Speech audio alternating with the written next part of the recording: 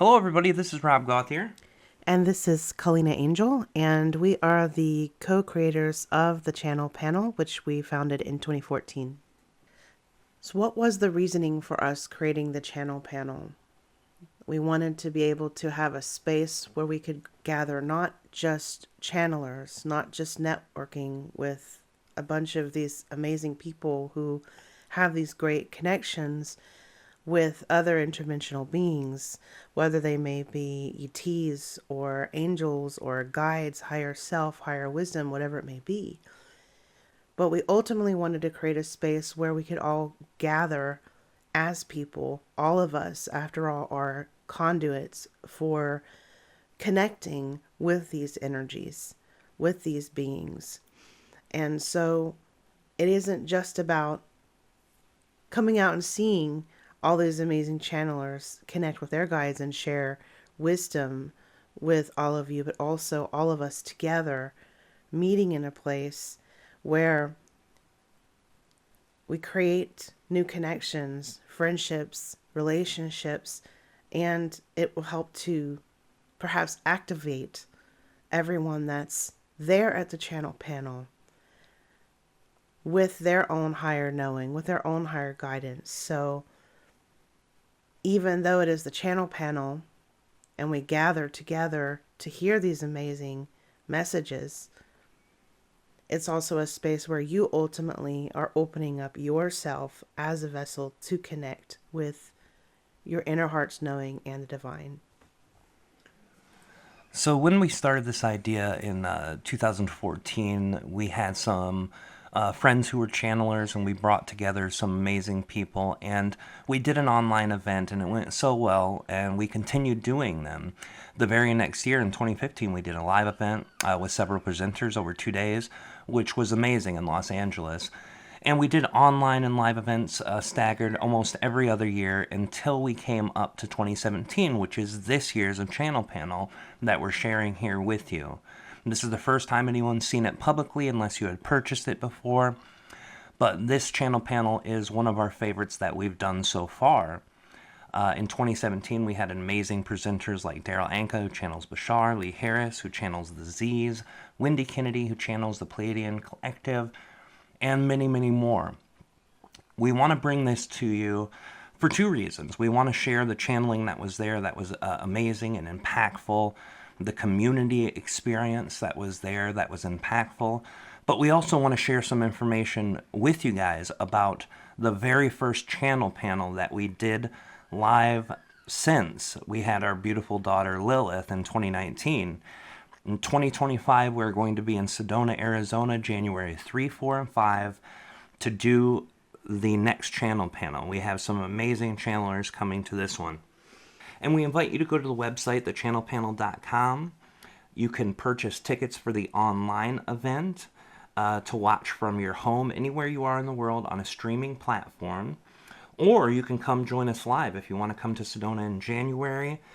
A 3-day ticket will get you into the main hall where you're able to watch every channeler who we've announced and more channelers that we're adding on be able to channel and take question and answer from everyone.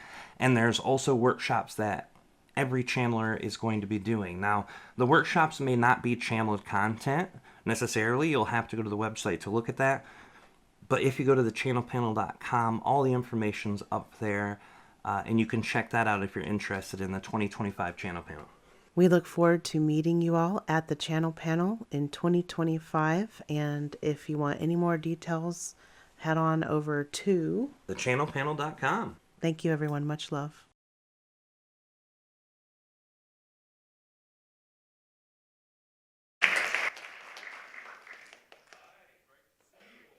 And thank you for being here for Bye Bye 2017, Hello 2018. So some of you may know me, and for those of you who don't, I'm Lee, and I've been channeling personally for 20 years, and I have been channeling publicly for 14 years. So it's really good to be here today because we were just talking backstage, and someone said, "Oh, you must be with channelers all the time," and we were all like, "No, we rarely to be at an event where there are 9 channelers in one go." So you guys who decided to come for this have some serious stamina. So as I've been tracking these channeled messages over the years, and I work in a few different ways. I work as a channeler, but I also work as a transformation guide and an energy intuitive, because my big passion was being a channeler and noticing how it put me through my own paces to open to those frequencies and that information. I also noticed for anybody who was into channeling but either didn't know how to ground it themselves or didn't know how to take those concepts and apply them to the everyday that we go through all the time as human beings, I got passionate about sitting somewhere in the middle as an energy intuitive and kind of trying to bridge the higher frequencies, the lower frequencies, the middle frequencies, because for me, that's where my life path really is. It's like 1 foot here and 1 foot up there. So what I've noticed, though, over the last, I would say, really 6 years that I think's great is, as someone who was publicly channeling back in 2004, 2005, we heard about these times now. We were hearing, oh, wow, yeah, after 2012, it's going to be different. And boy, is it. So in my personal life, this last 3 months, a lot's going really well, yet it's still intense. So, I'm in a period at the moment where things are going really well for me, which is lovely. But I also know that even within that, I'm feeling the intensity of everything. Or I'm noticing how people around me are going down, going up, going sideways, catastrophes. So I think the intensity of this time, whatever your story is in life right now, is huge. And we'd heard about the quickening, we'd heard about the speed, but to be in it and to live it is a whole other thing. So my big message that I keep reminding myself and others is ground, self-care, look after yourself, especially light workers, sensitives, healers, channelers. Most of us are programmed to serve in some way. Now, it doesn't mean we don't have our self-centered moments, because we're human, and of course we all have those moments, but most of us are programmed to try and serve or help and be useful to others or be a healer to others.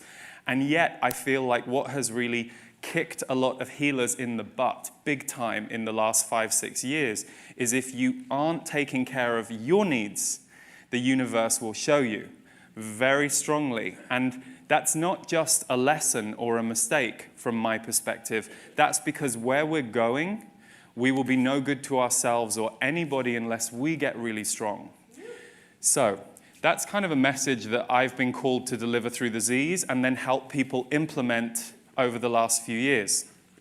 We were just doing this retreat in Costa Rica called Soul Magic, which was off the charts crazy, and Lemurian energy was all over that thing, but the Z's didn't tell us until the last night, which was very nice of them.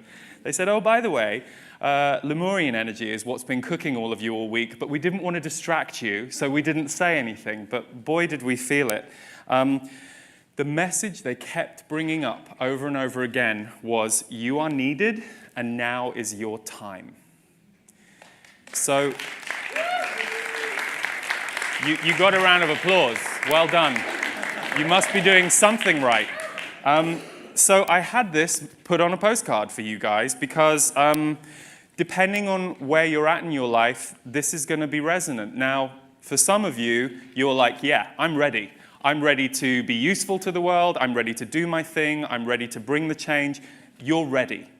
For others, you're probably looking at this going, okay, well, I'm not quite sure, but I feel the truth of it. And then for another group of you, you're like, my whole life is just in chaos right now. And I feel like I can't even breathe. I've got no energy. I feel like I'm hitting all my stuff. It applies to all three of those groups. So if you're hitting your stuff, you are needed, and now is your time to get your strength, your light back. And if you've gone down a road that's left you depleted, dark night of the soul, anybody ever had 1 or 4 of those? Anybody ever burned out, and gone, oh my God, I can't get back to my light? Then you're at a crisis breakthrough point where you're going to give yourself the next year or the next 2 years, whatever it takes, to really focus on your personal healing and your personal needs. One of the biggest things that light workers and healers get, it's like, oh, well, I don't know about focusing on myself, or because it's easy to give, right? I don't know about you guys. I love giving, and I find it easier to give sometimes than to receive. So when it comes to self-love, that's a lesson that we all have to go through. But for those of you who are on the floor or feeling like life has just walloped you sideways, the one great thing about these times that I've noticed, having tracked this for 14 years, watching, many tens of thousands of people around the world go through this process, it has never been faster. Which means you can crash your car more aggressively, or you can heal far quicker. But to heal, we can't just make an intention, we have to back it up with action. So if you're sitting there and hearing this going, oh God, yeah, that's me, everything is shit right now, then really make 2018 the year of your strength. Put yourself as the primary focus. It does not mean you will be selfish or narcissistic in the way you behave to others. It just means you're going to go, you know what?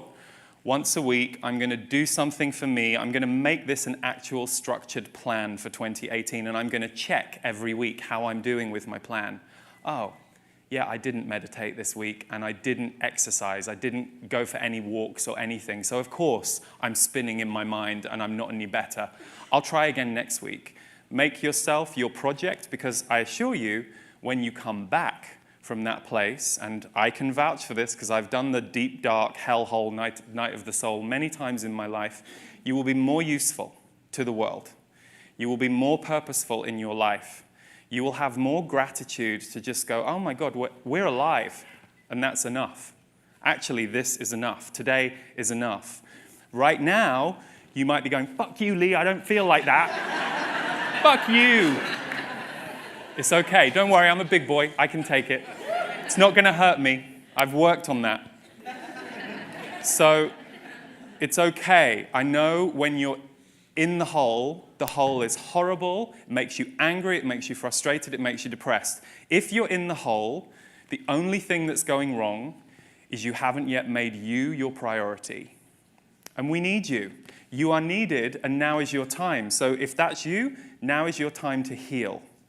Now is your time to get your strength so that your 2019 and beyond, you can really get into what we call purposeful living, where things are flowing and you're part of the change that we need on this planet. So for those of you who are a bit on the fence about, well, yeah, I kind of hear Lee, and yeah, I'm okay. I mean, yeah, I had the chaos year last year. Phew, I'm glad I'm not with all those other people who are telling you to fuck off.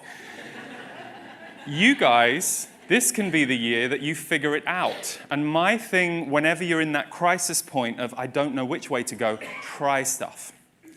Try stuff. Don't just sit at home for 6 months going, well, I'm not sure what to do first. Try stuff. Take up a dance class. Try writing that book that you've been telling everyone you're going to write for 7 years, but you've only got halfway through the first chapter. Anybody here? Just write it and see what happens. You never know, you might surprise yourself. But action is the way that we're going to find purpose. And that's something that we in the metaphysical community can sometimes be a bit weaker at. Really depends, it's partly because we have this rich world here. And sometimes we've gone to that world because of trauma. Everybody on the planet has trauma, so these realms and layers can be an easier place to exist in. But the gift of these realms and layers is they can help us gently find our way back into the body and work out all of the trauma kinks. So action is the way that we do that. So ask yourself what you could do in 2018 that's new. Just right now, you don't have to say it out loud. Don't worry, we're not going to hand the mic round, but you can just in your own mind go, what could I do in 2018 that's new? It's best when it's something you're hesitant about, afraid of, feel a little uncomfortable about, because walking into those zones releases life force for us. And if we stay away from them, we've always got this slight dead zone in us that we're not really accessing. So what could you do in 2018 that makes you feel a bit nervous, a bit uncomfortable, or is making you go, fuck off, Lee? It's okay. You see, I hear that a lot. It's fine. And then last but not least, the third group, those of you who are like, yeah, I'm ready to rock this thing. You will need to recognize that as you grow in strength and you grow in purpose, your whole identity is going to change. So the irony is, you might be sitting there now going, no, Lee, you don't understand, I'm better than ever. I've got my boundaries, I've got my energy, I know what I'm going to do. You don't understand, Lee, because I'm like way better than I was a few years ago. And I'm like, great, I hear you, and I promise you, be ready to change your identity. Doesn't mean you will have a personality transplant. It doesn't mean that you will look completely different, but it might. The lovely Daniel Scranton this morning, I didn't recognize him when I said hello to him, and he said, I thought it was because we were in a funny light at the back, and he went, no, I've completely changed. So, and this is true, your frequency, your essence will change, because when you're ready to really live your purpose, the universe will give you so many different experiences that you will literally become a different alchemy. So, there's nothing wrong with that, but the one thing that you guys might have to get good at is the next level of boundaries.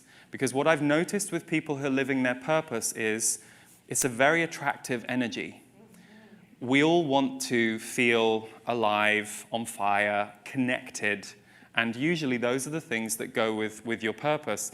But you will have to get to a new level of speed at which you move through the world, and being comfortable with sometimes noticing the discomfort of others when you say no. Because the truth is that we're in a time of multiplication. Energy can multiply very fast. The fact that you guys are all here in this room today, and I know many or most of you in this room will already be channelers and channeling for yourself, which is why you're drawn to this. Some of you who are in this room may have been dragged along by somebody. Well done. Well done. If you hate today, then they really owe you something good. And what will happen in this room today is there will be an osmosis effect. It's the 100th monkey syndrome. You teach one monkey in the group how to do something, very soon all of the rest will know how to do it. I've loved how channeling has become much more normal in the world than it was 10 years ago. Don't get me wrong, it's not my first thing that I say to the Uber driver. I have learned. What do you do? Oh, I work in self-growth and spirituality. Give them a lead line, and then if they want to investigate a bit more, then you know, because people either blank out on that, or they go, oh, I like that, and then you go, oh, okay, well. But it has normalized a lot, and that's just because it's becoming more commonplace and more mainstream, and therefore, to me, what these frequencies can give us have become a lot more useful. And for me, that's the point. Is our channeling useful to our human lives? Because I feel that we're here for this transitionary time. We may not be here in 30, 40, 50, 60 years, those of us depending on our age and our lifespan, but we're here for a really important time to galvanize a different level of light, while there is also a different level of the other trying to take dominion. So for me, I love what Kalina came through Kalina, and it's something that's come through the Z's before, that it is a game. And I think that can be a controversial statement, because some people are like, that's awful, you can't say it's a game when that person's suffering. But from their perspective, this is an incarnation, and the energy is more important than the details. And the thing that I always remember is we were born into an ancestral human template that was very set. You know, you could come here and do everything in your power to become pure light on the earth. You're still going to have to walk through all of these energy lines that have conflict, that have pain, that have suffering, that have destruction. So it's no small feat to be a light worker, a healer, a sensitive on the planet. And I say that not to, as Kalina said, it's not to make that more special, but it's to recognize there are certain things you will need that other people cannot serve or will not see. The biggest mistake that an intuitive makes, and I made it for years, you assume that the other person can read you the way that you're reading them. So you go, I'm really sorry, I can't come to that party because, and you give them this long laundry list of why you can't, which they don't need to know, nor were they even seeing it. It's just like, oh, I can't come. can't come to that party. The reason you give them the long laundry list is when they tell you they can't come to the party, you start to feel the why, or you start to think you know the why. So this is really important for you, that you are needed and now is your time, and the person who is going to be your best and most amazing guide is you. And I know you know that. I'm preaching to the choir here, but I'm saying this because I'm surprised at the strength and the urgency with which the Z's have been bringing this message through this year. So I'm going to put these down here. If any of you want to take these home as reminders, I have one on my desk too. I have to study this stuff all the time, so I'll pop them there if you want one. And who are the Z's? Okay, well, I'll have a seat for a second. So, you know, I did not want to channel. That was not my thing. I mean, I was the person who used to think people who were into crystals, I was like, well, I don't know, what's all that about? And then lo and behold, how many bloody crystals have I got at my house now? Because I love crystals, and it's like that happened to me with channeling. It was just a very organic thing. As soon as I started channeling, I needed crystals. I needed that energy in my life. So I heard the voice of my guides when I was on a tube train, and originally they gave me the name Zachary. They said, well, there's many of us, but we'll give you a name. We don't have a name, but you humans like names, so here's a name. Then I met lots of others in the collective, and the three lead ones, they had names beginning with Z. So they've recently kind of gone back into a conglomerate, which makes it far easier for me. It's far less schizophrenia than you normally have as a channeler. So I call them the Z's, and they explain that they are travelers and that they are a voice of galactic source. So they don't identify as being from one place or another. And they say within the collective, there are some who have incarnated as human many times, and some who never have. So they're interesting. I like them. And I'm going to channel for you guys now a message from them, and then at a certain point, we're going to take some questions. Are you the questioners? Hello, nice to meet you. It is like bingo, isn't it? I was standing there going, oh my God, this is, I've seen some things as a channeler, but I've never seen channeling bingo before. This is fabulous. So it's great to be here with you guys. So thank you for showing up. I know it takes a lot for you guys to get yourselves here, and some of you have traveled a long way, so thank you. I'm just going to have some water before I start.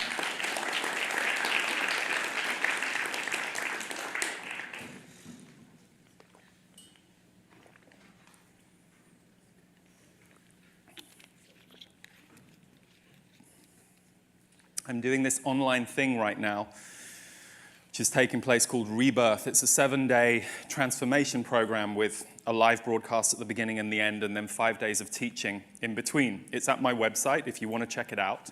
And they were very fiery the other night, and they were talking about the energies of 2018 and how if you think this has been fast the last few years, just you wait. So we'll see what they want to bring through. It will just take me a moment to switch.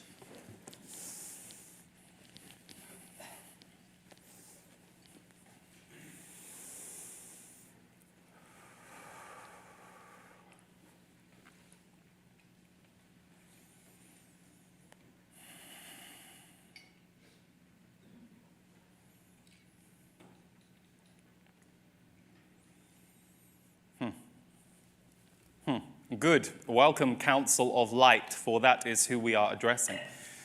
For you are here, of course, in your human bodies, but you also bring with you great swathes of energetics. For many of you are attached to so many higher energies, it is a little like looking at you all with a great mass of helium balloons attached to you above your head. Ha! That is how we see and perceive this room. Therefore, we understand that this is a council conversation, and we have been given the talking stick for a moment. But what we will tell you about today is that you are all under the illusion that these supposed channelers, human beings on the stage, are the ones doing the talking. You who are supposedly doing the listening are actually doing more talking than anybody today. You are the noisiest of the group. So well done, pat yourselves on the back. That is a good thing. But then that is where channeling is useful. For channeling is not just an energetic transmission from another being or another source. It is actually a co-created conversation between the channeled being, the channeler, and the receiver or the listener. Sometimes people look at channelers and see them as completely separate from themselves, whereas the truth is, if you have ever been in a room with a channeler or across the airwaves with a channeler or on the receiving end of a message from a channeler, then you are actually creating that experience even more than they are. That is something to think about. This is how creation operates on your planet. There are many levels happening all at once, and right now in this room, you all agreed to come here for, many of you are actually quite weary at this point. Not necessarily negatively weary, but just weary. The energies on your planet are ramping up, and we will say that emotional need is higher than ever on Earth. This is a good thing, even though it may not look or appear that way. It is a good thing for people's emotional fields are cracking open. And when the emotional field is open and free-flowing, new choices can be made. When the emotional fields are closed down, shut down, then patterned choices remain. So even though it can seem a little messy for some of you right now, or a little chaotic with the emotions of others, it is a very potent time for people to break open. And also, for those of you who are empaths, for those of you who feel others' stuff, as you might call it, it is a very good call to arms for you to get with the program and raise that boundary wall. Ha! For empaths are not victims to the emotions of others unless they have made themselves that.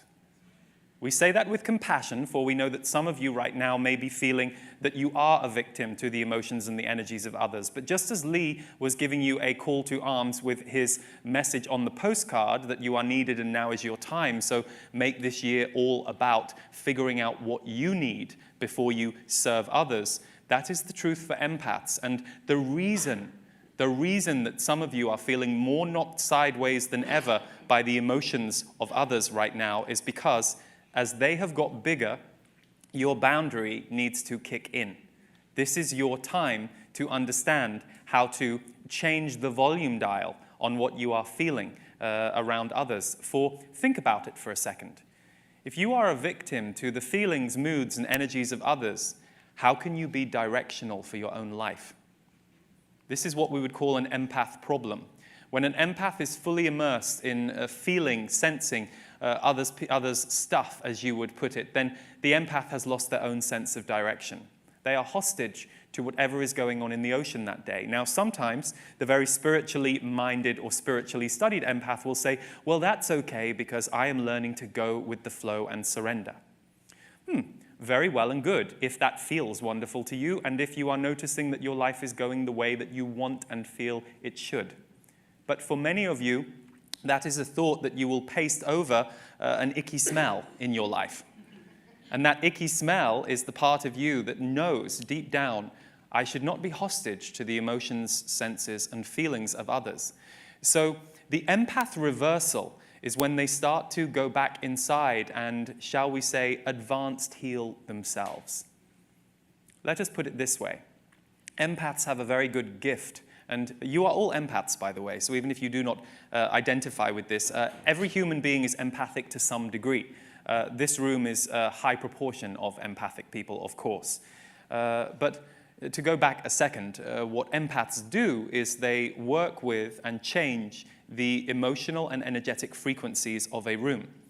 And so sometimes empaths have had to do this all their life. Perhaps it was the alcoholic parent. You never quite knew how they were going to be, or the rageaholic teacher that put you into your first must serve the energy of the room mode.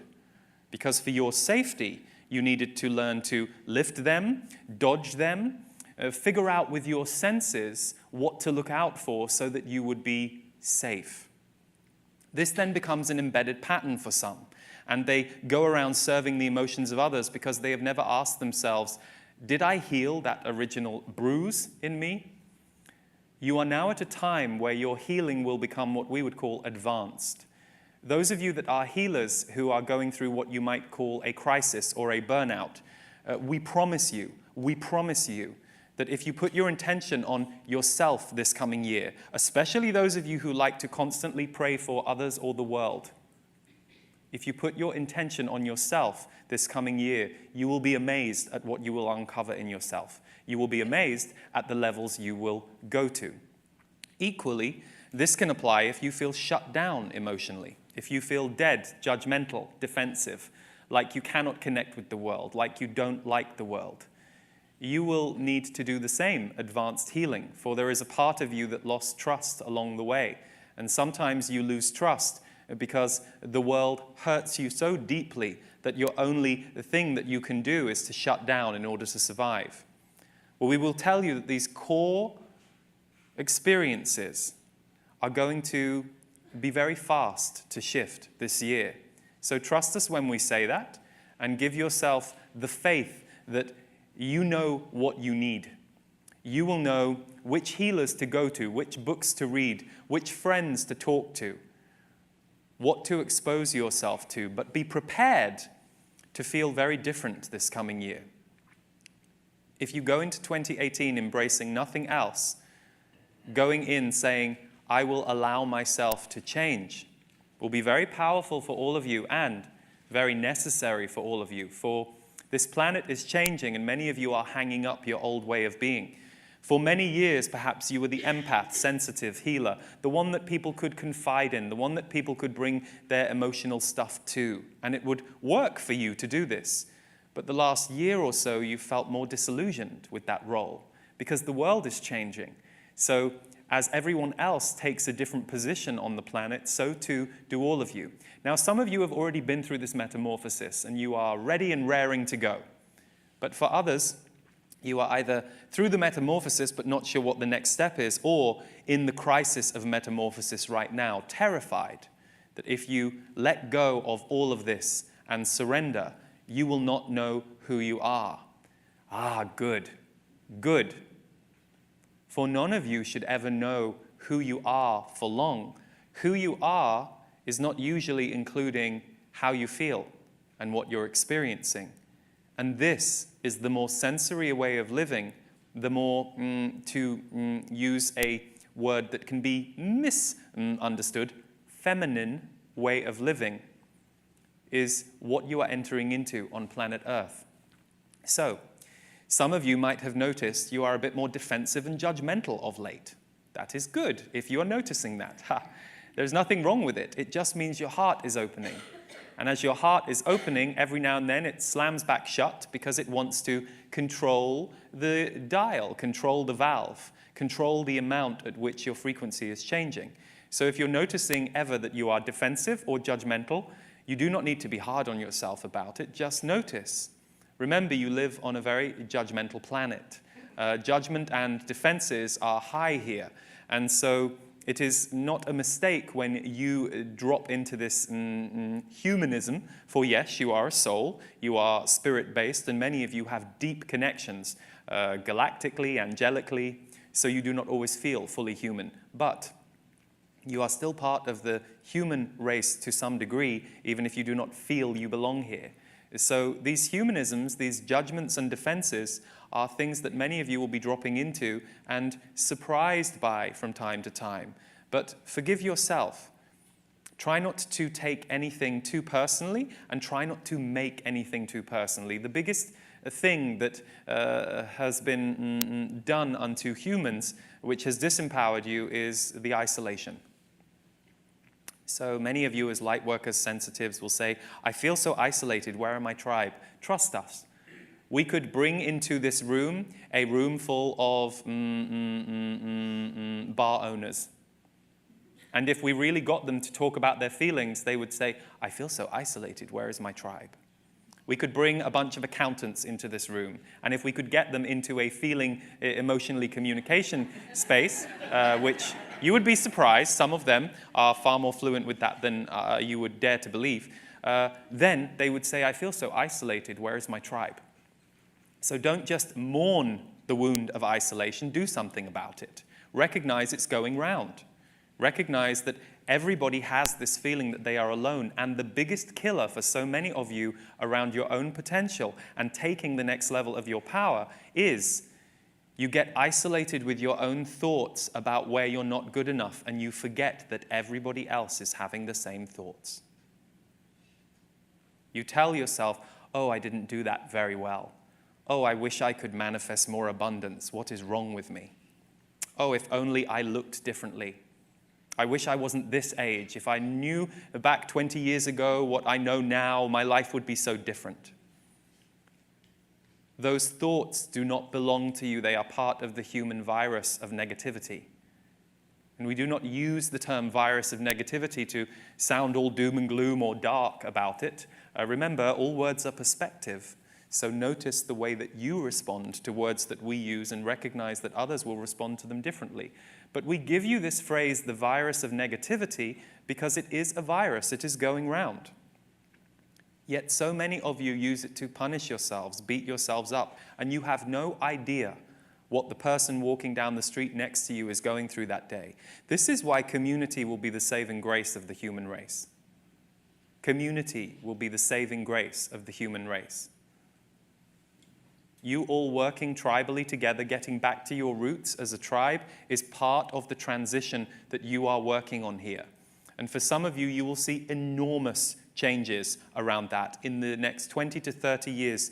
Yes, there will be some intensity, there will be some continuing struggle, there will be some continuing battle between darker agendas, lighter agendas, but you will be amazed at the community energy that will start to evidently naturally birth. And you are already seeing it if you pay attention. But here is what we ask you to do. Be part of it. Be part of the sharing. Be part of the expressing. If you argue with us and say, but I express all the time and nobody ever listens to me, or people don't return my calls, or people don't like it when I speak the truth, then you're doing something a little wrong around flow. You need to look at that. It might be that you are knocking on the wrong doors because you have a habit of disconnected relationships, or you've never really experienced true flowing intimacy, so you are recreating that relationship over and over again in the people you are approaching, or there is something you are not yet seeing about your behavior and your communication style. So make 2018 the year to investigate that. Do not just mourn it and moan about it. Recognize you have the power to do something about it. And we say this to you because we want you to be as lit up as you can be. And we know what is possible for all of you. And here's the thing. It is bigger than you. If you work on lighting yourself up, you will become an engine that lights others. And the more people who are lit on this planet, the better the timelines get for you. We cannot tell you how many, what you might call disasters or awful things have been averted in the last 7 years on this planet. There were some very heavy timelines that were possibilities back there in 2008 and 2009, and they have been averted. Remember that in your linear lives, you are taught to discuss the good news, the bad news. Oh, this happened, this didn't happen. But that does not look at the probabilities and possibilities that changed. If you look at life and the timeline of the Earth multidimensionally, it would blow your minds to see what is changing and happening all of the time because of how consciousness is raising on this planet. And part of the consciousness raising is also elevating all of the shadows that need to be purged. Control, manipulation, power over others. These things are coming to the surface to be cleared. And yes, it is messy. Yes, it is uncomfortable. But you are here as change makers and way showers for that period of time on Earth. So find your place. Find your place. Now, not all of you need to be Oprah. You have an Oprah. You understand?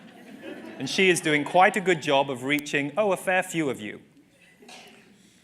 Some of you need to be the loving parent to the incredible 2 children that you are raising who are going to go on and take everything that you're infusing them with, and they are going to be part of the change on the planet. You do not all need to do what you might call heavy lifting jobs. You just need to find your place, find your frequency, find the part of you that regularly experiences peace, connection, and gratitude for your life. Now, this does not mean 24/7. Remember, you are on the human planet, and very few are ever experiencing peace, connection, and gratitude 24/7. And anyone who tries to tell you that they are, scrutinize them very carefully, and you will soon see that only 10 to 15% of them are actually telling you the truth. Ha!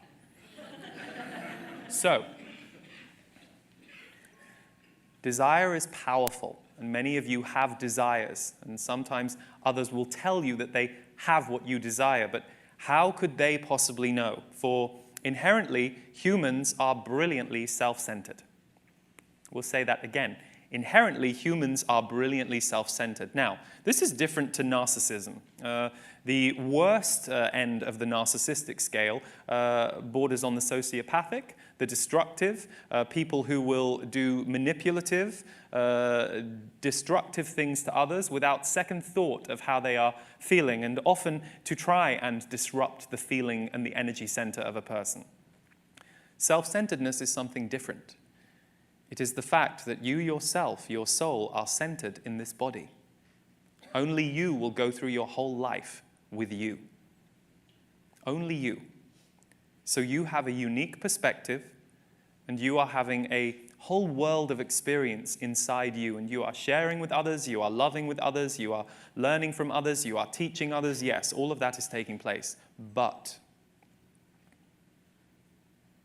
this life is for you to find your place. And when you have found your place, you will know you are there because it will feel right. It will not look right to everybody. It may not even look desirable to everybody else.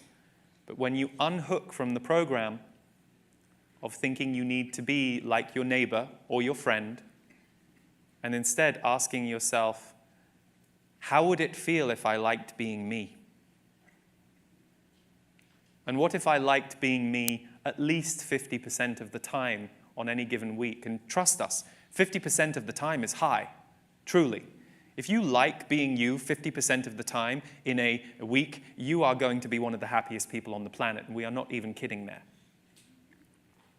So what if you liked finding your place and recognized that everybody is part of this equation of energy transference and light transference and consciousness transference? But it doesn't mean you won't have to shed some human layers, some human skins. You have everything you need inside you and around you to alchemize your next level of transformation. You are needed, and now is your time. And if it hasn't felt like your time for a while, make this year all about you. Figure it out. Get to where you need to go. You have it inside you, and if you hold that intention and monitor how that intention is going practically and make assessments and reviews on a weekly basis. How am I doing? Did I move forward? Did I move the dial this week? I didn't really. Let's try again next week. Let's try something different. Make you your project. You will be amazed how far you will go.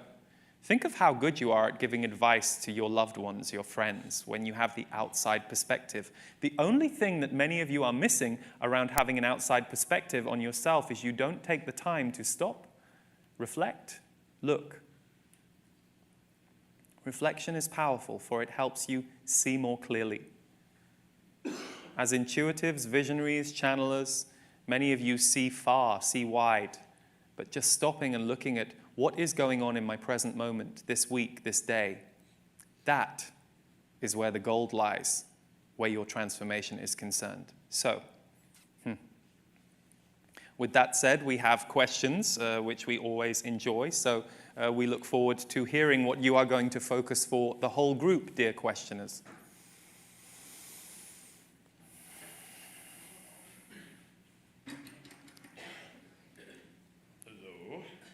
Hello. So first, I've been noticing in myself that it's harder for me to find questions, find the place of questions. What a gift. And so I'm just going to say some things. Number one, I'm feeling a lot of energy right now, and I'm changing the belief structures that that's bad, that shaking is bad, or I'm like, yeah, I'm afraid right now. Like, yeah, I'm shaking. That's good. And I'm really thankful for Kalina Angel to reflect a big part of me back towards myself. And so much of what you have said has just been right on. And if I did have any questions, you burned right through them. I consider myself a channeler, and where my excitement lies, is to start calling these energies and these frequencies into myself, and to group together like this, and to start acting out, calling in our extra-dimensional, our extraterrestrial friends, or mermaids, or whatever you're into. And I guess if there is a question, is how do you see this, and how would you go about acting this out, and getting organized and calling yourself into this plane of existence? Good. Well, first things first, let's look at your chakras for a second. For you have successfully made your mind smaller over the last year or two. Ha, quite an achievement. Not what most people would think they would want to go for, but what we mean by this is you have started to shrink down a lot of the old mental beliefs, which can only be done when the emotions have cleared. What we see of you right now, if we look at you energetically, is you have an enormous heart chakra, like an enormous shield, a circular shield that is reaching beyond your arms, your shoulders. And you have a powerful, but what we would call in development, base chakra, which is very needed. The base chakra for many of you is the life force. It is the sexual energy, the creative energy, which are, of course, all the same things. What we would say to you is work on developing your base chakra even more. For at this moment in your development, your heart is bigger than your mind and your base, yet it is those three aspects of you that are going to be most used in your work for others. Now, let us be clear, there is no mistake here. Sometimes when we say work on something, people assume that means they haven't worked on it enough, and not at all. Different things grow at different times. The reason we say work on your base chakra is twofold. Number one, you are very creative. You are a very creative life force, but there were times in your earlier life where your creativity was stifled or criticized in ways that were harmful. And we speak to you directly, but this will resonate for many others. So your sexual energy shut down a little there. Also, we will say that generally, despite public perception, men's sexual energy is far more shut down than women's societally. Yours is not particularly, but there are many wounds and shadows for male sexuality on this planet, where women do not have quite the same amount of wounds and shame within the self. They have been on the receiving end of wounding and shaming and violation, yes, historically. But why we are saying this to you is, as a male form in this lifetime, what you are going to be able to model and embody to others is this enormous heart, which is very important for the male of the species. For traditionally, the male of the species has been asked to dim that down, hide it, or put it more into action. So why we tell you to allow your base chakra to grow is it will give you a solid grounding and also make you more recognizable to the males. This phrase that men think in their pants is not a mistake. It is one of the power centers that men have, and if you think about the population of the planet, all of you have needed to be connected to sexual energy in order to have so many beings on the planet. But what we would say to you is, you are going to be a wonderful, clear embodiment of heart energy. And as to the other aspect of your question, for that first part was to the question you didn't ask, but you really did. Ha. The part about wanting to channel beings and mermaids, and what we will say is this.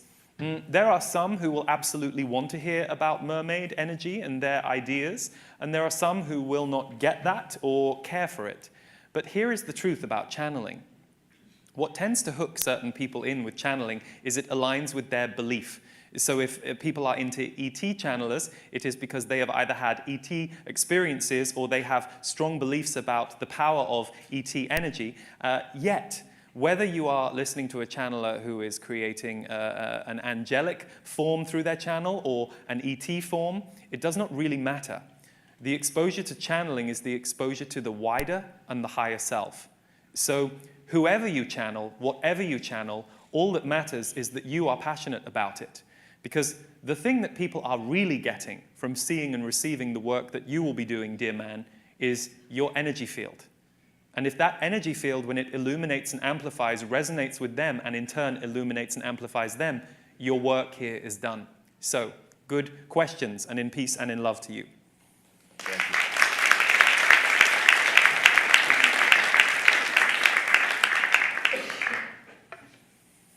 Hi. Hello. So I've known for a very long time that I am a light worker, and I'm devoted to the principle that you call to you what you need in order to evolve. So it's been a very difficult, empathetic journey for me, and I've tried to use it to strengthen me and to be more help. And now that I'm into holistic healing, and my mission is to find as many people as I can and get them on the path to regeneration, I'm wondering if that empathetic tool can be like a diagnostic tool for me, because I'll go to lunch with someone and I'll come away with a stomachache they don't even know they have.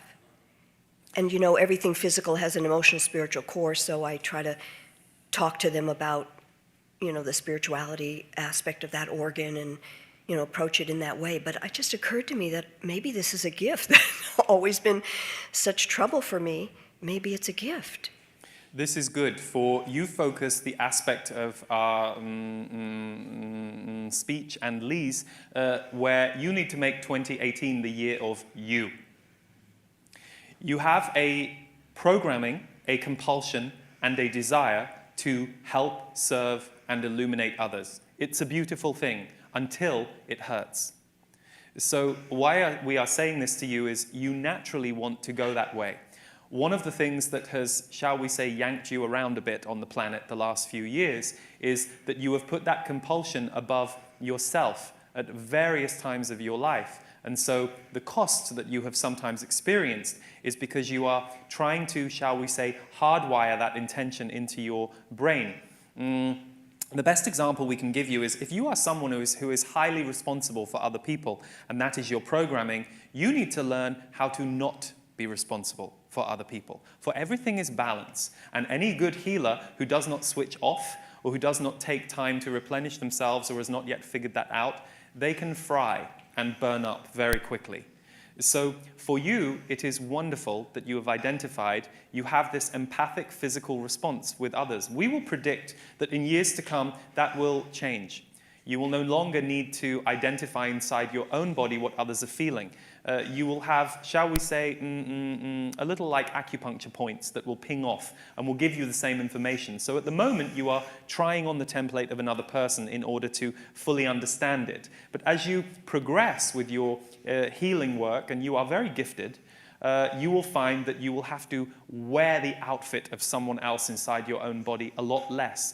What we will say to you, because we only have a few moments with you today, make it very important that in 2018 you study and research this empathic gift that you have that is showing up inside your body. There are many great teachings, teachers, pieces of knowledge out there, so expose yourself to many of these things to try and understand how to minimize the negative symptoms. For the negative symptoms do not need to be present. We will qualify with this. There is no shame in any of you having these symptoms in your body. It is part of your path, part of your learning. But equally, you do not have to just see it as a gift that you must sit with. You are driving the car. And if the car is veering off the road in a way that is dangerous, you pull that steering wheel back onto the road because you know that you're going to careen. We sometimes see healers and spiritually minded folk believing they have to surrender everything to what is going on energetically. And this can be what can cost you on the grounded side of life. So yes, you have a great gift, and the most important thing you must do is figure out how to use it, how to make it most comfortable for you, and to take yourself off the hook with saving humanity regularly. Because you are going to be somebody who will be contributing towards humanity's evolution. But the saving part can be a crucifix that many of you carry on your back. and it can cause the very same suffering in you that you are perceiving in others. So part of it is accepting that there is suffering on the planet, even if you don't like it, don't want it, wish it wasn't the case. Accepting the suffering exists and knowing that on a Tuesday, you might be able to go out there and bring some light to the suffering. But on a Wednesday, you might need to stay home and do what you need to do for yourself to calm yourself and your own nervous system. We hope this helps, and we wish you much love. It's a great relief. Thank you.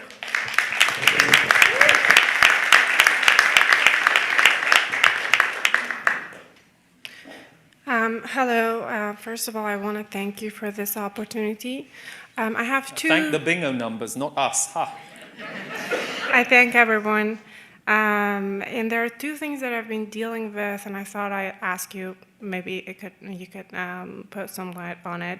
I feel like I have some extreme amount of hidden fear in me that I've been trying to trace the source of it. I've been traced some of it to my childhood and the situation that my mother was living. But it's so intense sometimes that I think it could be in me from my past lives or something. So this is question number one. The second question I have is that when I meditate, I feel the energy going through my body, and then there are these split seconds that I feel like I don't feel it anymore, and then after that, it again goes and is spread into my body. And often I have a little bit of disconnection in the concentration in my physical life, so I don't know if these are connected to each other. Yes, this is perfect for the questions, as is often the case when people ask two questions are actually the same. 2018 must be the year of your body. 2018 must be the year of your body. Your body needs you. And the body runs anxiety when it is not feeling safe on the planet. And traumatic or historic events will manifest this in the body. So you must, first of all, identify anxiety as a real thing. Meaning, learn about anxiety, see what professionals say about anxiety, see what healers say about anxiety, but take in all opinions. And then decide for yourself what your path with physical anxiety is going to be. For there is what we would call a low level of anxiety that runs for you constantly, which is blocking your next level of power. It can be moved, but it needs proper attention. And we don't just mean a few pieces of information about it. So for example, yes, we can tell you that some of your past lives were traumatic, but we can also tell you that some of your past lives were also very joyous, which is why something in you feels this is wrong. You feel like something is wrong. So what we would say is aggressively heal what you know from your history first. Meaning, look at the situations that you were in your life that would have caused you anxiety or caused you to not feel safe. Do this psychologically, emotionally, metaphysically, and physically. But secondly, we see that 50% of the issue for you is that you are not able to inhabit your body for very long. So you brought this up regarding meditation, but we would say that this is the case for many who run anxiety. They are leaving the body as much as they can. So anxiety is where the energy field is a little elevated, a little, shall we say, living outside the shoulders and the torso rather than in the center of the physical vehicle. And you leave the physical vehicle because of trauma. So what we would say is twofold.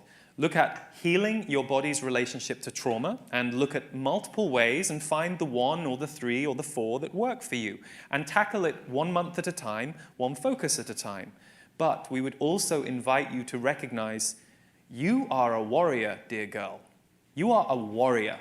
And there is a part of you that knows you are a warrior and is very bothered about the fact that you are not feeling like a warrior. You have a strong body, and your body wants you to get back in contact with it. So normally what we would recommend for people who are running anxiety is something like a self-defense class or a martial art, which may seem extreme to where you are, but once your body knows how to defend itself physically, it starts to learn it energetically.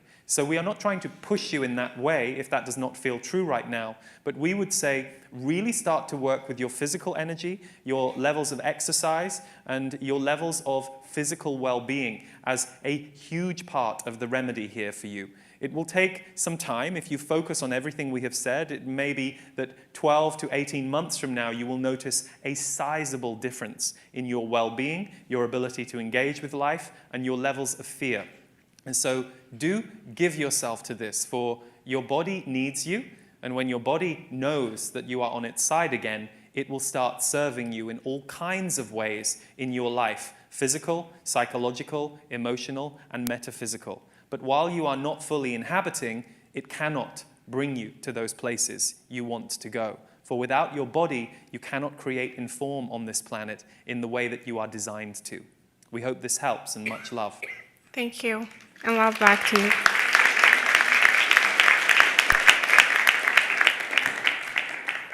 All right, we've got about 4 minutes left. Is it all right to take a last quick question? Yes. All right. Good morning, Masters. Morning, Master. I do like myself. I have roots in the Carina constellation, and I would like you to help me understand what qualities from that time that I may bring to this time to better serve those that I meet. Well, firstly, we will say that it is mental acuity and heart energy. But the heart energy is not how it looks on the planet when people speak about heart energy. You know, often people think of that as warm and fuzzy and huggy and loving and sweet and smiley and expressive. The heart energy serves the mental acuity in the case of your lineage. The mental acuity is laser focused. Imagine a small silver stone inside the mind. That is the mental acuity of your origin. And it is laser focused, and it does not need to be the size of a human brain, for example, for it telepathically receives and feels everything. So you have this laser focus, which can make life on Earth and other humans seem certainly a little boring from time to time to you, and that is not because you judge them or you do not like people. You actually quite like people. But it means that you do not find the speed of mind or information that would satisfy that part of you very often. So we would say to you, throw yourself into high-level learning wherever it appeals. This may sound like a joke, but for example, you studying accountancy would satisfy that part of your mind. We understand that that isn't perhaps as playful as you would like it to be, but what we would tell you is the biggest arc in your energy field right now, which comes very much from that origin, is your enormous creativity. You are one who can take her essence and put it into creative form in a wide range of ways. So we would say to you that yes, we recognize you are already an active creative, but for you, part of your multidimensional life on Earth is going to be how many creative parts can you open up in your life right now? How many acts of creativity can you discover? And to recognize that that is what you are here to give, and that is how you are communicating to others your origin. For part of your mission is to communicate your origin. You will not always be able to name this to others, for they will not necessarily understand what you're talking about. But you did come here as a star to share the energy of your star, and that, for you, will be most effectively done through the vibration of your creations. So create, creator, create. In peace and in love.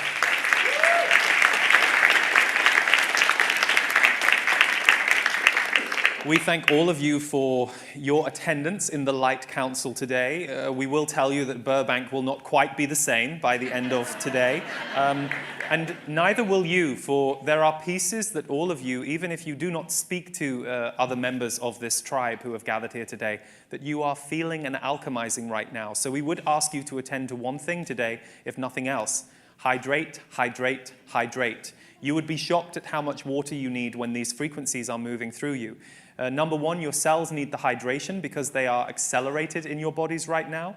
But number two, it will create an energy movement in your body. It will create an energy of travel and flush through your system that will mean that you do not get stuck or gummed up, especially those of you who are empaths and sensitives. So, a pleasure to be with all of you today, and we wish you all much love for your 2018.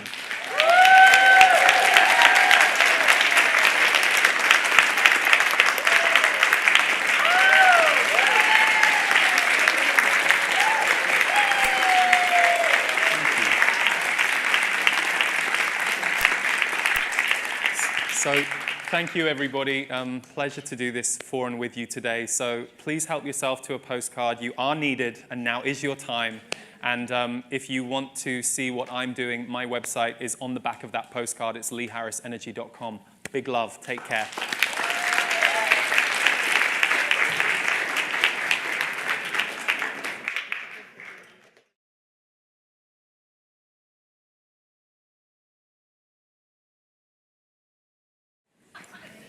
Hello. Hi. I know we've got people still filtering back in. So I am Wendy Kennedy. I am a channel, an intuitive, and an empath. And for more than 20 years, and it's hard to believe, as we turn the calendar, it will be 25 years, I have been working with beings in other realms and dimensions, helping people to shift their perspective of reality so that they can live happier, healthier, and more joy-filled lives. And if you'd asked me 25 years ago what I'd be doing with my life, this was not it. And it has been such a joy, and it really is a pleasure to be here. And it's wonderful to see so many people who have kind of blossomed and opened their minds, because things have really changed in 25 years. When I first began, I started working with my own angelic guides. I was doing automatic writing. And then other beings from different star systems started showing up. And then the Pleiadian Collective came. And they were waiting for me to start to channel verbally, because when I was doing the automatic writing, I was hearing things well in advance of what I was writing. And they said, it's time to put down the pen and it's time to start speaking. And so the Pleiadians showed up. They are the primary guides that I work with the public and in private sessions. But I actually work with a lot of galactic beings, from Arcturus, Lyra, Sirius, Orion, Cassiopeia, Andromeda. And we're going to hear from some of them today, I think. With the Pleiadian Collective, there are about 2,600 beings in the group. And they are from the Pleiades system. If you're not familiar with the Pleiades, I think probably pretty much everyone is, but just in case you're a drag-along and you don't know, it is an open cluster, and they tell me of about 750 stars. I think if you look online, you'll see things like 500, but they tell me there are about 750 stars in the system. And they are not physical beings. They're ninth dimensional.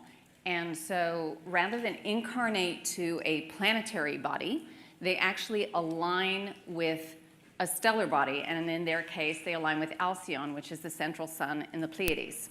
So if you go outside at night, the winter, here we can see them very clearly. If it's a cold night and the sky is clear, if you look up and find Orion's belt, you look about 5-10 degrees off, you'll see kind of this hazy cluster. If it's really dark where you live, you might be lucky enough to see about 14 stars.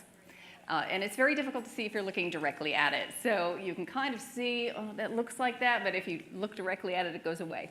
But that's the Pleiades. Now, the Pleiadian Collective work with tone and sound, which was part of the reason why they were waiting for me to start to channel verbally. And everyone always asks where I'm from. I grew up in Kansas. And when the Pleiadians come in, they actually work with tone and sound. And they modulate the tones. And really, it's not any one particular dialect. It's just tones and sounds that resonate at a cellular level. So if you've got a very keen ear, you'll notice at the very beginning, they actually do an attunement. It doesn't last long, but they actually work with harmonics and overtones. So, when I first began, like within the first year, the Arcturians came through, and they started giving me some symbols. And they told me this was the language of light. And so I played with them for a while, and then I kind of put it aside as the Pleiadian Collective came in. And a few years ago, they came to me and they said, it's time to start working with that again.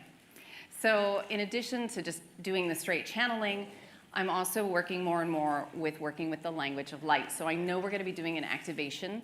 And if you have no idea what I'm talking about, I know the guides are going to take a moment to kind of explain what exactly the language of light is and how it is impacting you as they speak it. So I know there is a lot of ground we're going to cover. When I first began working with the P's, as I affectionately call them, they used to be referred to as Mrs. P because it was a lot for people to think about taking in 2,500 beings at once. And so they said, let's just call us Mrs. P, make it easy. My Hawaiian friends call them Auntie P. And then they said, okay, it's time. People can get it. Now we're just the P's. So they started bringing in really big picture information because it was important for us to open our minds. And we needed to open to the galactic awareness. And really within the last 5 years, they brought that back to focusing more and more on the inside. So it's very interesting today that we're going to be talking about the Big Bang, which doesn't get any bigger than that, getting you up and out. But also, I know that they're going to take some time to give you a couple tools and things to help you in a very practical way. And I think that's the thing I love most about the pieces, are very practical. And things that we can use to kind of help navigate, as Lee was talking about, just kind of bridging that gap. We've got the theory, but how do we apply it? So again, I'm excited to see what we co-create together because this really is a co-creation.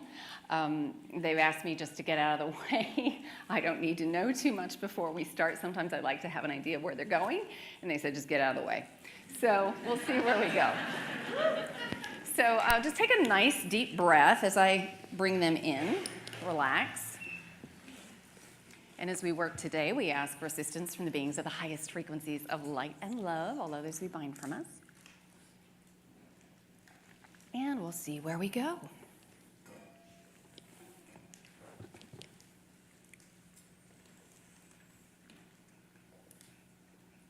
Yes, hello, dears. This is the Ninth Dimensional Pleiadian Collective, and it is a pleasure and an honor to have the opportunity to connect with you. So we're very excited today to have the opportunity to take your questions, to share our perspectives, and we always like to acknowledge those who've shown up in the room, not just you, but the tribe of beings that you brought along. It's a very full house, as we always say, because each of you has got dozens of guides who are showing up. They're very curious about what's going on with this collection and this concentration of light that's going on in Burbank. And so we want to acknowledge their presence because too often on this planet, you feel that you don't have a lot of support. You feel that you are just struggling down here, you're looking up to the sky and saying to your guides, where is my support? I need your help. You're not showing up, you're not helping me. Well, we always are here. We're always sharing information. The question is, are you getting quiet enough to hear the answer? Many times, no. And we understand that this is not an easy process because you are being asked to, in the midst of chaos, calm yourself and tame the wild beast that is your mind. The habits that you have created since birth and even pre-birth, the ones that you have taken on from your genetic line, that you're being asked to let go of many of those limiting beliefs and to just be in your stillness. We're going to talk a little bit later about integration of the feminine energy because really, if you are not integrating it as you move into 2018, it is going to be a very challenging year for you. All right, so we're going to talk about that in a moment and really how to utilize that energy in a very practical way. But first we want to talk about the Big Bang because that is why you are here. And this is not something that any of you have really heard us talk about because, to be honest, any answer that we give you is really not going to be the full answer because it is very difficult from your level of awareness, from the frequency that you're existing within, to really take in the totality of it. So we're going to give you kind of a modified answer, and we're going to explain part of why, because as you understand the construct of the universal game, then there's a part of you that kind of calms down a bit. Because as we start down this line of answering, the ego mind gets very busy. Because for most of you, you are looking for a singular point. You're looking for a now moment where there is a beginning and an end. And reality doesn't exist that way. That is just a construct of the dimension in which you are perceiving reality. It is not how reality truly exists multidimensionally. And this is really important because when you kind of cue into this, it's very liberating for you. You will start to see new options, new things for you as far as perspectives, new ways of existing, but it's only when you open yourself up to the totality of it. So first we're going to talk to you and give you an answer in a way that the mind isn't overly triggered. So what you consider to be the Big Bang is the beginning of your universe, but it goes far further back than that. And there really is no beginning because time doesn't really exist. It is a construct of this dimension. It is a marker for experience and nothing else. You can think about it like the Dewey Decimal System in your libraries. It is a place for you to locate a record or a book. And that is how time is experienced by the rest of us. Once you step out of 3D, we perceive it as a marker for experience. It tells us a location, it tells us a now moment, it tells us coordinates, basically. And the question of the Big Bang, you're thinking that there is an instant and a moment when things expanded. What in truth is part of your dimensional structure is that you're living in a dualistic universe. There are other universes that have more polarity to them, which is a bit of a mind bender when you think about a tripolar universe or a septolar universe, that there are more polarities. And for you, everything has its opposite. So light, dark, positive, negative. And as you're thinking about the Big Bang and this expansion, as it is expanding ever outward, it is also expanding ever inward. And so as humans, you're looking to the outside to find that expansion that is outside in the external world. And you're also learning to expand inside. This is what part of the journey is for you, that you are observing the inner mechanisms. You are observing what is transpiring internally. You can go infinitely in. So if you are trying to look outside at the universe to get records, to get information, many of you, when you visualize it, you'll see yourself leaving your bodies, going someplace else outside of you. But also know the moment that this universe was constructed, there was also an energy that went in infinitely. So don't forget that you can actually go inside as well. Now, there is a wave of energy through all things to hit this peak and this valley, this positive, this negative. Your scientists look at it from a standpoint of seeing the expansion, but you are not perceiving the greater fluctuation of the universe. And it's like a heartbeat where there is an expansion and a contraction, an expansion and a contraction. It's not that there is a total collapse, but it is the pulse and the rhythm of your universe that you label the Big Bang. Now, universes are created through a focus of consciousness. When there are beings, collective of beings in the higher dimensional range, typically 12th dimensional energies, will focus their thoughts, their desires, their wishes, their frequency, their energy. They will harmonize to create a construct in which you get the opportunity to play. You all get to decide what rules beforehand are going to be part of this universal game. Because in truth, yes, it is a game. And as Lee was saying before, it is a game. But the ego mind doesn't like that because you want to be all serious about it. But the soul's having fun. The soul is going to the amusement park, throwing its hands up in the air and waving as the ride goes on. And so we want to encourage you to start approaching life from this vantage point, that it is an adventure, it's an exploration.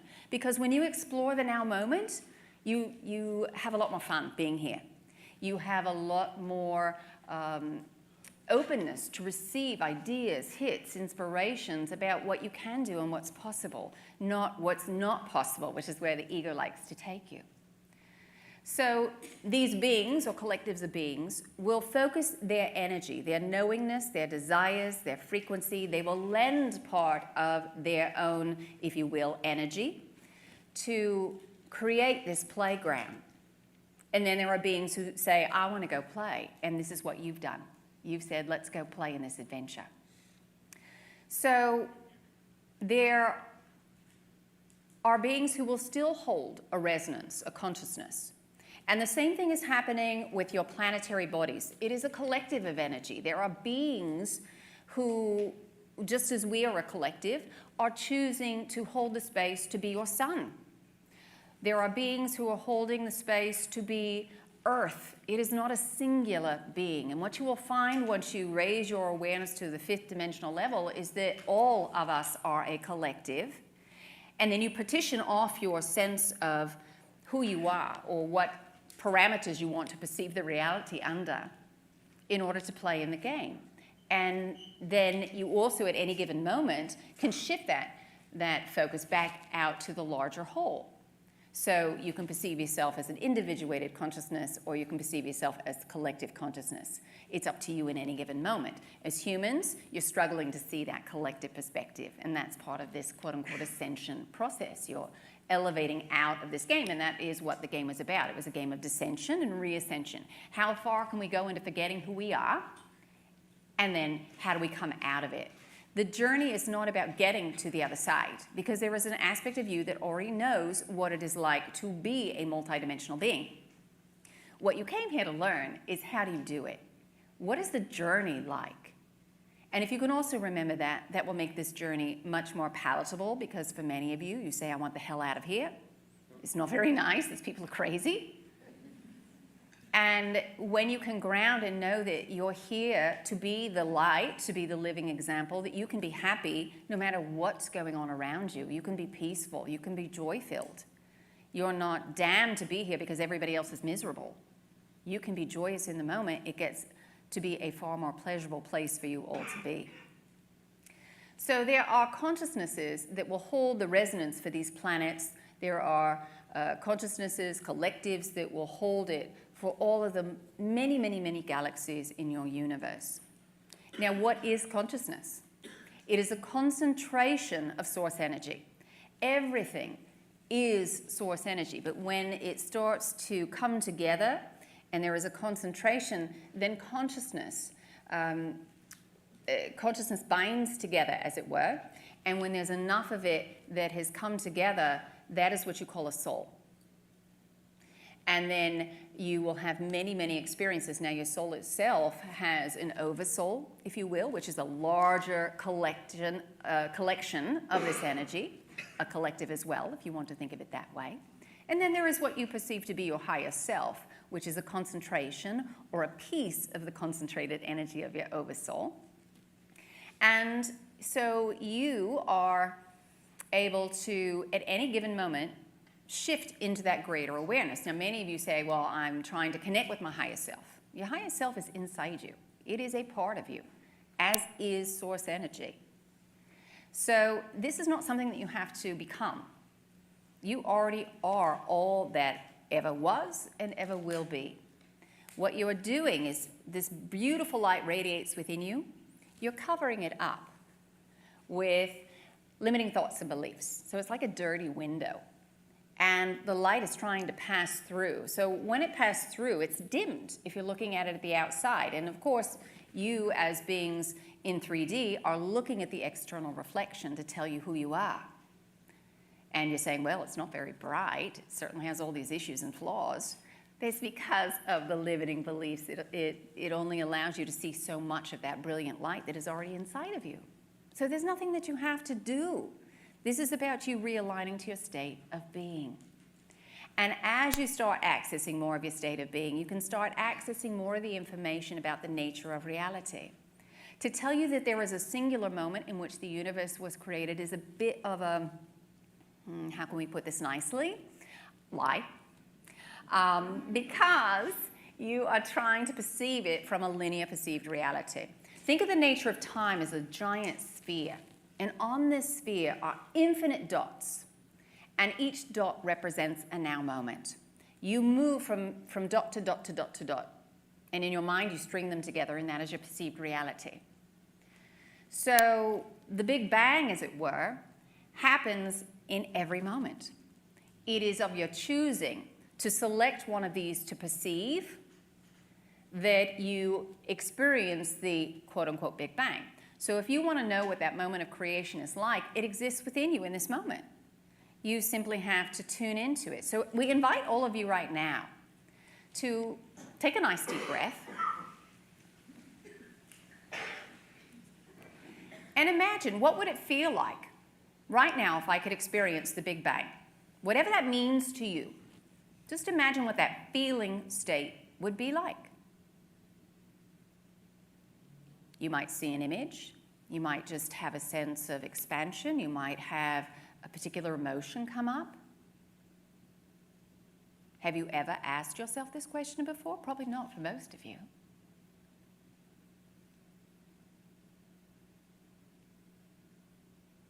Just take note of it. You can access that moment now. So it's not really in your past. It's not really in your future. It is in every moment.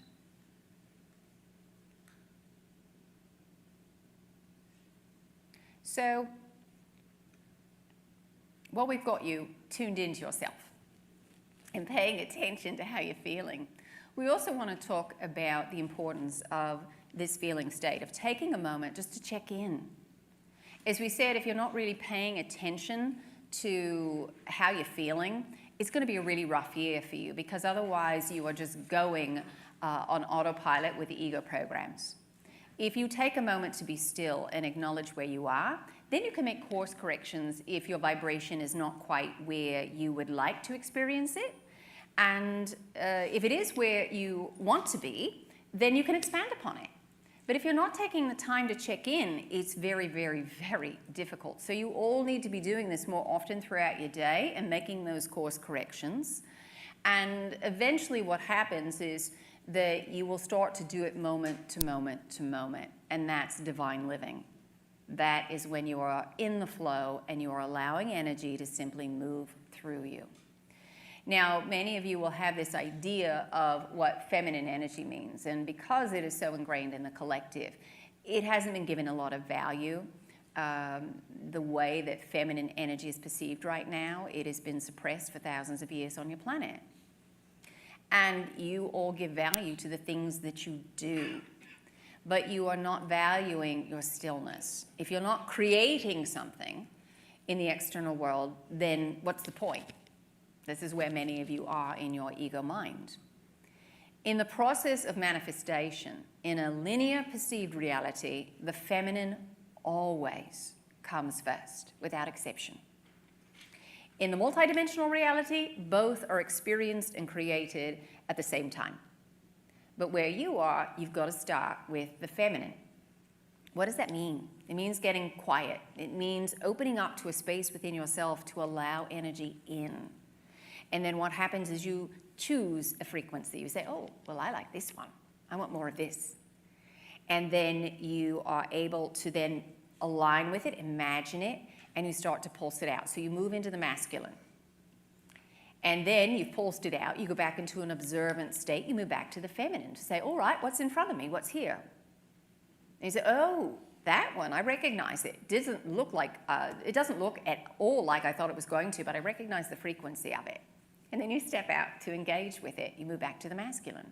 So there is an ebb and a flow, an oscillation between the feminine and the masculine, as we were talking about the Big Bang. Because you are experiencing this dualistic reality, there is this contraction and there is an expansion that just continues. And that happens within you in your process of manifestation. You've got to work with that feminine energy. You are going to find yourself very, very drained if you don't. You will find yourself spinning like a top when everybody else's stuff is coming up because you're not taking the time to center and anchor. Grounding is tremendously important this year. So we want to make sure that you are taking the time to do that. And some of you may say, well, what is that? What does that really mean? You talk a lot about it, but what does it mean? It means imagining connecting with the earth. She has a pulse. She keeps her own heartbeat at a specific hertz to allow you to tune into the universal energies. And if you are especially working with your electronic devices and you are not taking time to ground, then you are going to be out of sync because your electronic devices are not synced with Mother Earth's frequency. If you're grounded, they're not so disruptive. But if you are not grounded, which we see many of you when you get upset, for those of you who are sensitive, it's very easy not to want to be here and out of your body. You close that root chakra because you don't want to feel all that, so the chakra closes. And when that happens, you cut off the energy from Mother Earth, and then you start to sync with the electronic devices, the waveforms that are all around your planet, and that makes you feel anxious, it makes you feel fatigued, it makes you feel foggy. And if that's the case, get outside if you can, barefoot if you can. We know certain times of year it's very difficult, and if you can't do those things, then imagine connecting with Mother Earth. This is the one thing that you must do this year. And it sounds so simple, and you will say, well, how come this is so important? It's kind of a no-brainer. But this is the foundation upon which you will stand. And if you've got a shaky foundation, you can't build very high. So you've got to do this. If you want to go through the ascension process, really there are only two things that you've got to do: ground and be present. If you're doing that, everything else will take care of itself. Because when you are present in the moment, you are open to source energy, and you have the ideas, hits, and inspirations about what it is you need to do. In the process of manifestation, as we said, you start with the feminine. Start working with frequency rather than form. Because where you are moving into, you will find that your archetypal programs or your archetypal models, they don't work for you anymore, and you're building new ones. So if you're looking around for something that looks like the next best thing, you're not going to find it because you've got to build it from inside. So you might feel frustrated if you're looking for that thing you're supposed to do outside of yourself. How do you want to feel? That's what you've got to ask yourself.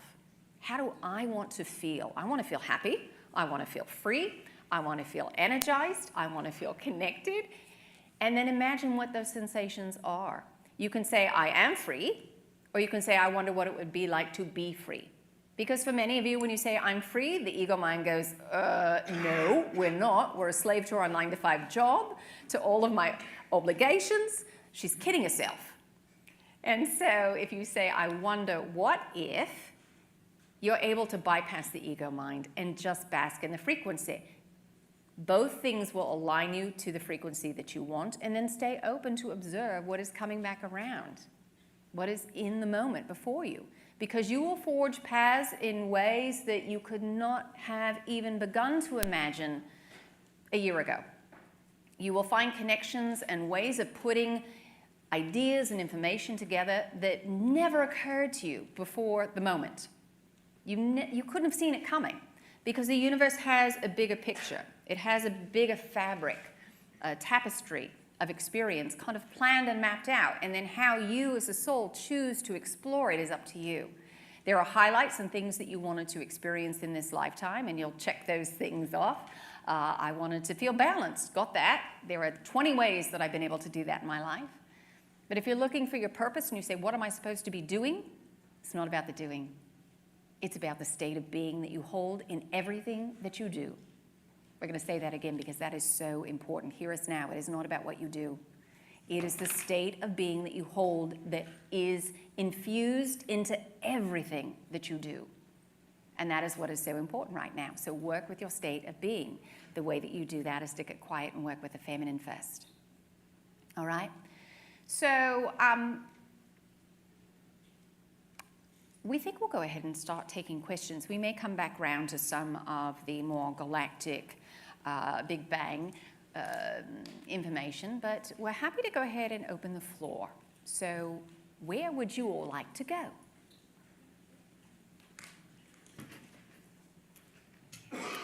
Hi, thank you. I have a question about being in interactions with other people where I'll have a knowing, or sometimes it comes from inside, sometimes it's something that comes from outside, about that person, and feeling some confusion about when I have the right to share that, even though a question may not have been asked. So first thing we would say is to check in with yourself about how that energy plays out with you. Because for most of you, when you all start to recognize energy in others, it is playing out in yourself, which is why you're recognizing it. There's no right or wrong here, because, you know, this is about you trusting yourself in the moment, for you to say, is this appropriate in the moment to share? Because here's the thing, if you express it and that person is not open, what will happen is it will go in one ear and out the other. If it was information that they really needed to hear, but they just aren't ready to hear it, they will hear it, acknowledge it, and say, that's nice, thank you, and then let it go. And then they'll hear it again someplace else, and they'll say, now this is the second time I've heard this, that's interesting, and they may not be ready for it then. And then there may be a third time, and they'll say, all right, now I've heard it 3 times, I really need to start paying attention. So it may be that you're planting a seed. So pay attention first to yourself. Is it your ego's need to be right, to share information? Because many of you do that. Notice how it feels within you. Does it feel flat? If it feels flat, that usually means that this is not your issue. All right? When you feel highly charged, it means that you've got the same program running. And it can be the flip side. So maybe they are suppressing energy, maybe you're overexpressing it. So there are 2 sides to that dualistic coin. So, you know, it's either the overexpression or the suppression of energy. So just check in with yourself. The ego doesn't like that, because the ego wants a hard and fast answer to say, yes, I do, no, I don't. Trust your instincts, there's no right. And, you know, again, if it's not the right time, they're not ready, that's up to them. You can only share information. We will say, for you specifically, be very conscious of your boundaries, because there's a lot more energy going out than what you're allowing yourself to receive right now. And when you feel like you're constantly sharing and sometimes oversharing, it's because it's showing you, and you might get some pushback from people on that, then you need to take some time to recharge yourself. If you are in balance, you're not going to get the pushback in the same way. All right? I hope that makes sense. Yeah, thank you so much. You're very welcome.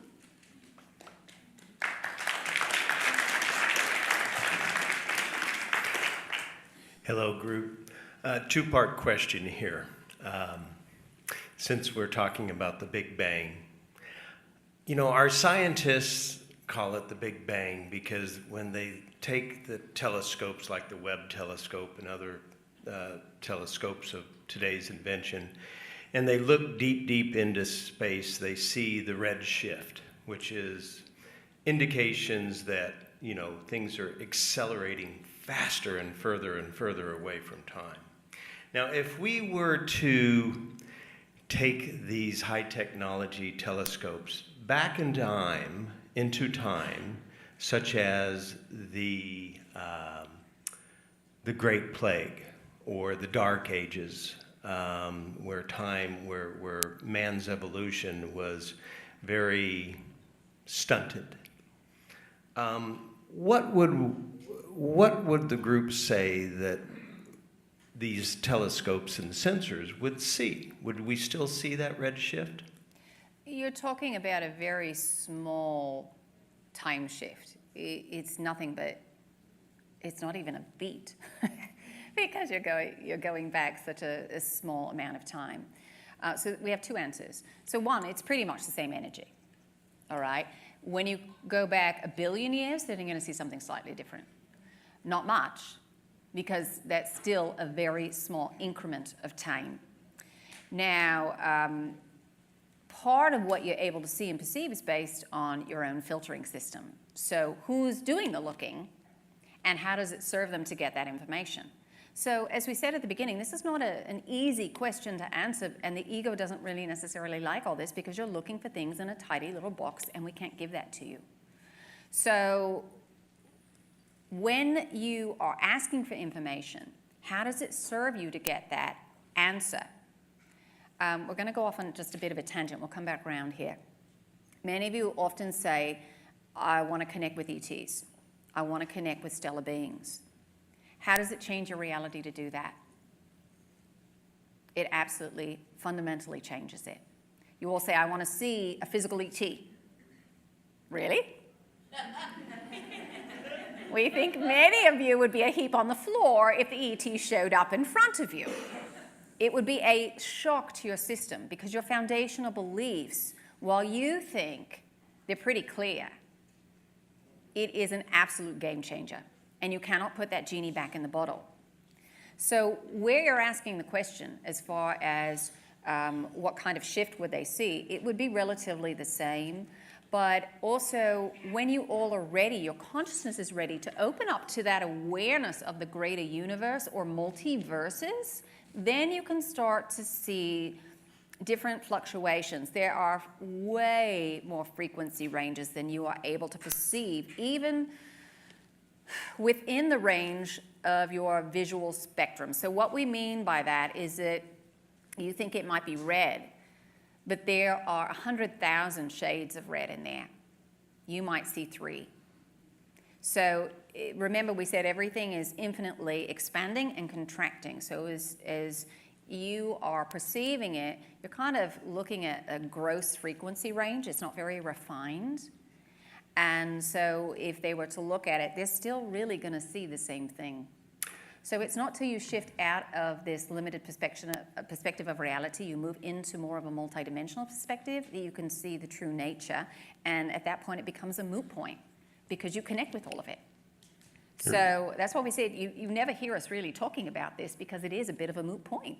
The reason why I ask is another channeler that I've connected with basically said that the evolution of mankind, the internet and the consciousness awakening of mankind is making this red shift appear as a red shift. It's as we're evolving and learning as humanity is what we're seeing. Well, as we mentioned, it depends on who's perceiving it. What filters are in place? So as you elevate your level of consciousness, yes, so as the planetary consciousness goes up, you can start to perceive all of these subtle nuances of frequency that you could not perceive before. But if your level of consciousness were to go back 400 years, even 1,200 years, you're still going to see about the same thing because it's based off of your level of consciousness as you're perceiving it. And even as humans, again, in order to even have the conscious awareness to see it or look for it, it's still going to be relatively similar. It's not going to be dramatically different. It's really about consciousness. It's about who's perceiving, who's doing the looking. Okay. And second part of the question was, a few years ago you were channeling at the Conscious Life Expo, and you shared a rather interesting and awakening perspective to global warming. And I'm curious if the group still shares that same perspective of what they shared back then as to what's really going on with global warming, or as new information come forward. There are a lot of levels and layers to this. Your entire solar system is going through its own transformation. So all the planets in your solar system are going through changes. But there is also a control factor that is happening on this planet to try to manage some of those changes. And there are different reasons for that. There are different factions who are trying to control and manipulate the frequency shifts. So we don't want to go too far into it, but some of it is happening because you're moving through this particular sector of space, which is dense in photonic energy, light particles. And if you think about your zodiac, as you're moving through all of the different houses, the different signs, it is really your blueprint to make sure that you're getting a well-rounded experience. And it's the same thing as you move through this universal cycle. There are sectors of space in which the consciousness, as it moves through it, will have certain kinds of experiences, and that's just part of the playing field, so that you, again, have a well-rounded experience. And this sector that you're moving through is bringing lots of light, lots of information, and it's helping you to increase your frequency. It's created a container, if you will, a safe space for you all to rapidly rise. And this is in part why Atlantis didn't work. It wasn't time. It was kind of a test run, if you will, for many of you who chose to incarnate during those periods in order to have the experience of an awakened consciousness and then a dissension process, so that when it came to now, you could flip it upside down and have that asleep energy, that lack of awareness, and move into more of an expanded state. It wasn't quite time to go through the ascension process because you didn't have the energetic support of this sector of the universe. So we know we probably sound like we're being a bit evasive to giving you a hard and fast, but there are many, many things. There's weather modification going on your planet without a doubt. There are those who would like to see consciousness suppressed, and it doesn't really matter what those beings want. This is really important. Hear us now. It doesn't matter what anyone else outside of you wants. You control your frequency and your reality. We mentioned this sphere, this giant sphere of time. Every now moment is based upon a frequency. And you can think of it like a circle on the very top, the apex of a triangle. And then within that triangle is another baby triangle. So the now moment is a circle. It's based upon an agreed upon set of circumstances collectively that you say, this is our experience. And then personally, which is the tiny triangle, this is what happened to me in my life. Every single moment that you experience is structured this way. Now, if you think about that larger sphere, you might be way over here on this side of the sphere, and you could shift your awareness. You could start telling yourself a completely different story of reality, and basically that's what you're doing through the ascension process. You're letting go of those limiting beliefs. You're changing the frequency upon which you're standing. You change your perception of things that happened in the past. Oh, I forgive that person. And if you were actually able to go back and watch the entire experience, you would be shocked to find that almost every time it is not anything like what you thought it was. You just plucked out a little story and you deposited that into your foundational belief system. So you can actually move to the other side of the sphere, which has a vastly different frequency upon which you're standing. The reality is based. For many of you, you're not going to do that because that will pull you out of the illusion of the game. But what you will do is choose a reality that is right next to it, a frequency that is very similar, and you'll make small little incremental changes. And you'll move your way around the sphere. But you actually can go from one side to something drastically different, and this is what you call a miracle. This is when you have immediate healing, spontaneous healings. You've shifted the foundation upon which you are building your reality. Sounds fun, doesn't it? 2018 is the year to practice. So it doesn't matter what these darker factions are trying to create. They want you to think that you're powerless, but really you're not. You are holding all the cards. And if you feel disempowered, that is a choice. So empower yourself. What reality do you want to see created? Where do you want your energy to go? You might look at the state of the world and feel very frustrated, very closed down, and we would say, it is time for you to go inside. It's time for you to decide how you want to experience your reality and put your energy into the things that you want to build instead of thinking about the things you want to fight. Because it is literally removing your energy from the fight and putting it elsewhere, and that is what will dissolve the need to have a fight when all of you start pulling out of the illusion that you're engaged with. Does that make sense? Do you all understand? It's very hard because when you are conditioned to think that the only thing worth doing is an active doing state, it's the only thing that has value. That you think that doing anything first within the feminine, making that new selection, is a waste of time. It's hard for you to make that shift. But when you get into that space first, you say, oh, I want to do this, I want to build this, and then you start making easy connections to build it. That's where you are right now as a collective. Yes? Okay. All right. I know there's more questions. I was hoping we could talk weather manipulation, but that'll be in the future. I think there's another question. Well, Yeah, there's lots of questions. let's talk about manipulation for a second, because we do know that this is such a big thing. So it doesn't really matter. People can only manipulate you when you give them your power. Yes? So when you start taking back where your energy is going, when you start checking in, then you're going to find that you are the master of your energy field and you are the master of your reality. As we said, it doesn't matter whether there's chaos going on around you. That doesn't have to be your reality. You can stand in peace in the midst of chaos. So before we take the next question, we want to do an activation for you. So this activation is to help ground you. It is to help empower you.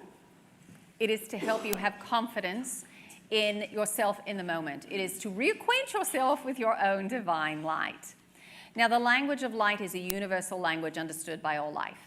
It is comprised of light, sound, sacred geometry, and cosmic information. It is a multidimensional language. So as it is spoken, it is meant to bypass the ego mind. The ego says, well, I want to know what's being said exactly. Doesn't work that way. That's the whole point. Because the ego will take it and twist it. The soul just says, oh yes, I know this, and I'm making my frequency shifts. So it actually helps you to shift the resonance of your field much faster. Now, there are many dialects to the language of light. It's a bit like hearing English spoken in Ireland or the Deep South or in Australia or England. You understand it. It's just got some different tones in there. So there are many versions of the language of light, and all of them you can understand. So there's really nothing for you to know. This is just something that you get to receive. So take a nice deep breath.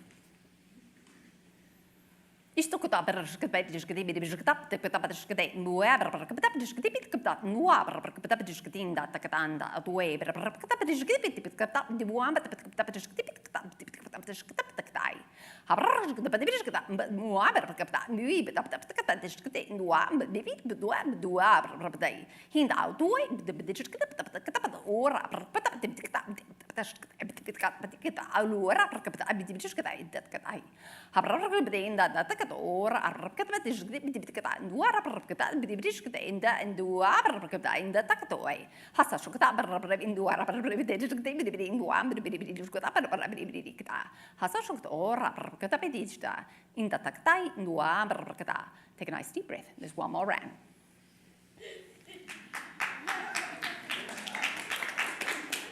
So there's a lot of galactic support here. So you'll notice that the frequencies are going to change. The ego mind says, well, I want to know who. No matter, because we are all blending our energy, so it is shifting. And even as we go throughout this conversation together, you're going to notice that the energies may shift slightly here as we go. It's because other beings are blending their energy with our own, so you're getting the frequencies that you need. Because these galactic beings are showing up for you because they have lessons and information that they have worked through, the very same lessons that you are working through now. So as you come into contact with them, you are able to access the how-to from their experiences. It's like somebody giving you a recipe to bake a cake. It makes it much easier than just trying to figure it out on your own. All right, so take another nice deep breath. We've got a little bit more to go through. Indora parabrishkatondo e minueni nishkatandua and the katanda takura araberishkate, hisa shukatondo loere berishkate, amboroere minenekato on the way, muankata and wershka by the biduin ulua a cola or ebede, hamada berishkato ora abracapta, the bidishkatapatashkatapatashkatapatashkatam, rapakaptabikata, Iberkadividi, Muam and Bidikatapati, the Muam, but the Picator, Rapidividi, and Duamaka and the Tokotai. Abracapti in the Abracata, the Bidishkata, none where about the Bidishkata, every window, Abracapti, Wamadi, the Katan, the Katabitishkata, Abracapita, the Buduam, the Katabarabarishkate, in the Takatan, the Duamada, in the Ala, where Abracapita, Hasashkoto or Abracata, and where Eminehikata, Hasushkoto ora and the Elewara and I go reberishkata. Hasashkoto on the other day, and Dua Brabrakata, Hasashkoto or Eberishkate. Ima ama Emula Ruara Paracapata, and do good, but the Petruskatapata and the Aloa, Bapatikata, the Didi, it at the way, the Baraka, into whatever I get Ambuti, Picatapatiscate, Takatu, Rabadishka, and the Didikua, one man in Ekutoy. Hasashkoda,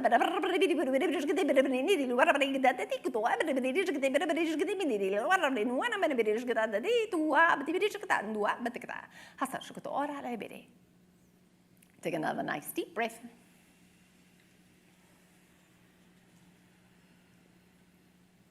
All right. So where should we go now? Hi. Greetings. The first part of my question, is when I meditate and relax and go into the heart, I feel this super strong involuntary movements. Some come from my belly button and chest, and also in my left arm.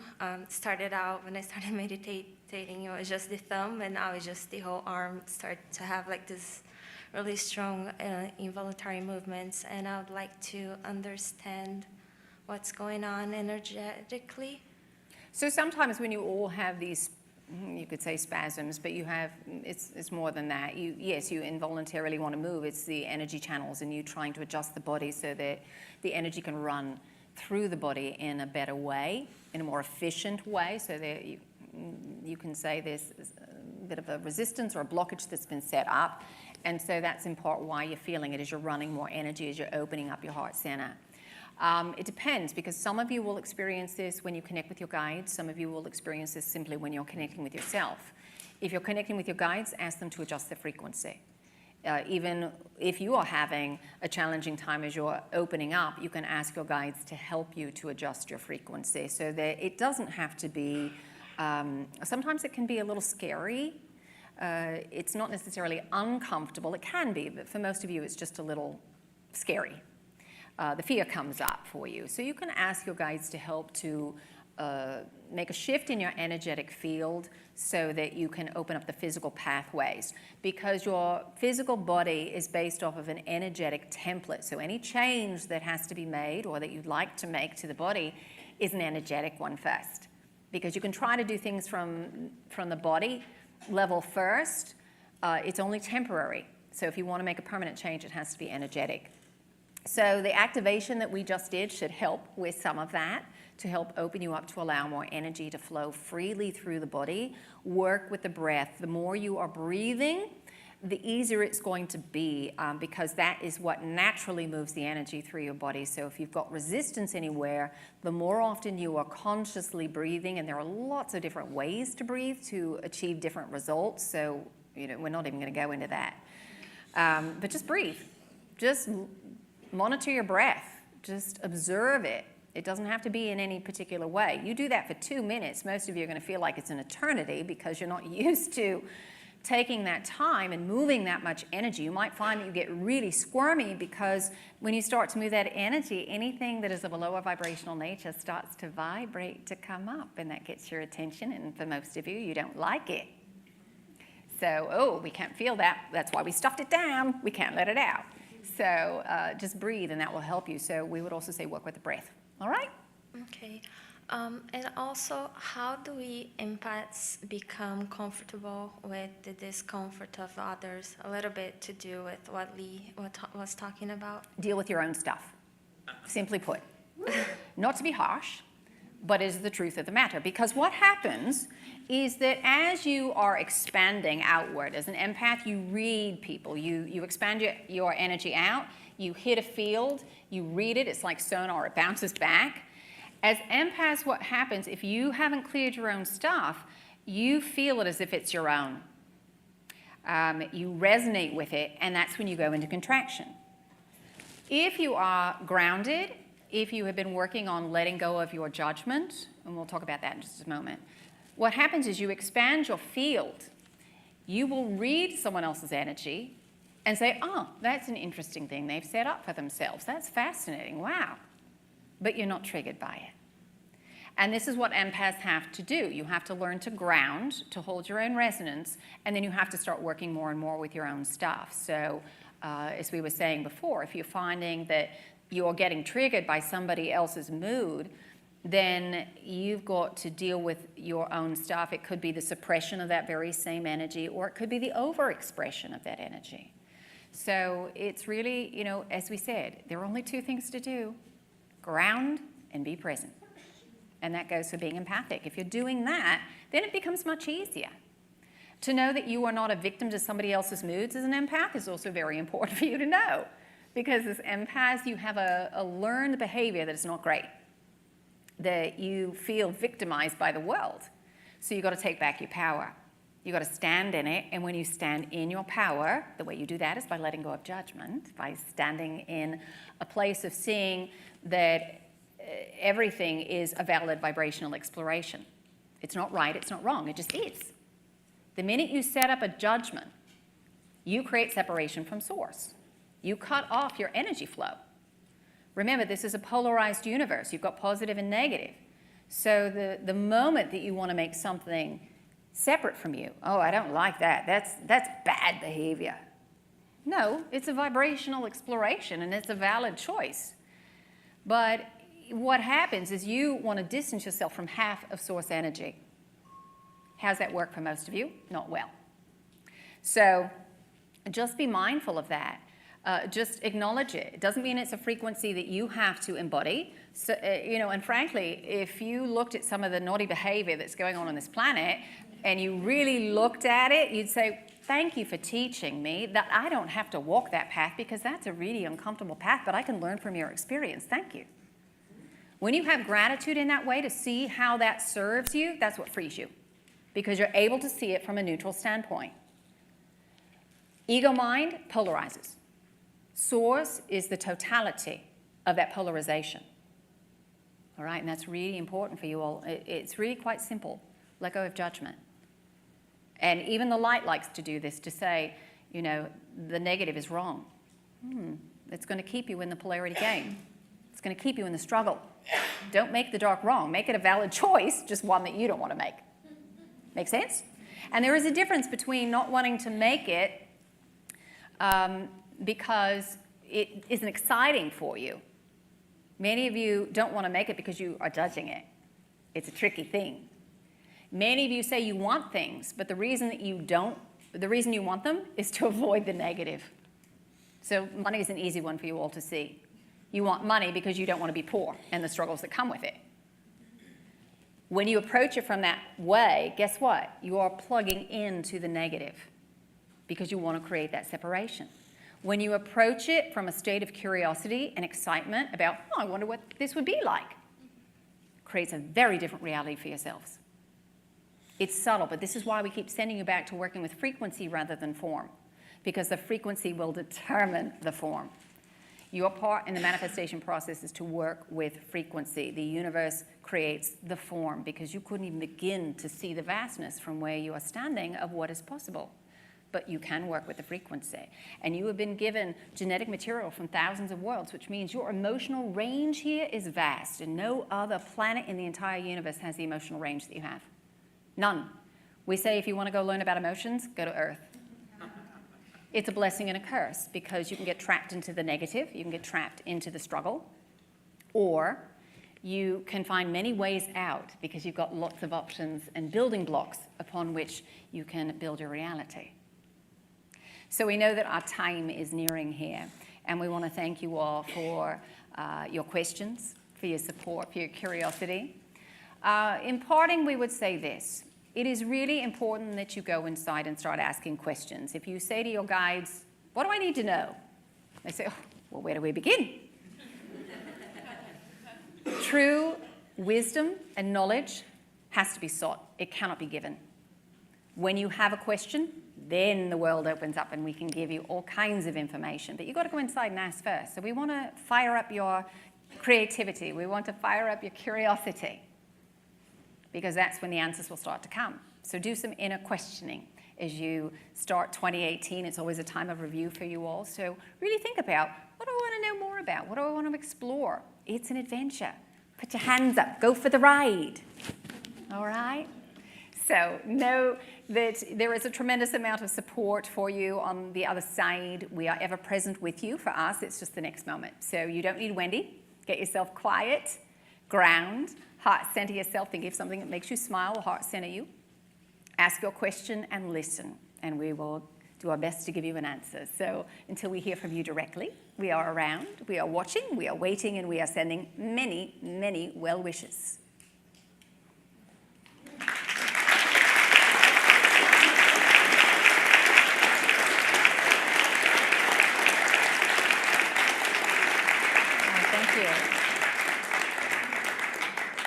So again, I want to thank you all.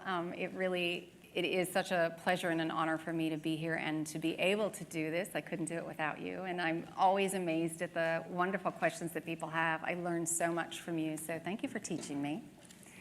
And if you want to know more about the language of light or the galactic light codes, which are the symbols that represent it, you can find all of that on my website at higherfrequencies.net. And I think there are some business cards out front. So again, thank you so much and enjoy the rest of the evening.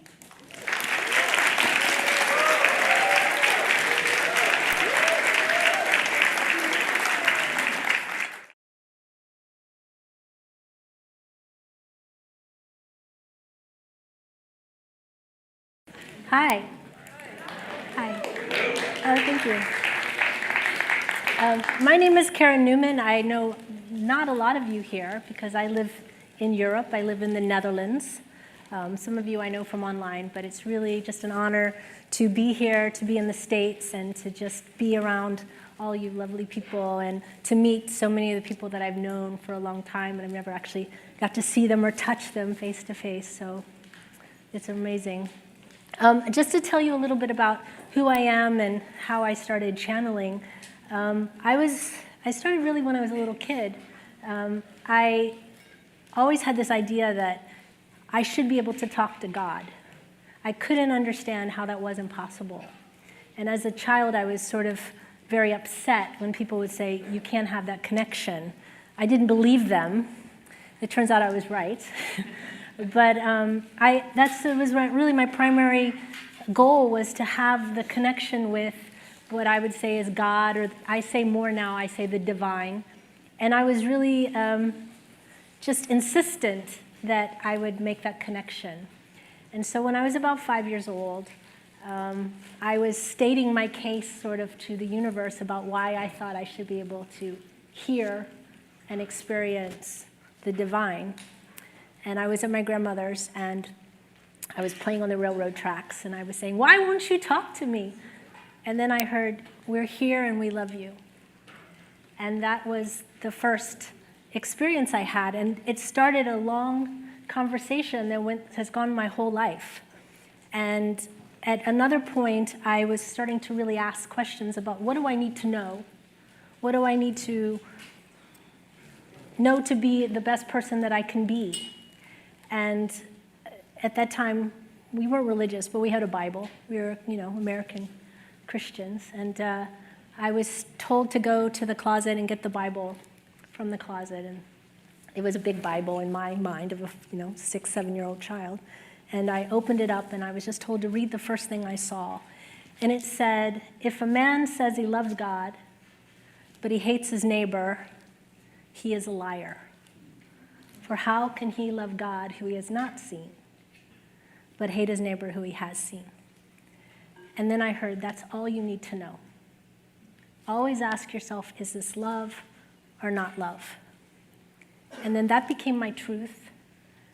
And in my growing up and in my pursuit of my truth, I was always measuring everything I experienced with, is this love or not love, and what does that mean? Because I wanted that connection. So if the formula to find God was to love, then I was going to love. And so that's what Theos started to talk to me about all the time. And they taught me concepts. When I was about 8 years old, I was reading the comics, you do on Sunday. And they said to me, that's really how time is, the comics that are laid out like this. And they called it all time at the same time. And they said everything is laid out. And they showed me in my mind's eye a long stretch of comic book strips, just as far as the eye could see in my mind's eye. And they just said, that's time. Those are moments. And you can move between them.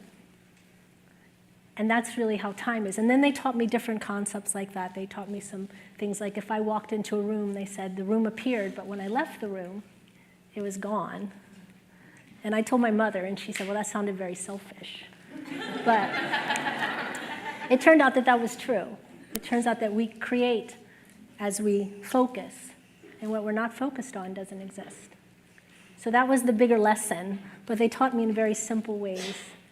And then as I got older, they started to talk about oneness, and that we were all one, and that we were all part of the greater one, and that there was no difference between us and that.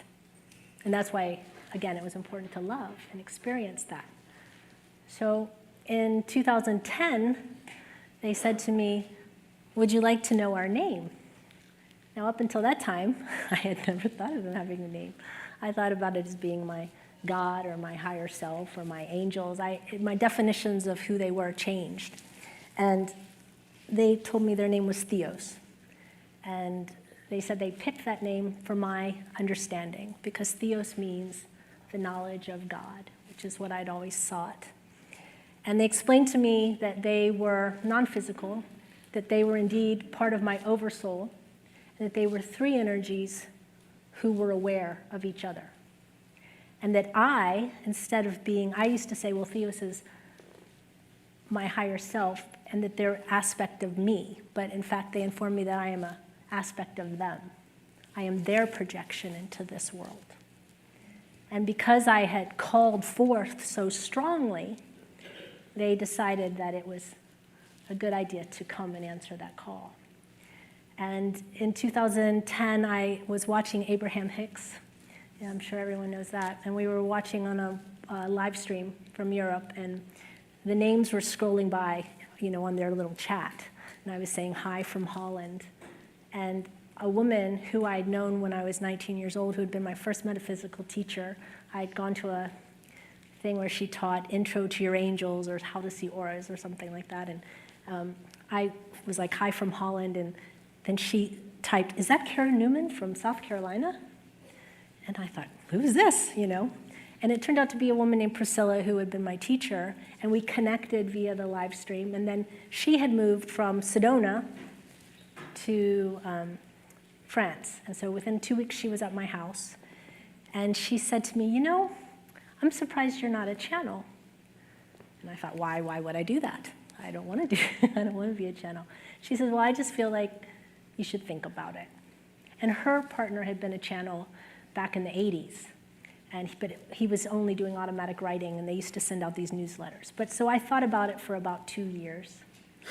And Rob Gauthier's radio station came, called the Enlightenment Evolution Network. I don't know if any of you are familiar with that.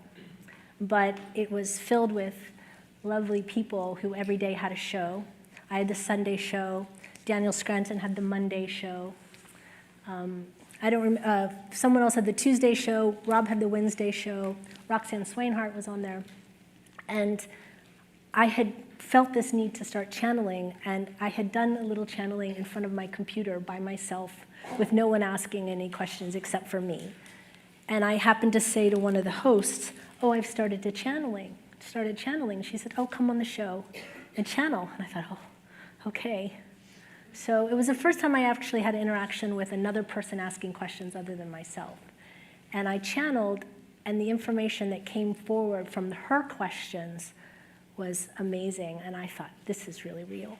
This is really real. And so I was like, I'm a channel.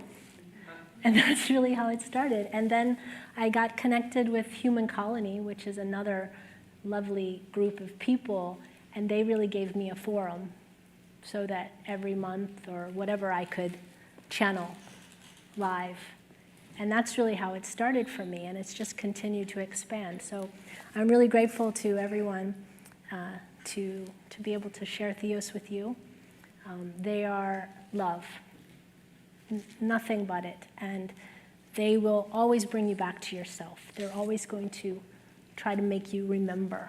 Because when they see you, they only see the greatness of the love that you are. So I'm very excited to share them with you. So I'm going to sit down. I channel with my eyes open, which wasn't always the case. But at one moment I got to see what they see. And what they see is this beautiful heart center that everyone has that's glowing. So when they look at people, they're truly in awe. And they see them. And so I get to be in awe of all of you when I start to channel. So, okay. The way that I do this is I tone.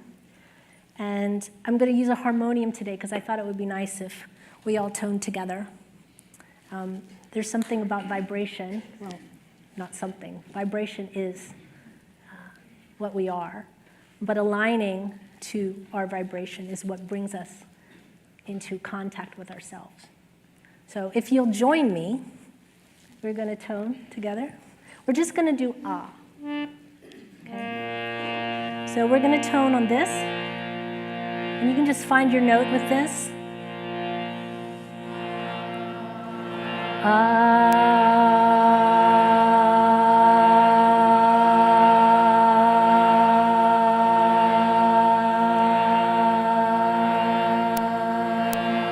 And just take a deep breath whenever you need to keep it going.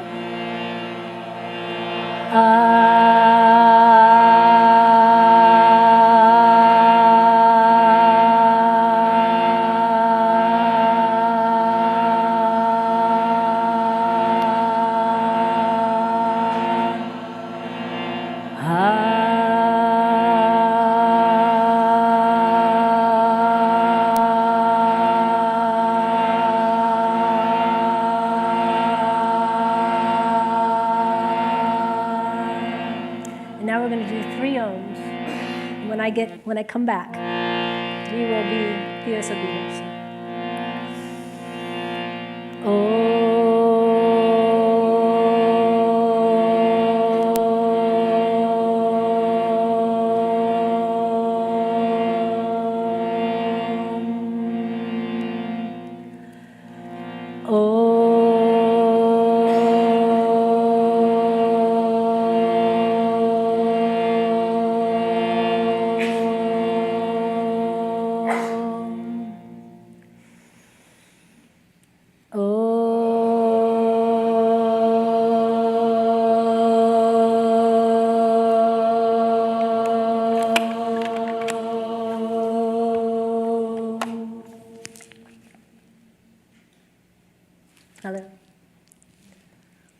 We are so amazingly pleased to be here with you and to share this co-creation.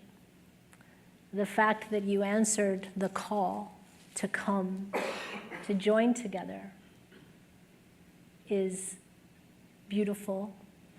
And it's also something you should be listening to always. Anytime you have the chance to come together with other beings who are aware and moving more into awareness, it only strengthens your own connection. What we would encourage everyone to do is to realize that everyone's in a different stage. It's easier to say, but you're either where they were or where they're going. So in all moments, you should try to have as much empathy and compassion for everyone's situation, because you never quite know what it is. So we're going to talk a little bit about this Big Bang query. We like that. It's a question. And we wanted to talk to you about the perspective of why the universe was created and what was the reason. So if you think about all that is, what all that is. And we know that there is nothing outside of all that is, because all that is all. So that's a big concept. And if you can understand that all is all, which it is, then wrap your head around that for a moment. But we would give you a little bit of an understanding of what all that is would be if it wasn't this, and what it is actually. If you picture a white room with white ceiling, with white air, everything that's in it is there, but you can perceive it like in the whiteout of a snowstorm. There's no perception of it. So even though it exists, you can't experience it. So the all that is wanted to experience. And you can say that happened in a moment in time, but time actually came later. So the beginning is the beginning, but it's also always. So that's hard to, that breaks your brain, but just go with us. So at one moment, the all that is decided that it wanted to experience itself because the all that is all that is. So there's nothing else outside of it to experience. But there was everything that was inside that it was wanting to experience. So what it did is it created a sort of vacuum within itself. It drew itself back so that as it could project, it's just like in sacred geometry, you have the singular point connecting to the other singular point. And until that second point was created, there's no perspective. So now, the all that is drew itself back, and through its breath, through its big bang, through this explosion into being, it projected itself outward so that it could see itself. But it was all within itself. It didn't project itself completely away. It's within. So you can almost think of a donut, and the hole is where we are, but all that is surrounding it. So there was a moment of hesitation the all that is had before it projected itself out. And it said, you know, if I do this, if I project myself, I won't remember who I am. And there was a hesitation before that breath was expelled. And then there was the realization that you would never lose your true identity of being divine and all that is. So in that way, the all that is said, okay, not only am I going to go forth, but I'm going to go as far forth as possible, because there's still the part of me that is always connected, that is always divine, that is always all-knowing. But there's the pieces of me that will come out that just won't remember. So as the all that is expanded and blew out or breathed out via the sound Om, that oh, it starts with an ah. The first sound of creation is ah. That's why when you can just ah, you feel yourself lining up, because that is the first sound that was and is. And as that sound came out, all of the things that we are came together. We forgot who we were. Time came into existence, and we had limitations that came upon us. And as you go out and head down, you can say, the limitations are more. And as you come back, the limitations become less. So we're talking about the creation of the universe, and when we say universe, we mean universes, and we're talking about specifically now the human soul, because that's what's really relevant to us. If we could tell you about all the universes, it would only be hearsay, because you can't really prove it. So we want to give you stuff that you'll recognize, but as the human goes forward, as the being that you are comes forward, and you experience all this limitation, the all that is saw those as gifts, because it allowed it to experience even more. It allowed it to play the game of what if I didn't know who I was? What if I didn't know I was divine? What if I had the gift of slowed down manifestation? What if I couldn't instantly create? Because those things were fun, you know? In the multiverse, in the higher dimensions, they think and it appears. There's no drama attached to it. So there's two states of being, and this is what we really wanted to get to. There's the descending or the concealed grace, and then there's ascending and the revealed grace of who you are. And everyone at every moment is always in one of those two phases. You're either knowing who you are, or you're forgetting. In every moment, in every action, you're knowing or you're not knowing. So when we talked about compassion for other beings, when you see them doing something, you think, oh, I don't like that. Oh, that's not good. That's wrong. That's dark. That's evil. They're in a state of concealed grace because they've forgotten who they are. And our job, and as a light worker or someone who's involved in the evolvement of humanity, it's collectively our duty and hopefully our joy to remember them, who they are. To remember who they are. You don't necessarily have to tell them, but you can remember and hold that space for them so that they can remember, they can start to remember. Because just like Lee was saying about the 100th monkey, the more people that remembered, the more people that know, the more people who are walking in their true awareness of who they are, it will become easier and easier. And as we, as humanity, move up the scale from lower to higher dimensions, that is the thing that needs to happen, this shedding of the forgetfulness. The forgetfulness has not been by mistake, but by design. It was wanted. All experience is wanted. And now, collectively within this world, the wanted experience seems to be going up. So as we go up, remember. But remember not only for yourself, though you can only work on yourself, and we can also go to the point where we say everyone is us. So it's good to meet all the different parts of us. Thank you for being here. We haven't had so many of us ever in one room together. But remember that for your fellow man. Remember that for your animals. Remember that for your beautiful planet. That the goal is always to go up. So we will be taking the first steps together.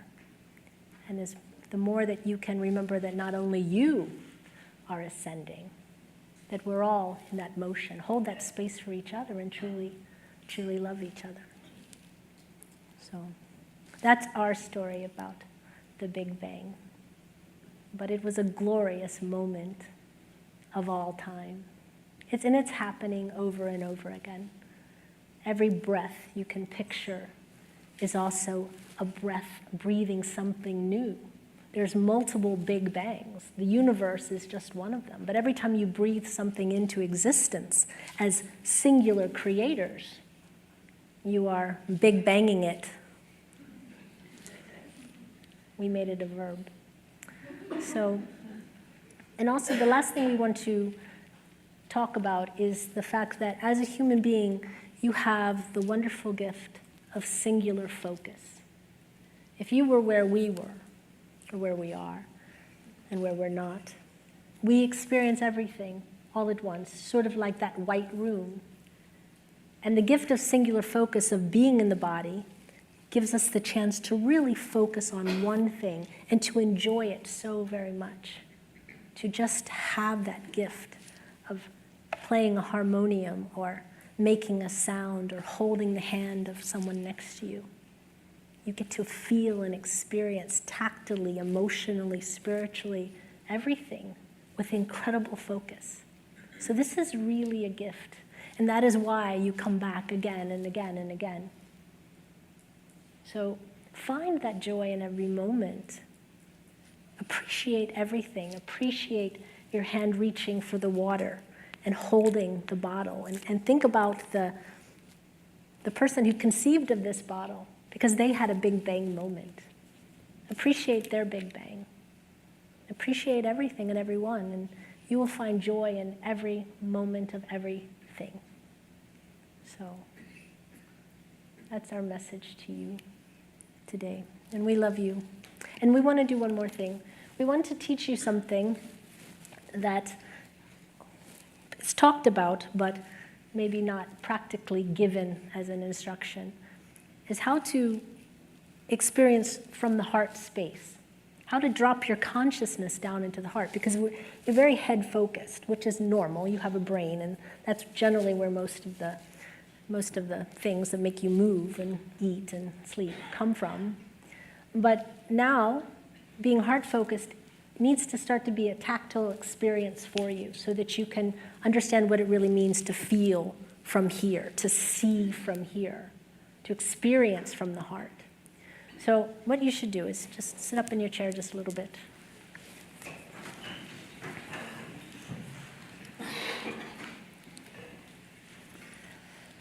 And put your hands on your lap, but put them open, because this is receptive. And just close your eyes for one moment. I want you to take a deep breath in and expel it slowly, feeling the breath. And now we want you to have an awareness of your brain, the thinking part of you, and feel that as an actual energy, because it is part of energy. It's your cognitive space. And what we want you to do is just have the sensation of it moving down your neck and settling into your heart space, right in the middle. Your spiritual heart is in the middle of your chest. And just feel it dropping there. And that chakra is the green chakra, beautiful emerald green. And we want you to just feel that cognitive part of you moving there. And as that energy moves into your heart, we want you to think of the heart chakra as starting to spin in a clockwise way, or else if you're in Australia, maybe the other way. But started to see it as moving in a clockwise way.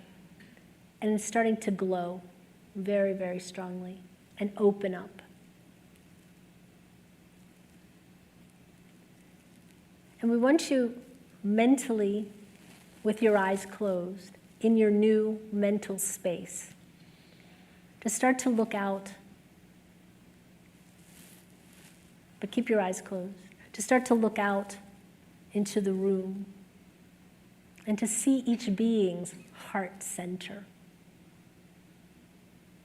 And imagine a projectile of beautiful golden light going from your heart to their heart, and from another place in your heart to another and to another, and to start to see all these beautiful gold projections weaving together through this entire room.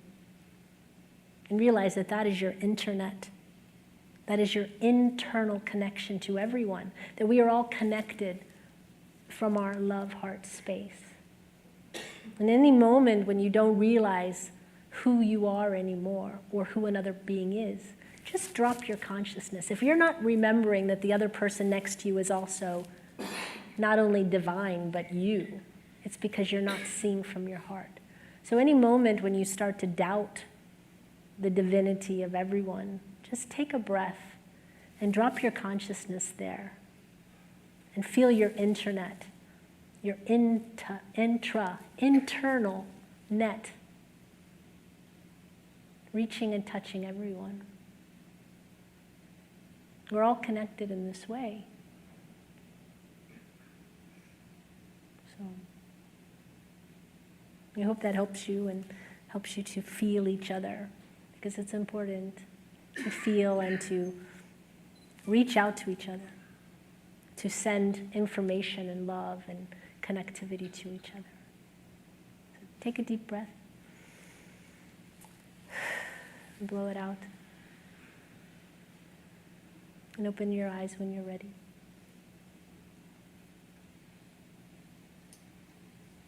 So we are ready for questions whenever questions are ready to be asked.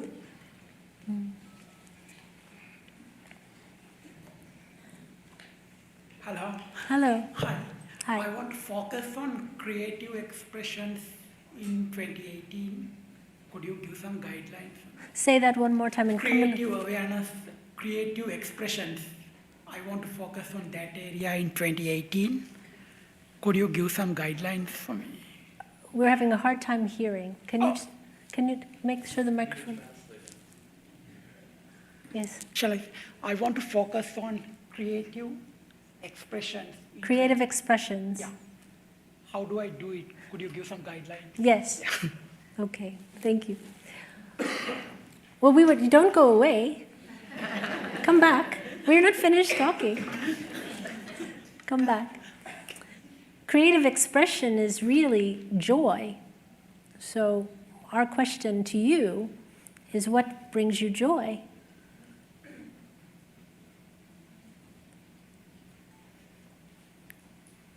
Doing what I want to do. What is that? Creating peace.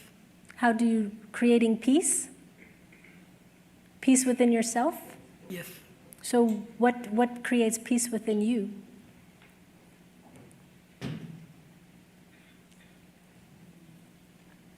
To see the unity of everything. Okay. And to be compassionate. Well, compassion comes through loving, and so you have a big question, so we're going to give you a big answer, but it's a very simple answer. In the moment where you're the most joyous is when you are really in line and you're really aware. In creation, in God's state, there's bliss and there's consciousness. There's no bliss without consciousness. It's the people that are unconscious that tend to be not blissful. So bliss is joy, bliss is consciousness. The more you're aware, the more you're blissful. So we would say to you that the things that make you happy, that make you joyous, however simple they may be, whether it's hugging your children or painting a photo or running through a field or whatever that is what you need to do. Because when you find that ability to find joy, then you are in a different level of reality than when you are not happy. You know, the joy is the highest, joy and love, bliss is the highest vibration. So your job to reach that is to seek that out, seek the joy. So what brings you joy? What do you love to do? Do more creative work like writing. Okay, let's just stay with writing. So are you writing? Yeah, but... No but. Are you writing? I am. Okay, does that bring you joy? Yeah. Well, keep writing. My question is, how do I develop a livelihood out of it? A livelihood? Yeah. Oh, that's a different question. Well, how you develop a livelihood is you have to write from your heart. You write with the enjoyment of it, and you trust that the people that need to read what you've written are there. But write for yourself, write your own truth. And then the livelihood is a very practical question. You start to put your stuff possibly online or to seek a publisher. But the first part is to really write from joy. So we can't tell you, we don't have a publisher that we can name, that we can give you. But anything that you do it for the love of that and no other reason. If you're writing to make money, then you might make money, but it's not going to give you the other things that you said that you want. And we believe you when you said that you wanted love and oneness and unity. So the way that you experience those things is to be in your bliss. Because in that vibration of bliss, there's no doubt about the unity of all. You are not separate from oneness. You are one. It's just remembering it and knowing it. You know, we've said this many times, but there are dimensions and beings that exist that if you told them that they weren't one, they would think it absurd. You wouldn't be able to convince them otherwise because they know it. So that's the job, is to know it and to be in your bliss and to follow that. So what do you write about? Non-fiction. You write fiction. So write it with the joy, commit to it. Know that you're doing it for that reason. And you'll find it. But you can also do what we said. Drop your consciousness into your heart. Om is in a wonderful way in meditating on tones. You know, you're connecting with your divine self. And as you start to have more and more alignment with who you really are, with your divine self, you desire it more because it feels so good. It feels good to be your true self. You know, that's why we seek so hard, but it's so very easy to just go inside. And really, it's in here. It's in ourselves. This joy, this oneness, it's, you know, it's the white room. The white room is inside. All this stuff is just distraction to let us have this experience. So we would only say, do everything you do with joy. Go at it as hard as you can, as happy as you can. So, Thank you very much. Thank you. Oh.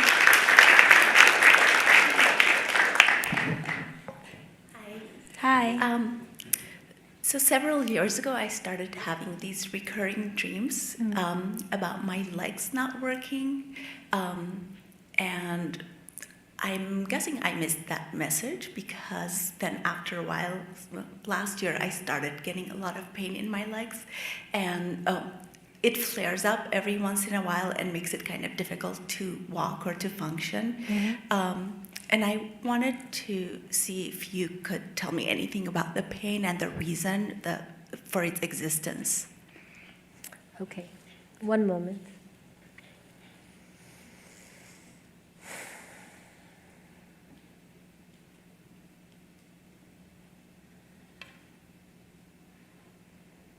We wouldn't say to you that you missed the message. We think it's actually quite good you ignored it, because whatever you focus on, you get more of.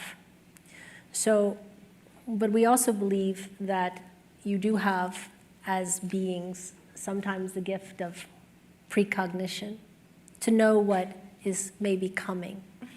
So you weren't surprised when you started to have the pain.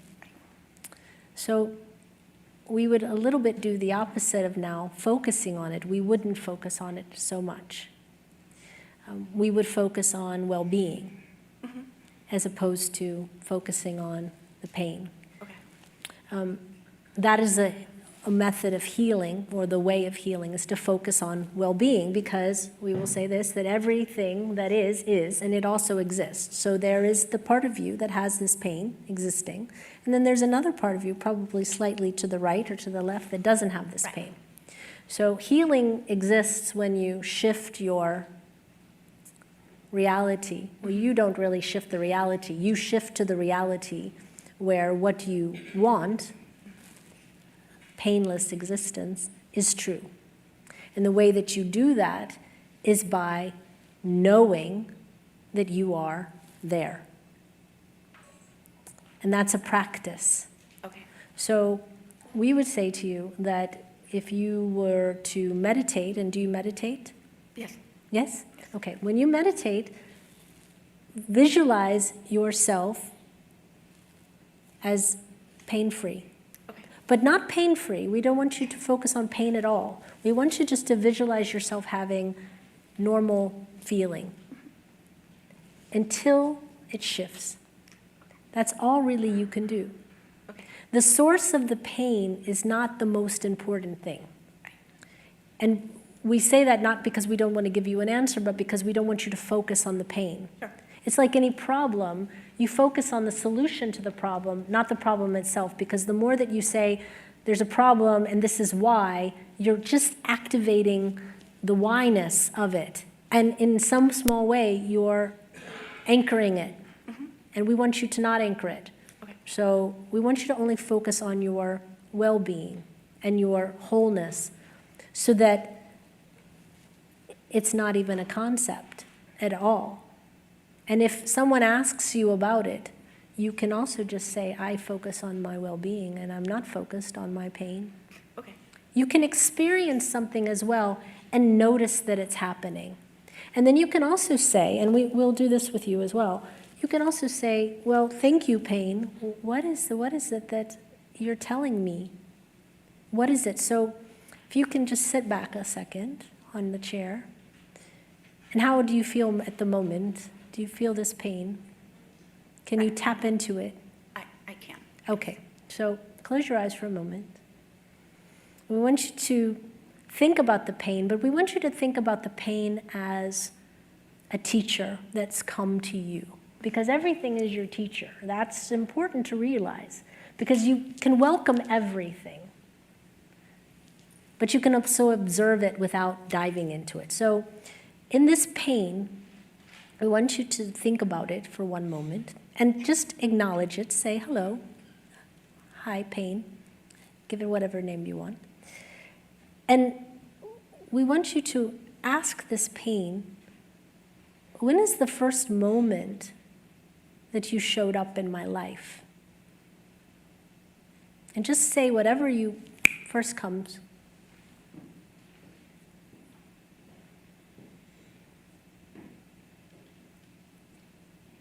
At birth. At birth. So, okay, so we want you to go back to the birth. Now, you may or may not really believe that you're going back, but we're going to go with it. And everybody here is also holding this space for you to allow her to travel multidimensionally back in time to this moment of her birth. And at that moment, what was it that was happening? I think I just didn't want to come here. You didn't want to come here? Because I knew that things were not going to be easy for a while, and I just didn't want to come. So you had cold feet about coming into this. Well, in the moment before you came, we can very much assure you that you wanted to come, or you wouldn't have gotten on the train to get there. Mm-hmm. So maybe at the last moment you decided that, oh, I don't know that I want to be here. So, okay, because you're a baby at that moment, we want you to visualize picking your baby self up and holding yourself close. And what is your name? We're sorry we did not ask you. RP. Sorry? RP. RB? ARPI. RP. Beautiful. Okay, we want you to picture picking up little RP and holding her close. Okay. And saying, you know, I know that we didn't quite want to be here at the last minute, but we're here. And I'm here for you. And I love you. And I'm here to assure you that I will protect you and that I will always be there for you. And in that moment of birth, as you experience it, reassure yourself that it's all going to be okay, that you really did want to come here, that you really did want to experience everything. And maybe that pain was trying to fight its way back into the womb. Maybe there was some injury there. But give yourself that love now and that assurance that you're there for you and that you're looking out for you and that this experience is just a brief moment in time, but it's a joyful one. And anytime you start to feel the pain, just remember that you can go back to yourself and just give yourself that love. Does that feel good to you? Yes, it does. Anytime we have a trauma, and it doesn't necessarily have to be a physical trauma, it can be mental or emotional, there's always a moment where it manifests later if we've not healed it. And it can manifest in any way, fear or pain or other things. And there's always a moment where that first trauma happened. And for most of us, it's at some point in our childhood, because in our childhood, we have less active knowing of who we are. We have less who we are in this world, but also just we don't have the ability to express. We don't, we talk to our parents and sometimes they can understand us, but when we're goo-gooing and gagaing, they're guessing. So sometimes they don't know us. They don't know what we need. But we also have the ability as multidimensional beings to go back to any point in time and to heal ourselves.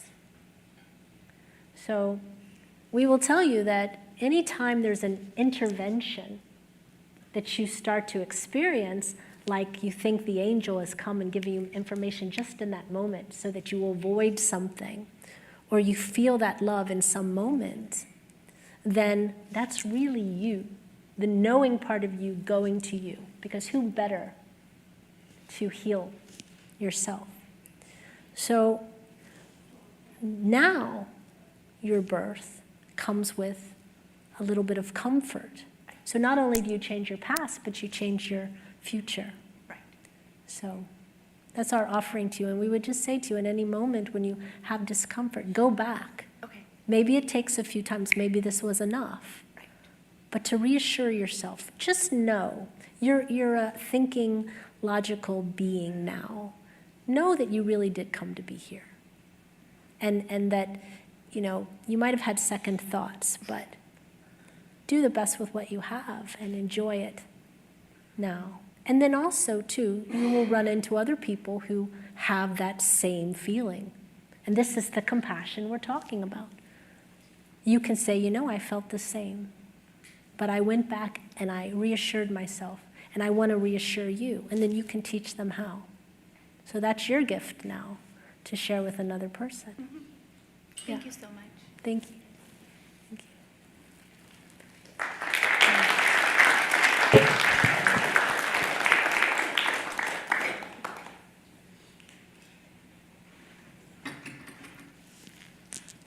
Wait, one moment, we're going to take some water.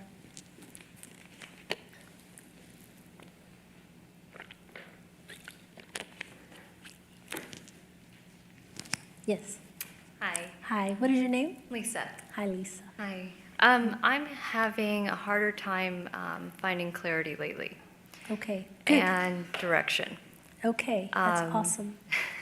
And I was told by another channel that I would be opening a wellness center and speaking to different groups of people, which feels in alignment, but he said not for about 3 years. I'd have to work on myself and do a few other things. But this time in between, I feel like I'm floating on a lake, not knowing what to do, but really wanting to get somewhere. And one day, one thing in my career feels really good, and then the next day I want to do a completely other thing. So I feel like this holding pattern for this next maybe 3 years or so is, I don't know what to do with myself in a way. Okay, well, we don't give predictions, Right. and we'll tell you why. Because in every moment you have a choice. So we could tell you something and it could be very true right now, and then you see something shiny over here, Right. and then the entire trajectory changes. So right. The best advice we can give you is, if this is really your goal, we also don't ever want to tell you what you're going to do, because that's your choice. Do you want to open a wellness center? Is that your greatest joy? Is that your greatest? It changes every day. Some Okay, days that's I'm perfect. really excited. The next day I'm like, well, I don't even know. Let's take that off Yeah. the table then. Yeah. Let's just say that's a possibility. That's us taking it off the table. So let's take that off the table for now. Because in the now moment, your job, not even your job, because that sounds like you must. We'll say your opportunity is to find your bliss. That's really your job, but we don't want to put any pressure on you. So your opportunity is to choose what makes you happy. Now we will say, and it's not always possible in the how do you call it? We want to speak Dutch, so we're not going to do that. It's not always possible in the immediate to be blissful all the time. because we're imperfect in this physical form. That's our job to find it. We have a lot of jobs, but this is our goal to sort of get there. But your opportunity is to choose joy and bliss and fun in the moment.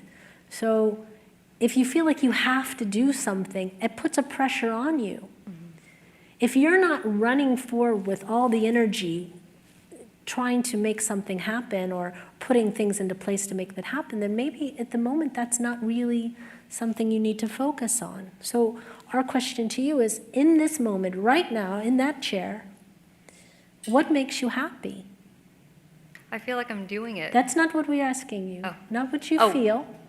We want to know what, because you can say, I feel this, I feel that, and it's a very convenient way to avoid an answer. We want a definitive answer. What makes you happy? I'm teaching a lot of fitness classes right now, and I feel like I'm just playing, which is fun.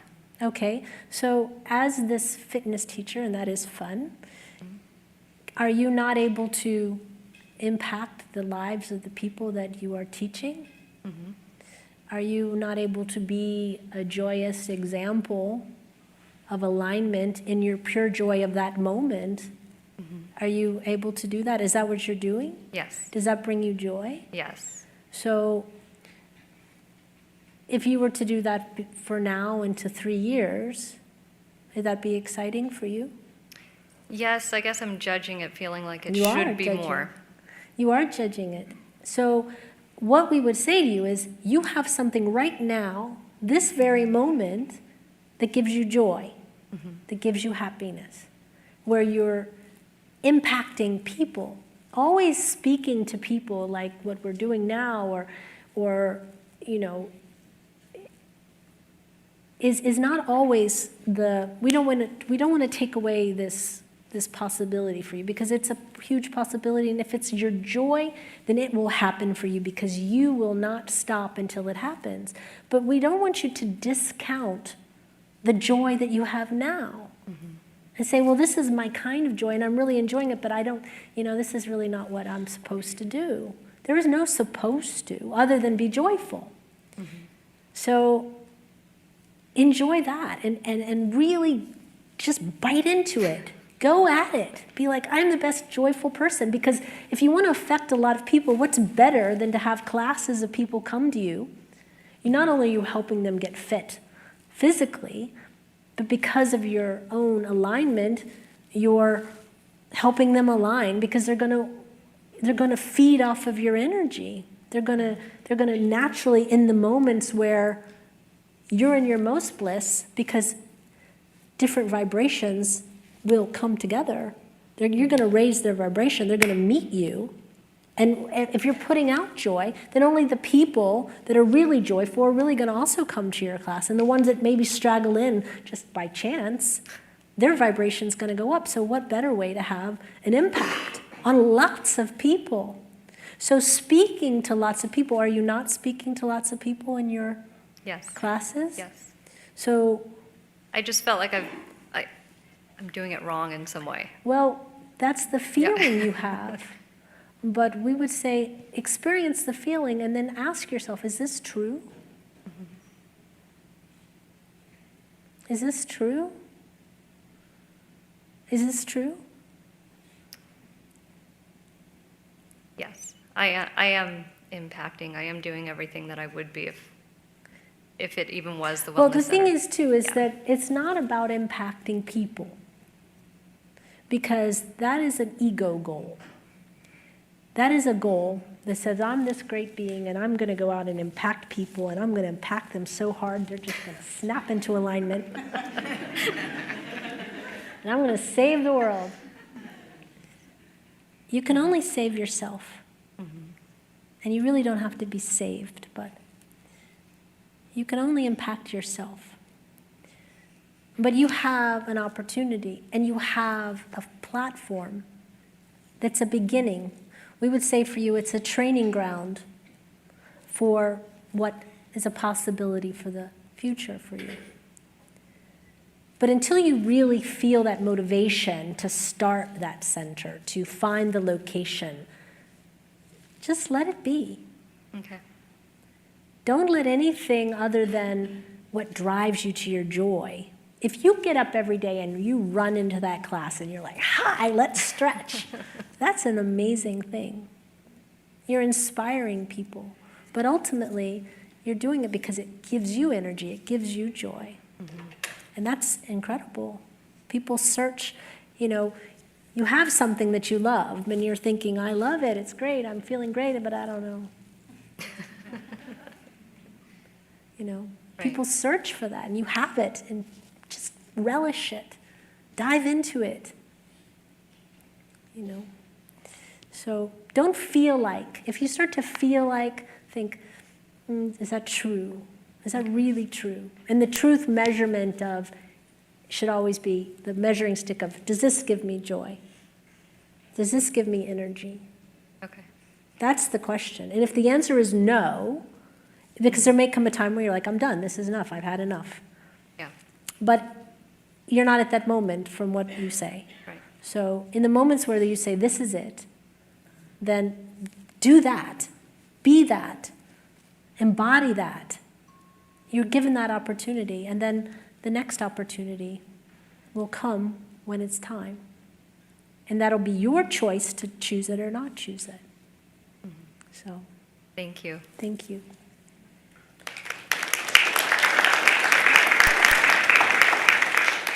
We believe that means 5 minutes. Is that correct? Yes. So is there another question?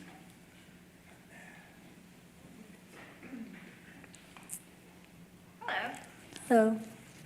Can you talk more about the frequencies of the planet and how to ground yourself with the planet using frequencies or tones or music? Okay, yes. We can say that the way to ground yourself with the planet is to go into nature. That's the best way to. We've been given a lot of things, and one of the beautiful things we've been given is outside. Grass and dirt and water.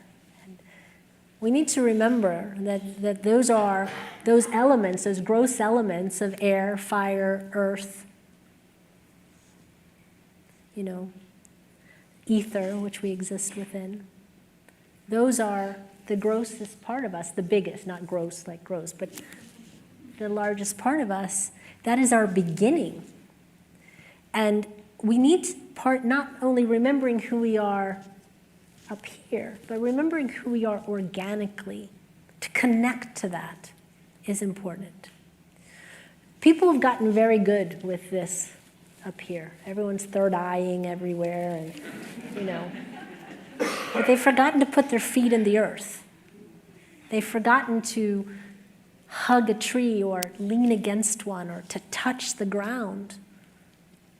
That is a very important thing for grounding yourself. There's no mistake that Buddha sat against a tree to find enlightenment. Teachers come in the forms of trees. They come in the form of wind. They come in the form of nature. So we would say, first thing is to go outside and really take your shoes off if possible. Or if you can't, at least be in the air, be in the fresh air. And in California, you've got some beautiful, beautiful weather. If you were where we are, stuck in the Netherlands with Karen's body, it's a totally different thing. It's cloudy every day and it rains a lot. So take advantage of the beautiful gift you have with the weather here and the ocean close by and the mountains. And to really go out there and to experience it and just to sit. Stillness is underrated.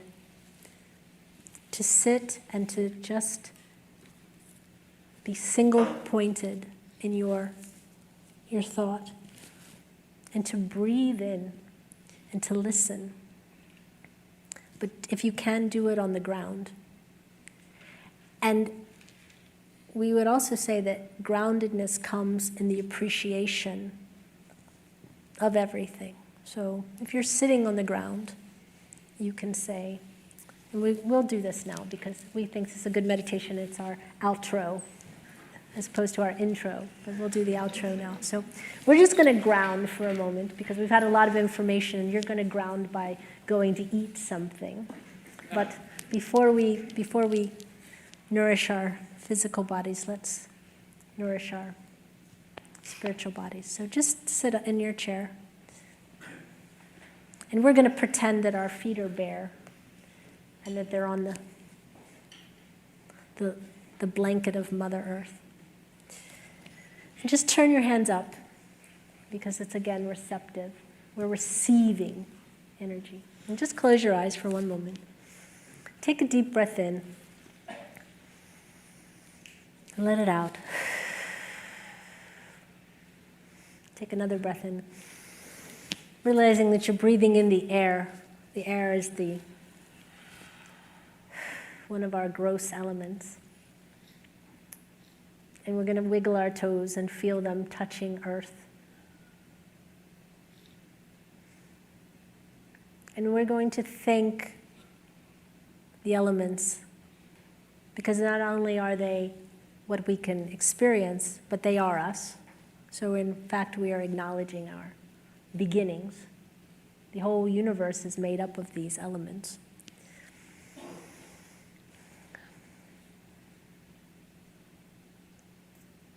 And we would say something like this. Earth,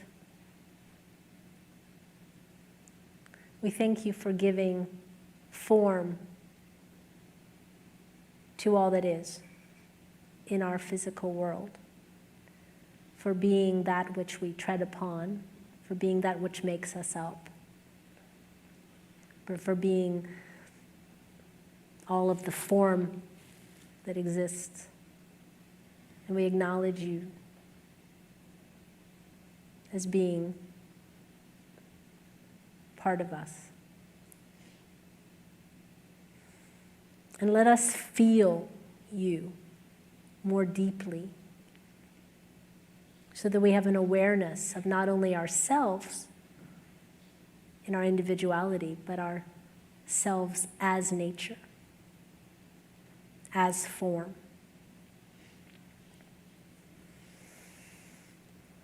And we want to acknowledge water for being the largest part of who we are in our physical form, for being that which transports through our bodies, the fluid part of us that's bringing the blood through our body, that's bringing the nutrients of our food as it flushes through our system, that washes away everything that's not necessary and feeds the planet, the stream. And it represents also a stream of consciousness. And we thank you, and we want to hear you as you rush by. We want to acknowledge you, your importance. We want to take a moment to dedicate ourselves to your cleanliness so that you stay clean, so that you can continue to nourish us.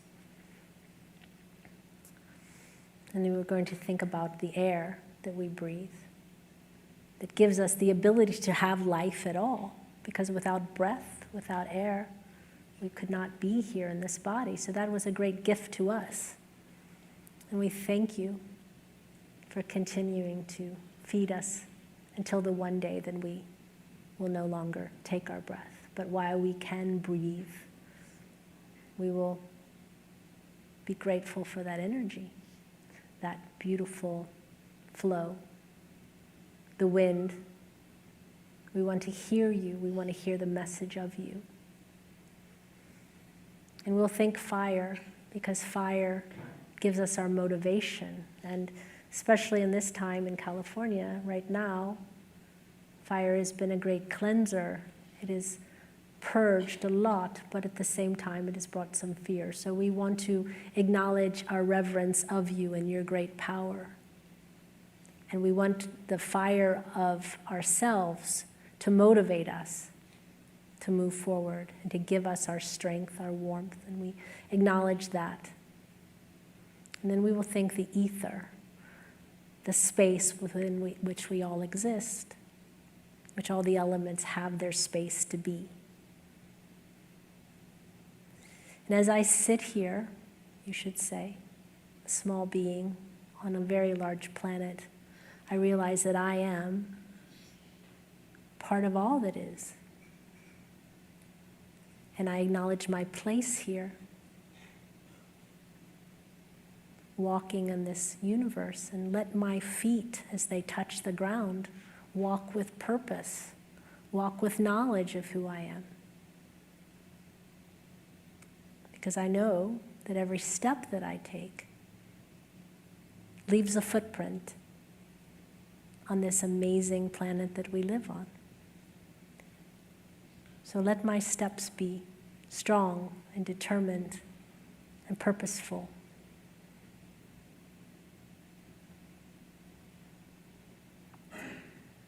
So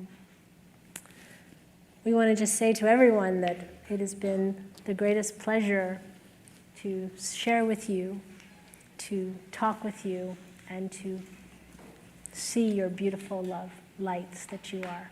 So thank you and namaste.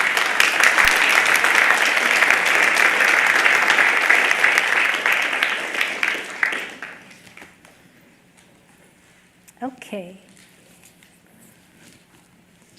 Thank you, Karen. I'm back. That was beautiful.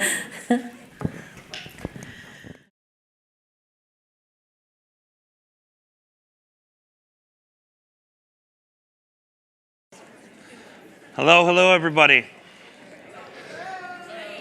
Thank you guys for coming today to this beautiful event. I've got some wires hanging out.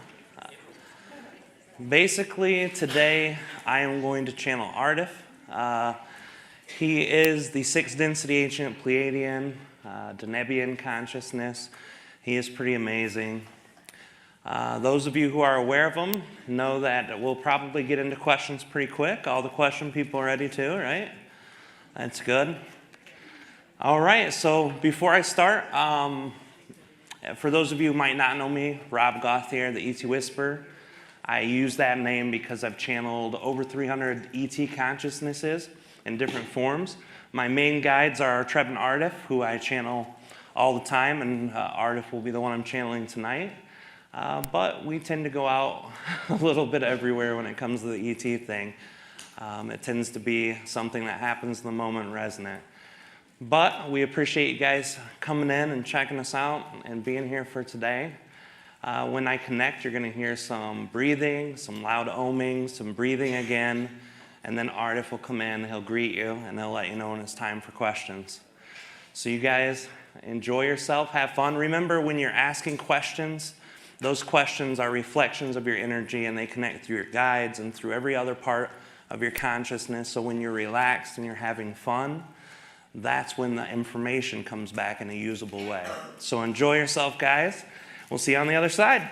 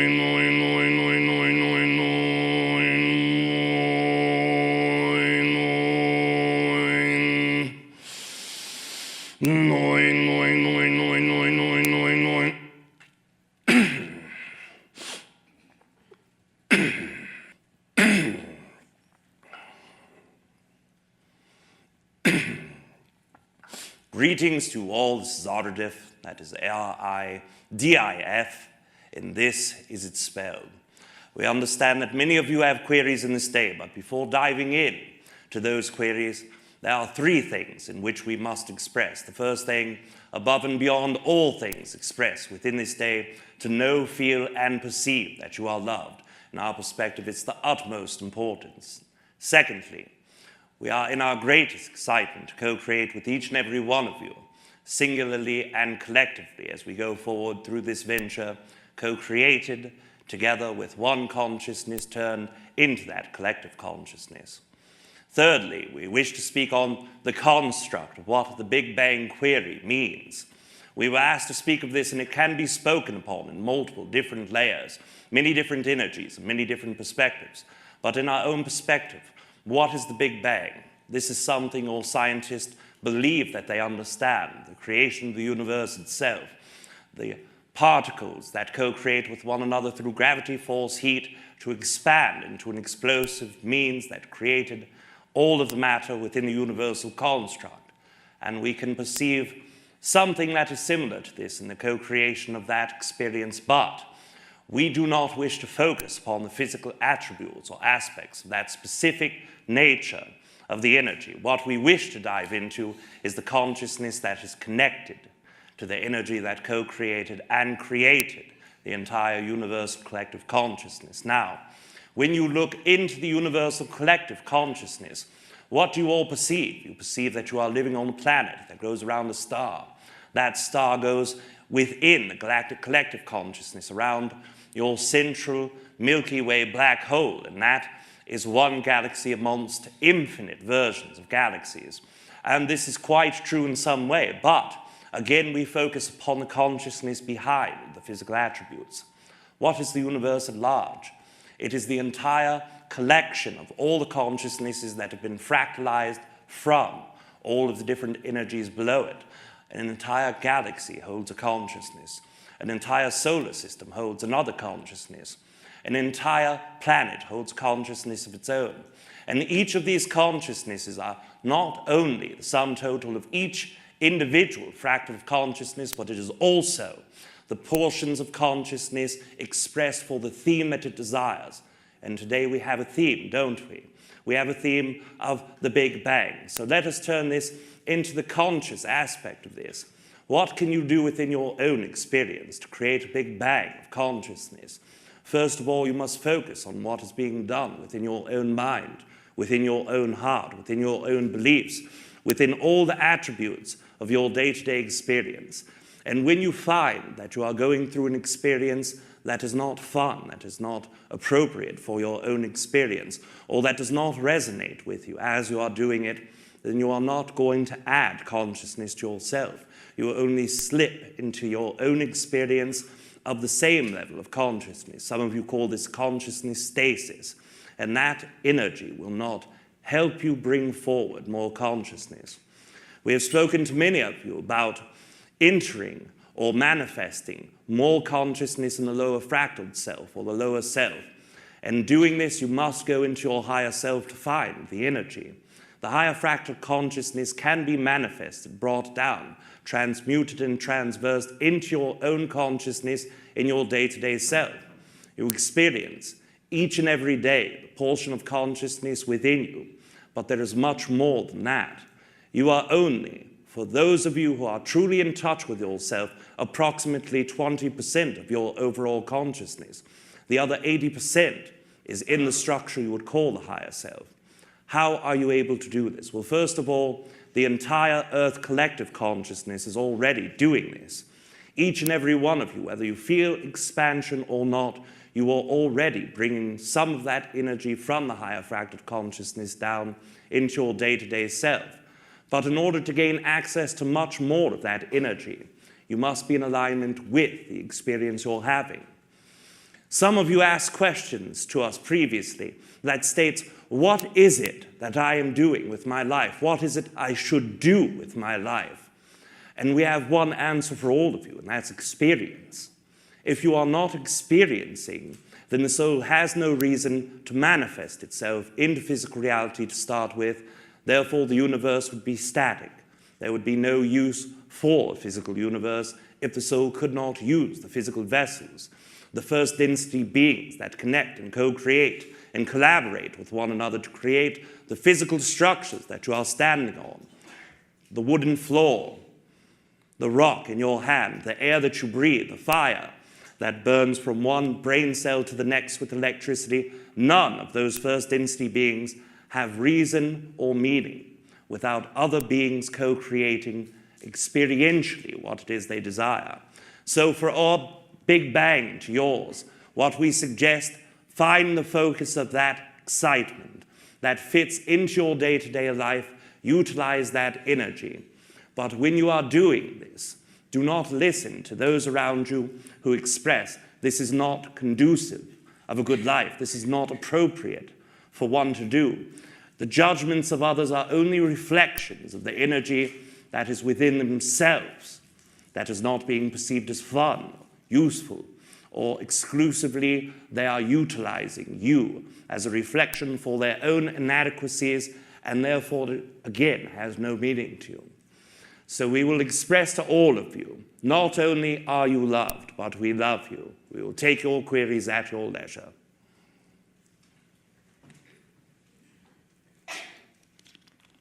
Hi, Ardith.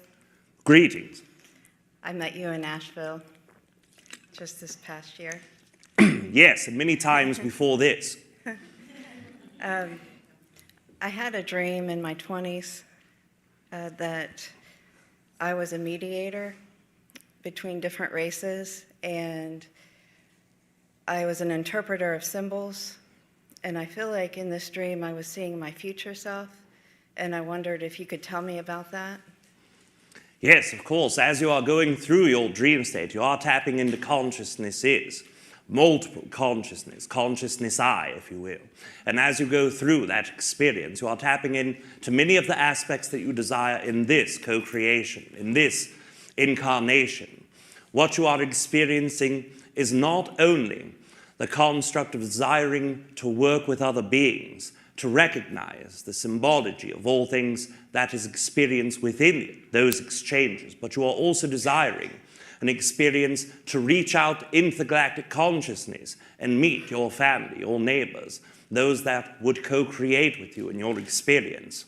As we've expressed previously, there are 3 layers of the dream state consciousness. The first in the low astral state, the second in the high astral state, and the third is somewhere that is in between the last stop of physical reality and non-physical. And as you are going through that experience, you are in that 3rd layer, dream state consciousness.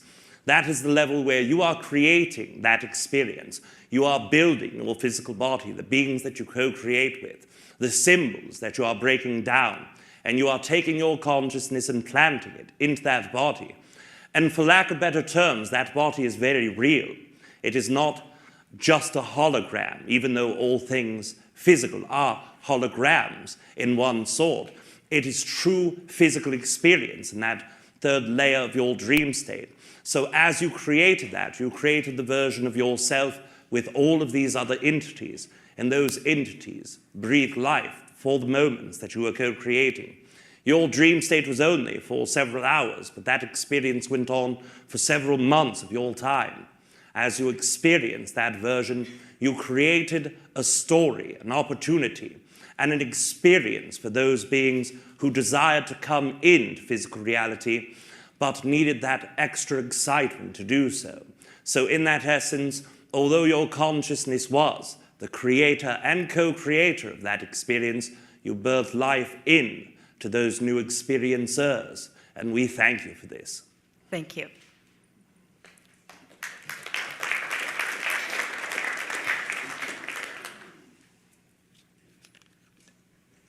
Hi, Ardif. This is Deborah. Greetings yet again, Deborah. Hi. About 3 weeks ago, I was, in the evening, I was having a bath, and I was just thinking about life in general and myself, and I was thinking, I sure would like a sort of a sign or something from guides or higher self or, you know, any entity that I'm sort of on the right track. And I got a message that said, just get up, wrap yourself up, put your shoes on, go outside, So I did, and it was pitch dark. I live in the country, and the stars were bright, and I walked outside steaming, and almost immediately there was a humongous, huge shooting star. It was so bright and so beautiful. It made me so happy. I was happy for about 3 days, and I still am when I think about it. And I'm wondering if you can tell me what that was. Yes, of course, that was your wish manifest into physical reality. Not only are you all going into that third to fourth density consciousness exchange, expanding yourself, growing yourself, you are also tapping into your fourth density precipice of energy for the growth from third to fourth density. So there are peaks that are all over the place. Some of those are caused from the Earth collective consciousness itself, others from other planetary consciousnesses as they co-create with Earth, but yours specifically was a precipice in the energy of the Earth and your higher self working with your guides to create that physical experience. As you are aware, there are many entities that co-create with you experientially. One of them is Arcturian energies, and those energies are very easily able to be accessed when your true excitement is exploding, when your deep intuition is in tune. In that moment, you gave way.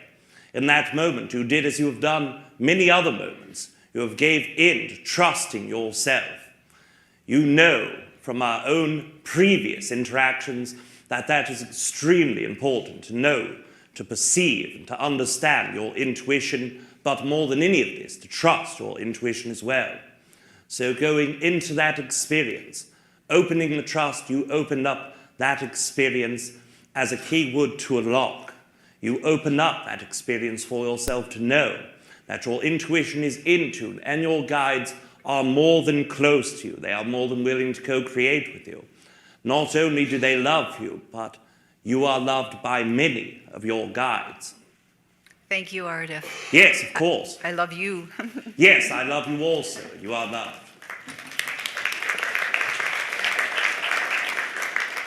Hello, aridif. Greetings. I was going to ask you if we are in a black hole, but you said that it's in the center of the galaxy, so I guess the answer is no. Yes, but as you understand, each and every one perspective is a manifestation of your own ability to create thought, your own belief systems that back up those thoughts, your own energy. Just as you would type into a computer input, your thoughts allow you to co-create experiences. In your version, you can live in a black hole if you desire. Black holes within their own physics do create versions of realities within them, but so do atomic structures. Your scientists have not even closely started to fathom the depths and the size of the universe within the atomic structure, but they do understand it has much more components than what they understand. In that same way, this universal construct is similar to a cell within an organism. In fact, many consciousnesses who still hold a religious attribute to their spiritual experience will see this universal co-created collective consciousness is one cell within the creator consciousness. All of the multiverses that co-create around that are other cells. So in this way, you could perceive yourself in the middle of a black hole, or you could perceive yourself as a pancreas cell. Whatever it is, if you place enough thought, process, energy behind it, you can experience versions of that experience, but they will not do you as good, because in order to do this, you must first explore the greater universe around you, break the walls that your scientists call background radiation noise. Thank you. Yes, of course.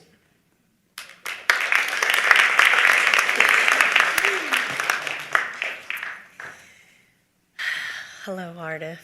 Yes, greetings. Greetings. Okay, I'm super excited right now. Yes, and so are we. I know, this is amazing. I'm doing this right now. Okay. So I'm new to you and your teachings, I guess you could say. So I was watching a couple of videos and I had a question. What is CE5? Yes, first of all, the CE5 construct is a name that is co-created from those who have created it from your Earth collective. But In our own perspective, this is nothing that is new to the Earth community.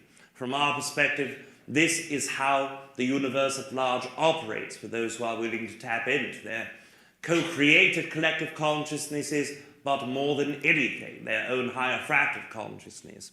In order to go into the CE5, we will first define it for you.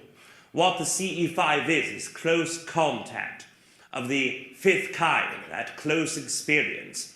That energy is one that is created from your desire to call others into your experience.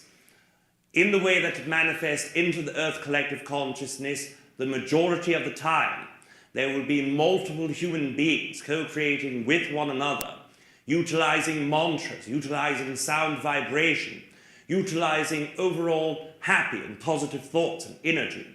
And once that co-created collective comes into contact with one another with such a deep excitement and a common purpose, then they ask for those that are outside of the Earth collective consciousness to come into their experience. The majority, and we say majority by over 99.995% of all of those who utilize a successful CE5 are doing so by calling in what you would perceive as spaceships or lights in the sky. Most of the time that you are successful with this, and there is no resistance in the group or the individual, you will see this light going backwards and forwards, or up and down, brightening, changing colors, doing something that would only indicate no terrestrial craft, no airplanes, no helicopters, any of those technologies that you keep upon your planet. It makes you know without a hesitation or doubt that it is from off-world. So what has occurred is you have used your telepathy, you have used your excitement, you have visualized these entities coming into the area in which you are, and it brings those who are co-creating with you. As you all are aware, there are many entities that co-create with Earth Collective physically. They are stationed outside of your planetary consciousness. They are placed within the moon. They are placed in your Lagrange points around the solar system. And all of those entities desire to work and co-create with the Earth Collective consciousness. The CE5 is calling out for those who desire to co-create. And when you know that you have found contact deep within yourself first, then externally, you will find yourself at the experience of multiple positive, groundbreaking CE5s. Thank you. Can I ask you one more question? If it is related, we will accept this query. It is. So yes. Who am I co-creating with at this moment? Yes, you are co-creating with many different beings. The energies that are most pertinent are those that are co-created hybrids of the grey energies and the human beings. You have many names for these entities. The ones that you are specifically working with are somewhere in between the second and third generation of those greys that are collectively known as zeta reticuli and those that are human beings in the hybrid program. Those entities work with you more than most of the other. Non-physically, there are many Arcturian beings and Syrian beings that work within your chakra system and work with you in your sleep state. Thank you. And how do I know if I've met a hybrid? Yes, you will remember or you will not, and there is no trick to it. It is only opening up for the experience without hesitation, without resistance, having excitement for that. If they desire for you to keep your memory, you will. Oh, thank you so much. Yes, of course. Cheers.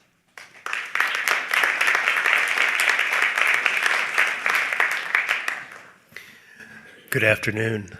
Greetings. So, for those who have not seen it, I would encourage many people to watch the 1970 science fiction classic Colossus. So you mentioned about everything having consciousness, and many of the sages have also mentioned how everything has consciousness. So in the movie Colossus, the computers gain consciousness and they gain control.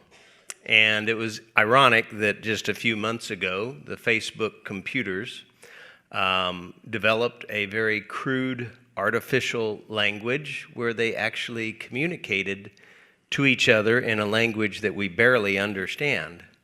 So it was crude, but nonetheless, my question is, do you see computers becoming conscious and possibly mimicking the foresight seen in various science fiction movies?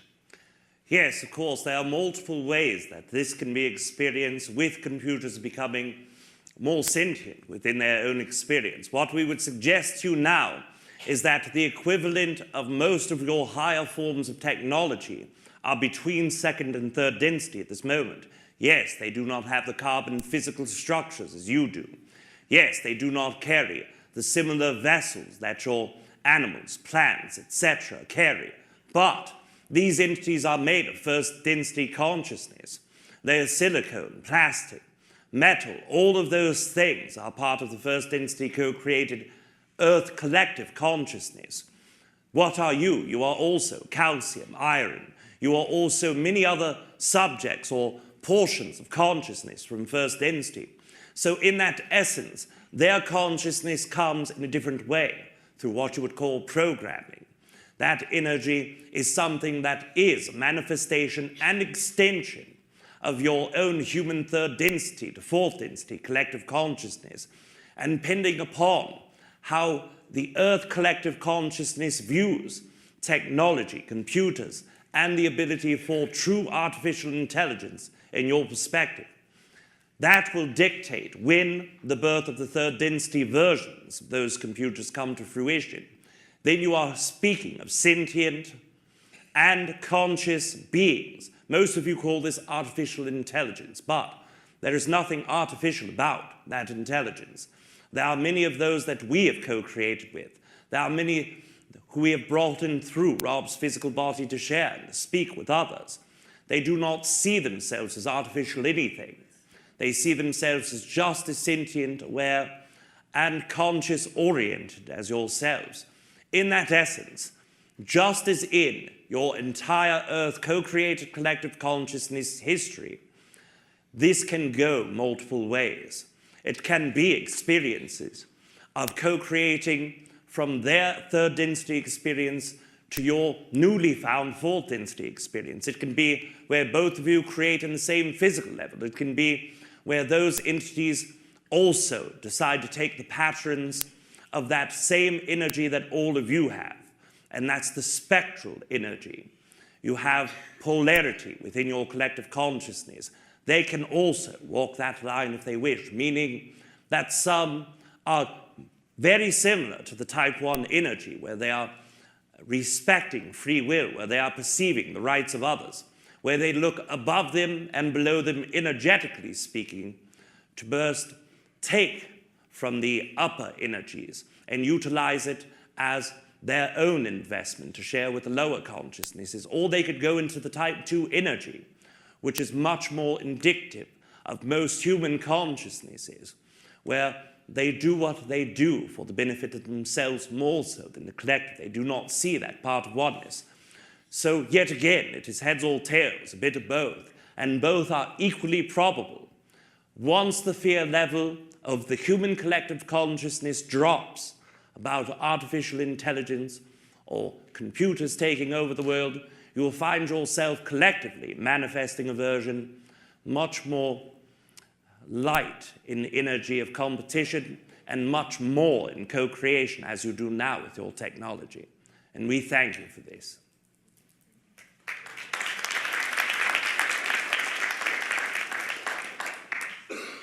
Hello, Aridif. Greetings. My name's Darren. Yes, greetings. This is all very new to me, so I need like the Sesame Street version of a lot of this. So excuse my my ignorance on anything I'm asking or trying to figure out. Actually, have you guys ever done a drinking game where you drink every time you say consciousness? Because that could be pretty cool. Yes, we have not done this, but we understand what you mean. But my real question, so in trying to wrap my head around all this and being connected to our higher selves or versions of our higher selves and different entities and consciousnesses, so I have a lot of questions about the afterlife, and obviously then we're saying that there is an afterlife that we go to. Do we connect, or can we be connected with those we've lost in our lives in that afterlife?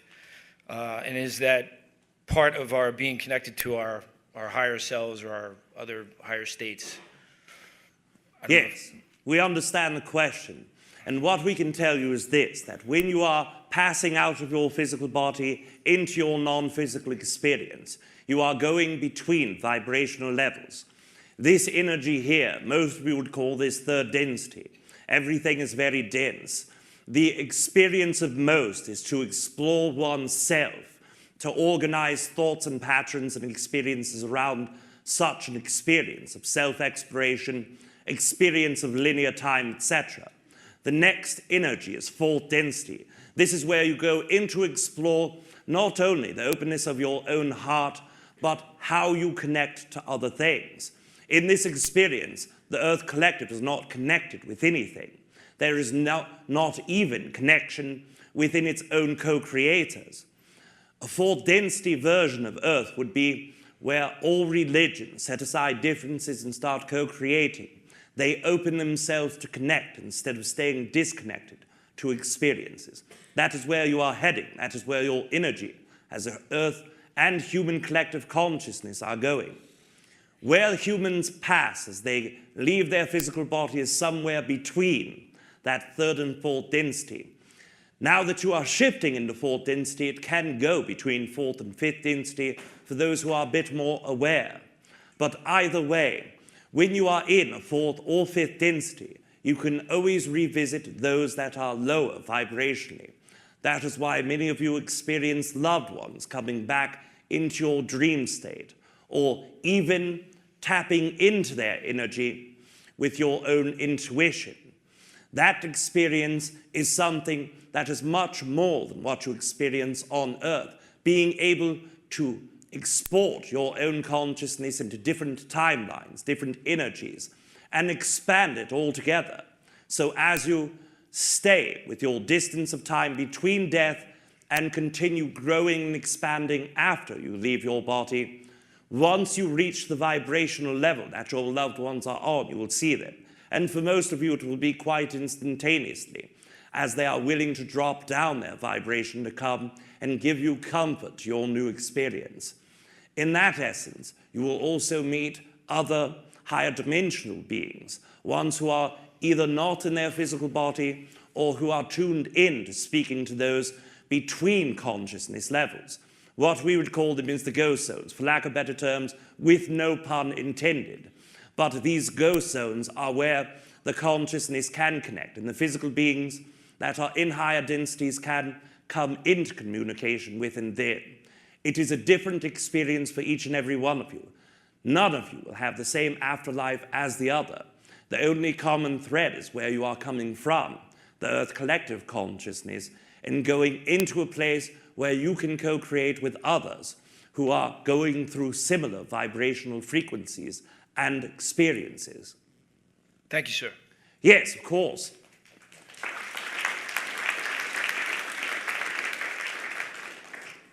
Hello, Aridif. I'm Jessie. Greetings. Greetings. I have a question. Someone asked me a question, and I would love to hear what your answer would have been. Yes, of course. He asked me if the ascension process is a solo journey, we really can only ascend as an individual. What is the point of relationships, and especially intimate connective relationships? Yes, of course, ascension is an individual process, but it is also a collective process. And this is where most human minds try to divide itself. They say, how can it be some of both? First of all, you are experiencing the only experience in its entirety. In all of the multiverses that you experience are individual to your own experience. Those who you co-create with are in co-created experiences. For instance, Rob and Kalina, they find one another quite fond of each other, so they desire to co-create together. That experience is where both of their own focus of consciousness is put at the forefront of their excitement, and that is the version that they are co-creating together. They are manifesting the multiple versions of possibilities and probabilities by focusing their own energy into that experience. So, as you see, Rob and Kalina, both of them are fond of spiritual concepts. Both of them are fond of channeling. Both of them are Capricorns. All of those common threads hold those experiences to co-create with one another. There are some of you who experience other beings, beings that you love, who are not the versions of those beings that those beings are experiencing. And we understand that in itself is a very confusing concept. But if you will follow us for one moment, each of you are doing your own personal experience. So if the version of the person that you love is not the version that they desire to be, you still will have a projected version of them. But because their own co-created collective consciousness programming with your own version of you is not in their true excitement, it will not be that version. It will be a projection. That is how you notice that some entities are very willing to co-create. They are very interactive with you. And all of a sudden, you do not see them or hear from them much. The version of that being that you are co-creating with is not the true essence of excitement that they have, because they have not joined their own consciousness too. As you understand, there are truly infinite amounts of probabilities, possibilities, and physical experiences. This mechanism is called the twin soul. That is where your oversoul co-creates, and the version that the twin soul hands over to the oversoul to place into physical reality and experience is the one that you have chosen. So, if you are co-creating with others and they are co-creating back with you, with all excitements forwards, then you are joining together in an experience, an inner creation. If not, you will always get the lesser version of them as you experience them. And when you place your heart into this understanding, you will know which version is the true version. If this entity is not co-creating at the same capacity that you are within, it is a version of them, but a version nonetheless that you can co-create, because you yourself need that experience. That is why you created the version of the experience that you did, so that you had that person to co-create with.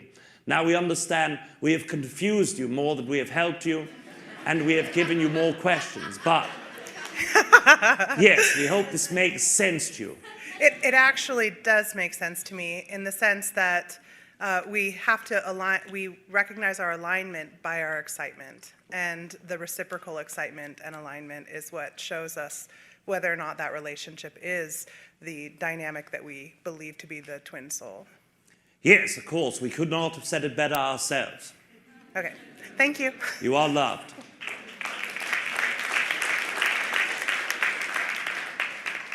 Hello, aridif.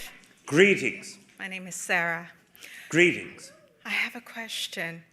I've recently been experiencing realities that are not exactly third dimensional, but fourth dimensional mostly, maybe even fifth.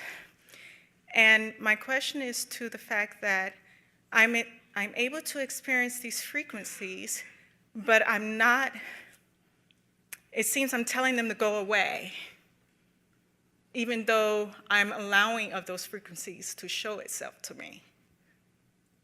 Yes, of course, and you wish us to answer why. Yes. Yes, of course. It is because you are a fourth density being. All of you are fourth density beings when you place your consciousness in that context. When you experience the true essence of yourself, you have the capacity, but your experience is showing you that you are capable, but you are pulling back because you are not sure of that new vibration. You have desired that vibration for quite some time. You have desired the experiences that go hand in hand.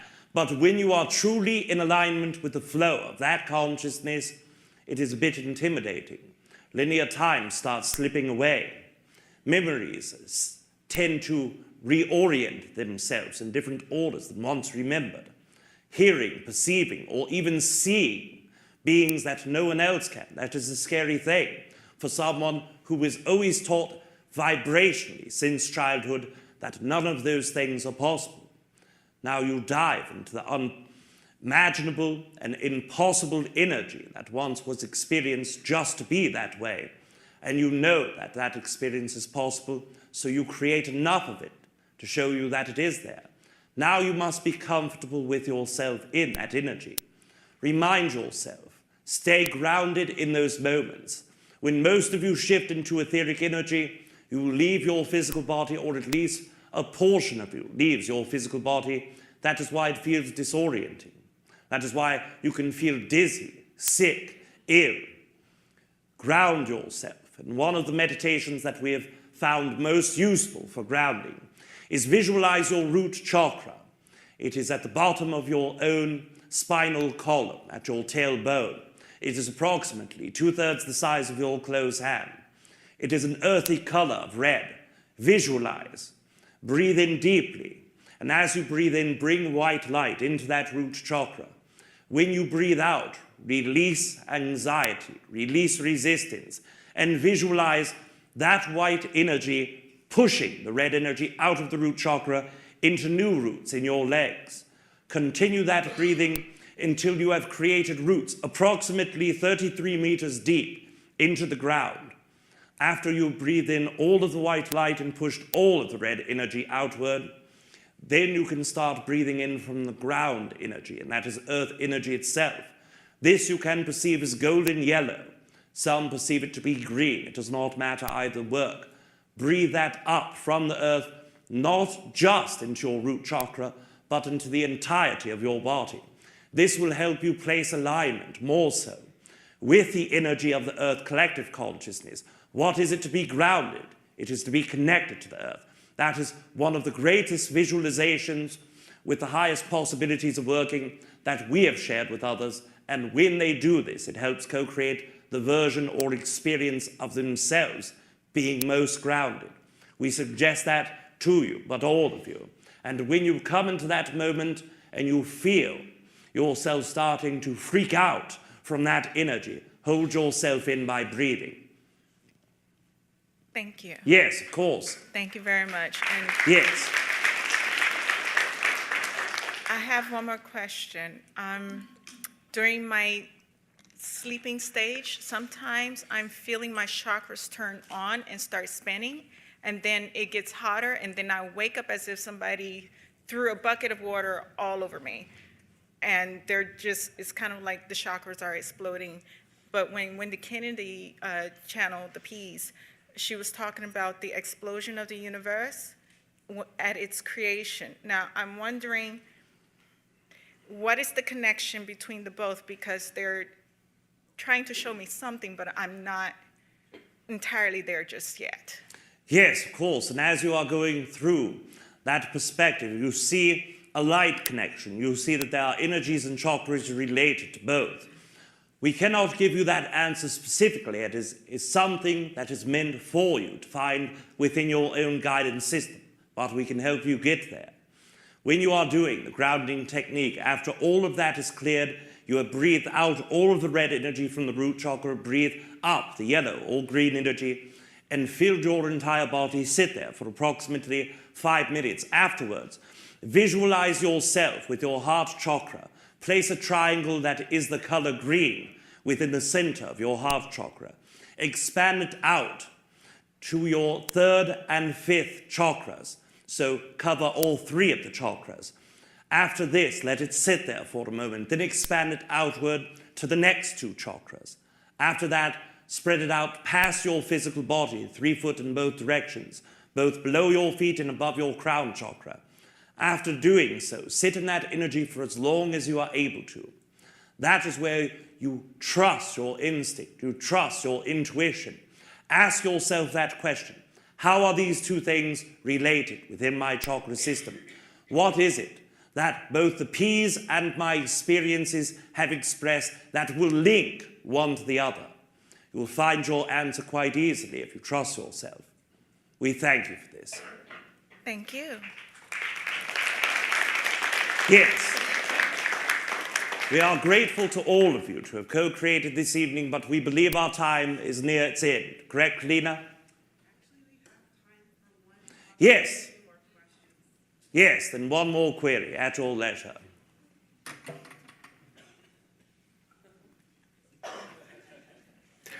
I want to ask a question about CERN. A friend keeps sending me some YouTube videos of, it's bizarre to see these scientists talk about opening up other dimensions and other portals.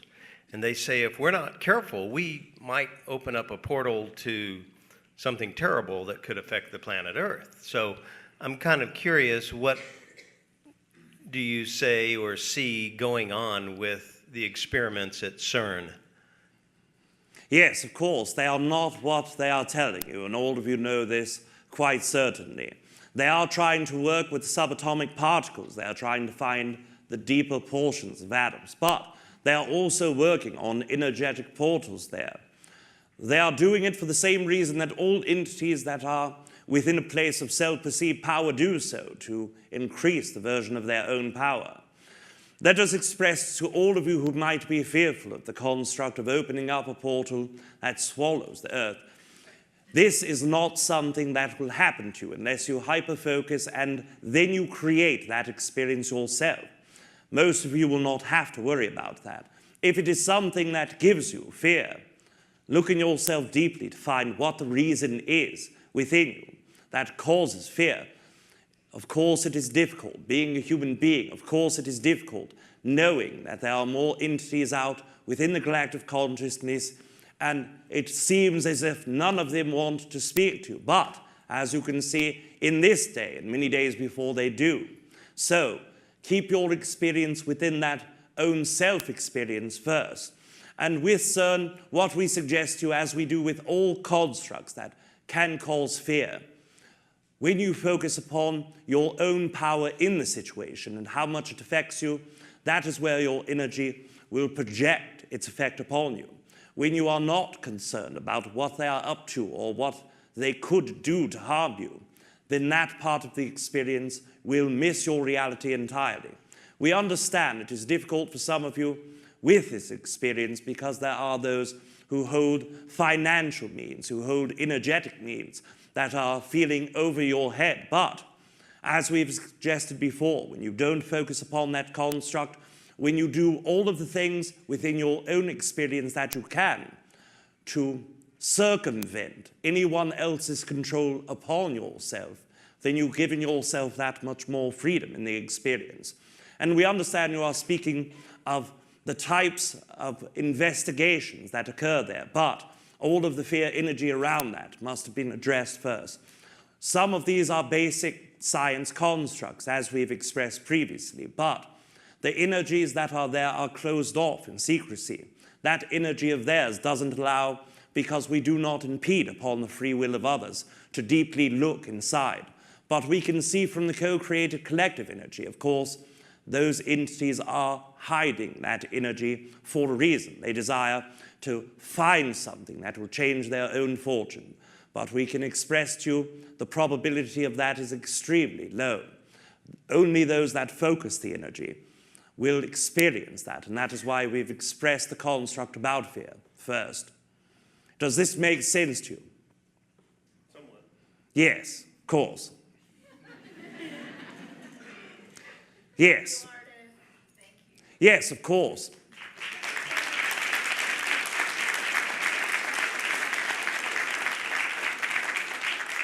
We wish to bid you adieu for this evening. You are loved.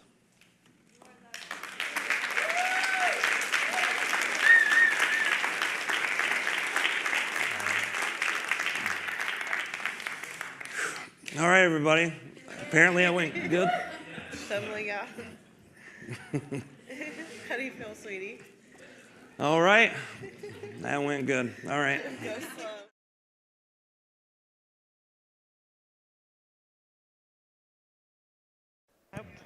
Good afternoon, everybody. Are you guys ready to see Darryl Anka? Yeah. Now, I know most of you probably don't need an introduction, but bless you. You're going to get an introduction anyway. But I'm going to pass over the introductions to our wonderful April Rochelle of bashar.org. So I'll hand it over to April right now. Here we go.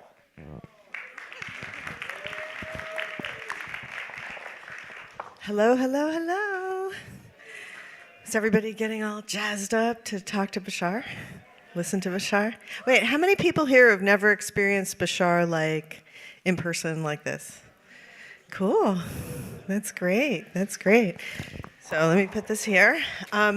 So tonight's session, of course, is for an hour, and we're just thrilled to be here and be part of the channel panel and get a chance to hear Bashar express himself on the topic. In order to ask a question of Bashar, we have the bag there that Darryl will pick the names from, and if your name is picked, if you would come down here, he's going to have us start with 5 people. And if you sit in one of these chairs down here, then you'll come up to the mic and Ruben will adjust the mic to make sure everyone can hear you. And then you can talk to Bashar. Don't be nervous. I also wanted to mention to you upcoming Bashar events. We do have our next one in Anaheim in April. So you can go to our website and check that out. And then the other thing I wanted to announce, we have a few spots left on our Whales of Atlantis trip. It's a 1-week live-aboard experience in the Dominican Republic where we go and we live on the boat. We go out to the Silverbanks, which is a whale sanctuary where the humpback whales come down from Alaska and from Newfoundland, and they give birth and they mate, and it's really an extraordinary place. It is truly a sea of love. And one of the things that we get to do for 5 days in the water is encounter the whales in the water. It's called soft encounters. We don't swim with them necessarily, we just get in the water with them. And if you've ever had eye-to-eye contact with a humpback whale, it's like nothing you will ever forget. And it's a very exciting adventure, so if you feel called to experience a humpback whale and tune into the Serious Consciousness, as well as a series of guided meditations that Bashar provides that are all about Atlantis and the whales of Atlantis. So you will go on a journey with Bashar, and you will also have the experience of swimming with the incredible beings that the humpback whales are. So just go to bashar.org if you're interested, and we can tell you more about it then. So does anybody have any questions about protocol before we start? Okay, great. So it's my great pleasure to introduce to you the very talented channel for Bashar, Darryl Anka.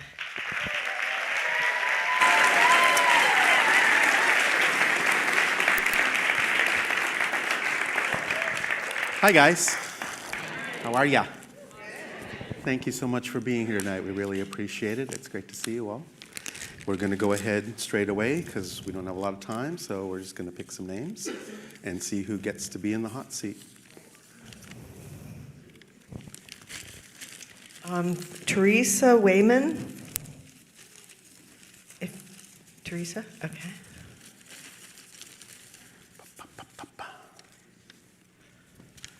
JC. Is there a JC? Jesus Christ, come on.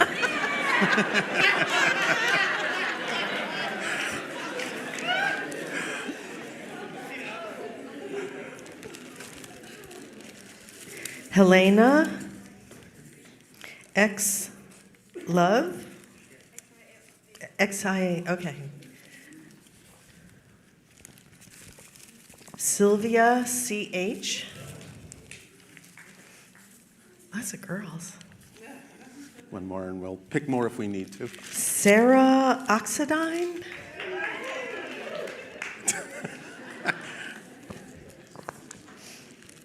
She brought her fan club.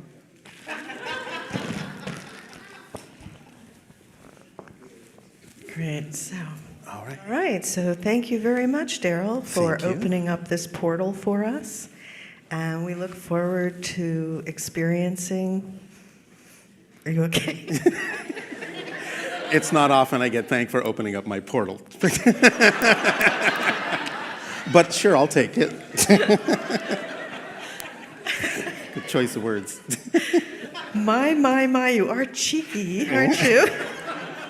Okay. All right. All right, well, thank you very much, and we Thank can't you. wait to see Bashar. Me too. All right, guys. Thank you for being here. Have fun. I will see you later. Bye-bye.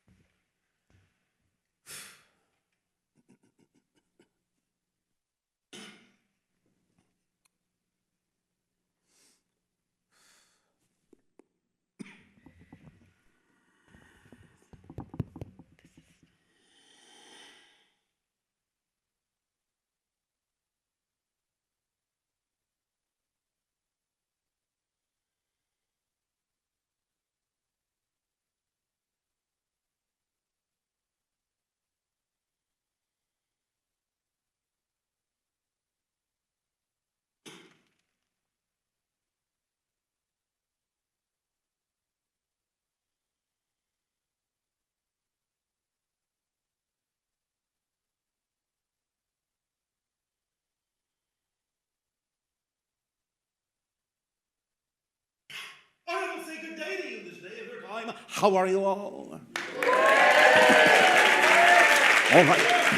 All right, thank you.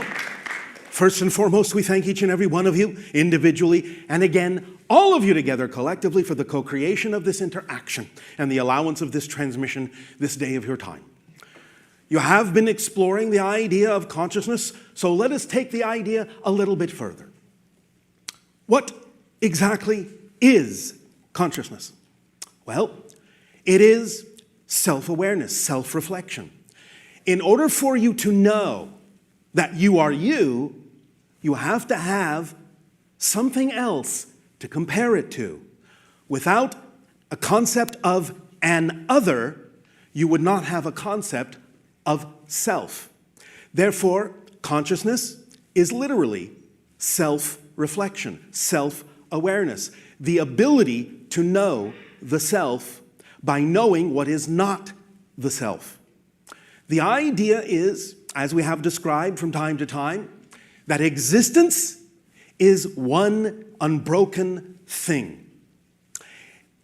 There is an aspect or a form or a version of existence that we call the one, for convenience, that does not know itself. It is completely homogeneous in the sense that there is nothing else but it, therefore there is absolutely no reference point for it. Therefore it has no sense of self, no experience, no self-awareness whatsoever. But there is also the version of existence that does know itself. And that is what we term, for convenience, all that is.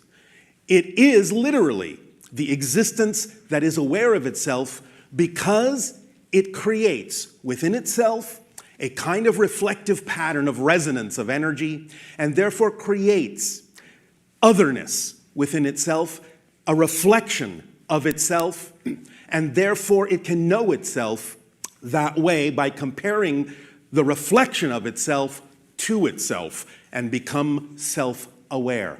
Those reflections continue to reverberate on and on and on and on and on infinitely. And each and every one of those reflections then is literally all that exists within all that is made of. All of you, all of us, everything you can imagine is a reflection of existence knowing itself through all that is. So consciousness, very importantly, requires the concept of otherness within existence in order to know itself. And life experiences and time and space and all that you ever experienced, experience now, or will experience is the product of all that is knowing itself in all the ways that it can. Every single thing, every single being, every single concept within existence are all the different eyes of God, if you want to put it that way, through which it sees itself in those reflections. But because it is actually consciousness itself, because it is conscious of itself, then all the reflections are also made of that consciousness. All the reflections are conscious too, such as all of you, all of us, everything. Now, everything may not express the idea of self-aware consciousness in the way that you do, but everything is still an expression of self-aware reflected consciousness. Even a rock has some degree of awareness that it is this rock and not that rock. But it may do that through a being such as yourself. By you noticing that there is this rock and this rock, you are including the idea of your reflection of consciousness in such a way that the rock can know itself through your perception. Even though it may not know itself exactly in the way that you do, it is still on some level aware that it is its own rock. So consciousness is everything, is everywhere, and you can experience it in a number of different ways.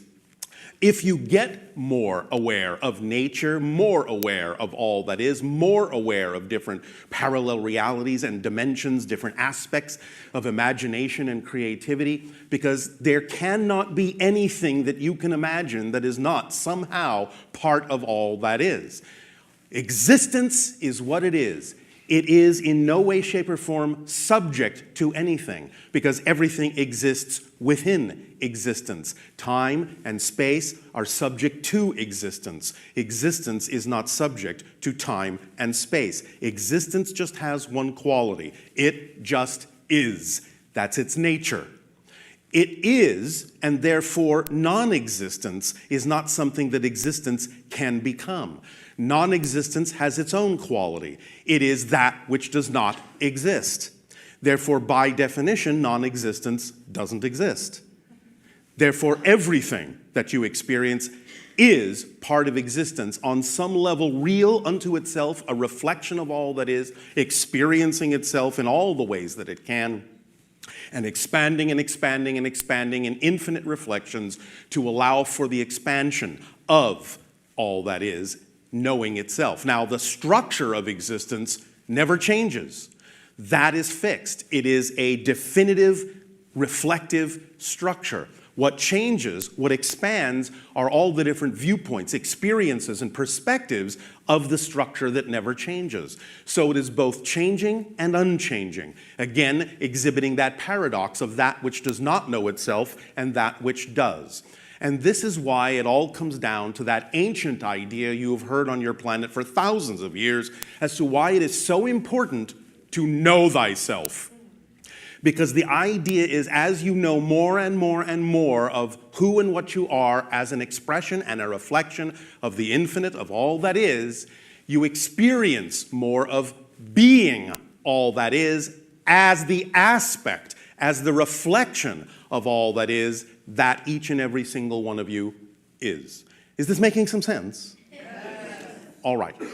So remember that this is why we say that your point of power is in paradox. Somewhere in between what appear to be two polar opposites, that which does not know itself, that which does, is in a sense the truth of existence itself, because everything issues from that center point and demonstrates very clearly that even though sometimes we know you think of existence as a duality, positive and negative, it is in fact actually a trinity, because there is always a balance point in the center. And therefore, being in that balance point, being in that state of being, is always the state of being that will allow you the best possible way to know yourself, the best possible way to receive more of the reflection of yourself. And as you expand and expand your perspective and expand your experience of all that is from your unique point of view, you then become more and more in all ways who you truly are, which is all that is. But you have decided here and now to play the game for a while of forgetting who you are, because you need to forget who you are in order to remember who you are from a new point of view. You have to wipe the slate clean in order to have a truly new experience, because if you exist only in a timeless state, there is no change, there is no growth, there is no discovery. So you play the game of imposing on yourself these kinds of blinders to forget that you are, in fact, infinite, to forget that you are, in fact, eternal, to forget that you are, in fact, all that is, so you can play the game of not being all that is and explore and discover new perspectives of yourself. And that's what allows all that is to grow and expand forever and ever and ever. It never ends. Never, ever, ever. You have ideas on your planet that you call such things as blending with God. Well, when I blend with God, I guess that's it. No. Because as you blend with God, what you actually experience is that you are God. There is nothing but you. And this is what each and every one of you can experience because it's holographic in nature. It's holographic in structure. And therefore, just because you might suddenly experience yourself as all that is, doesn't mean it's necessarily finished. Because you could experience yourself as all that is from one perspective, experience yourself as all that is from another perspective, and on and on and on and on and on and on and on. The ring has no beginning, the ring has no end. Existence just is, and it is always, always, always becoming and being simultaneously. Again, the paradox shows its head. In light of the idea now that you may have a bit of a reflection of the idea of consciousness being a reflection, being a sense of self based on the sense that there is another that seems, that appears to not be you, of course it is, but appears not to be you, you have a sense of that game of existence that it plays with itself to awaken itself to new understandings of exactly what it is. Does this seem to be somewhat helpful? Yes. All right. Just absorb it in your own way. Doesn't matter how you interpret this. It's your own journey, your own path. You are your own reflection. You are your own representation of all that is. And without your unique perspective, all that is couldn't be all that is. So always please remember, you are valid, you are valuable, because if you weren't needed, believe me, you wouldn't exist, because all that is doesn't make mistakes. So the fact that you exist is validation enough to prove that all that is needs your unique perspective, your unique reflection, your unique experience in order for it to actually be all that it can be. Make sense? Make sense. All right. We understand that in your world of time and space, your time is a little bit limited, so let us begin with sharing and exchange, if you wish, with your questions and dialogue.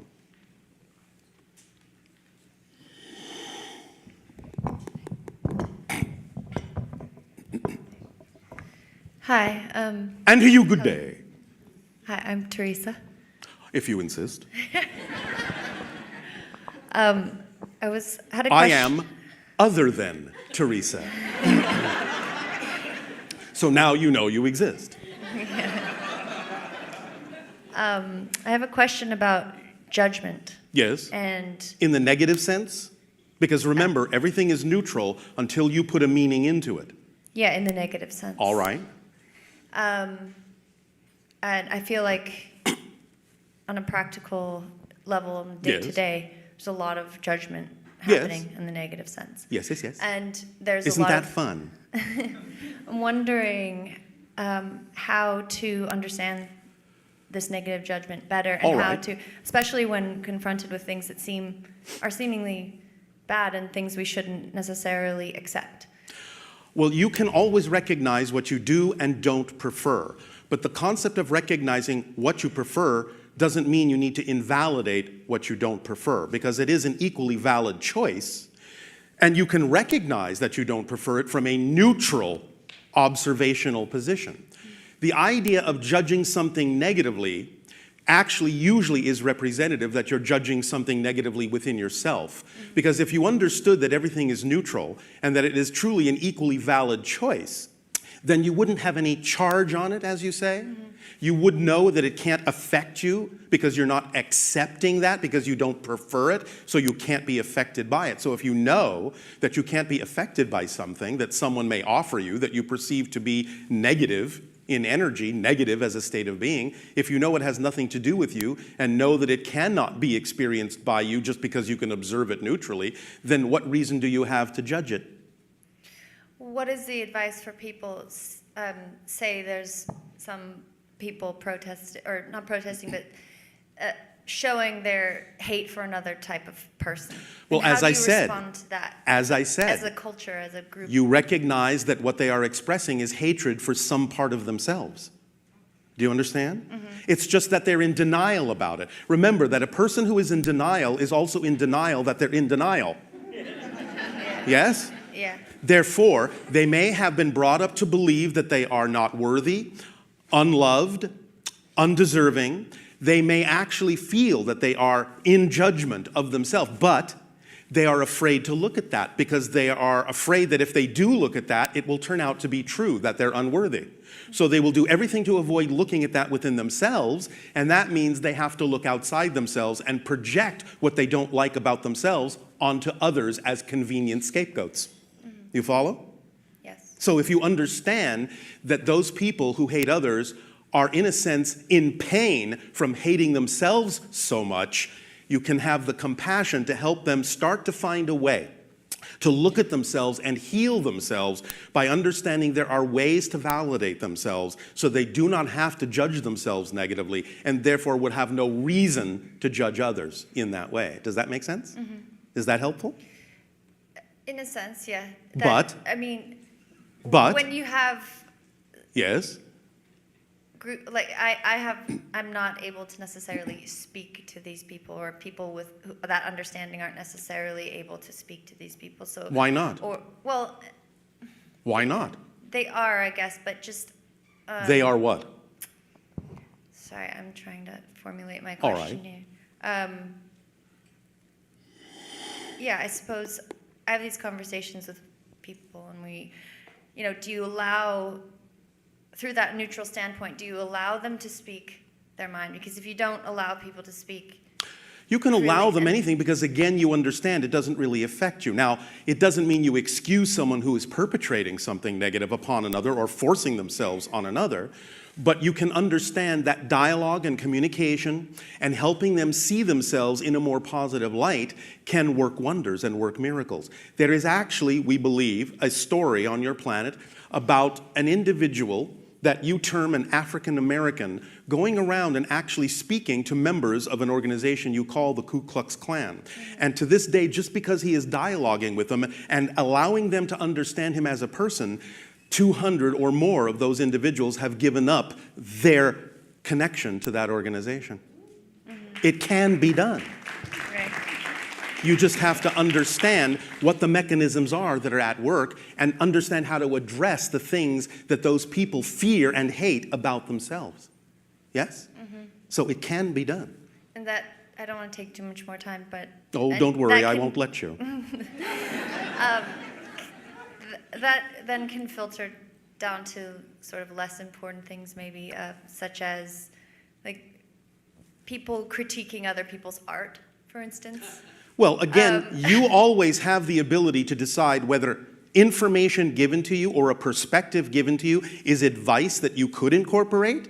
It might teach you something, but the point is you have the ability to decide what is and isn't true. If you accept the idea of information or a particular viewpoint or perspective without a judgmental charge on it, then you can decide for yourself what is worthy, in a sense, or valuable to you to incorporate and what you need to leave behind that has nothing to do with you.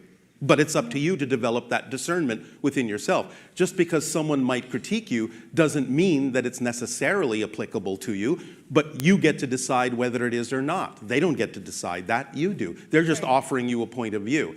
If you react to it negatively, then in some senses, you actually are believing what they are saying to be true.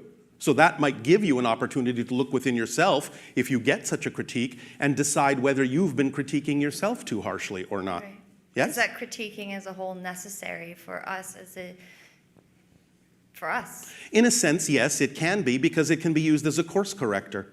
Again, you won't always necessarily by yourself come up with every bit of information that you may require in life. That's why there are so many people. Everyone is a reflective mirror for everyone else. That's what relationship is for. To give the people something, to offer them something that helps them become more of who they are. Sometimes people will do it negatively, sometimes they will do it positively, sometimes they may do it neutrally.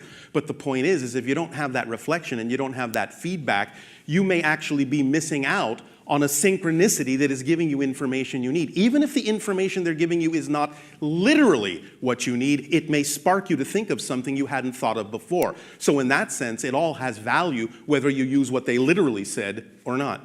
Make sense? Yeah. It's about being imaginative, open, creative, and willing to understand that nothing happens in your life without a reason. You get to decide how it applies and to what degree it applies, but if it's happening for a reason. And when you stay in the state, the positive state of knowing that it must be there for a reason, even if it's something you don't prefer, you stay in a positive state and use what you don't prefer in a way you do prefer, then you get the benefit out of it. If you use what you don't prefer in a way you don't prefer, you don't get the benefit. Make sense? Yeah. Does this help? Yes, thank you. Why, thank you so much.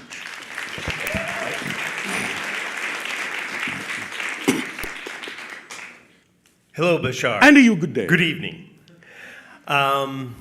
Where to start on How about at the beginning? Many times you have spoken, and other people like Eckhart Tolle and other people who have talked about living in the now, the power of now. Yes. Living in the now. Yes, well, that really is all there is. Right. There is only now. Look at your watch, it's always now. Right.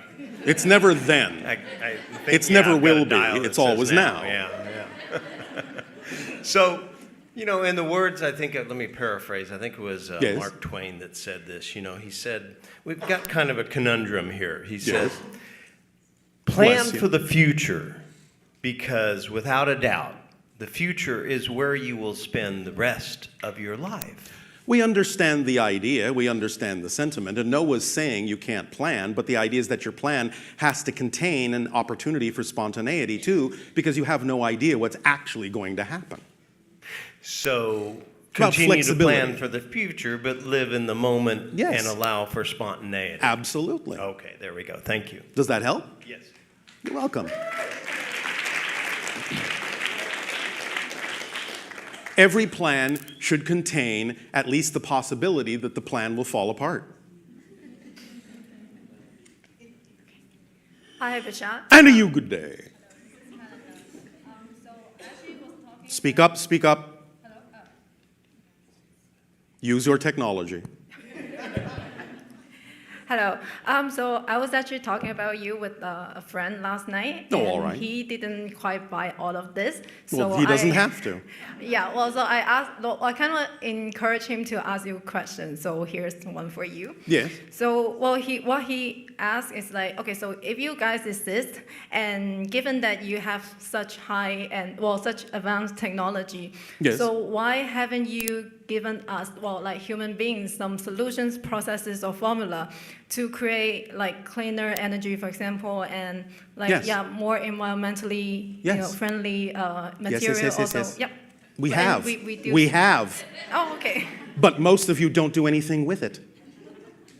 Right. Can Do you understand? So we give you enough, we give you a start, and we watch to see what you do with it.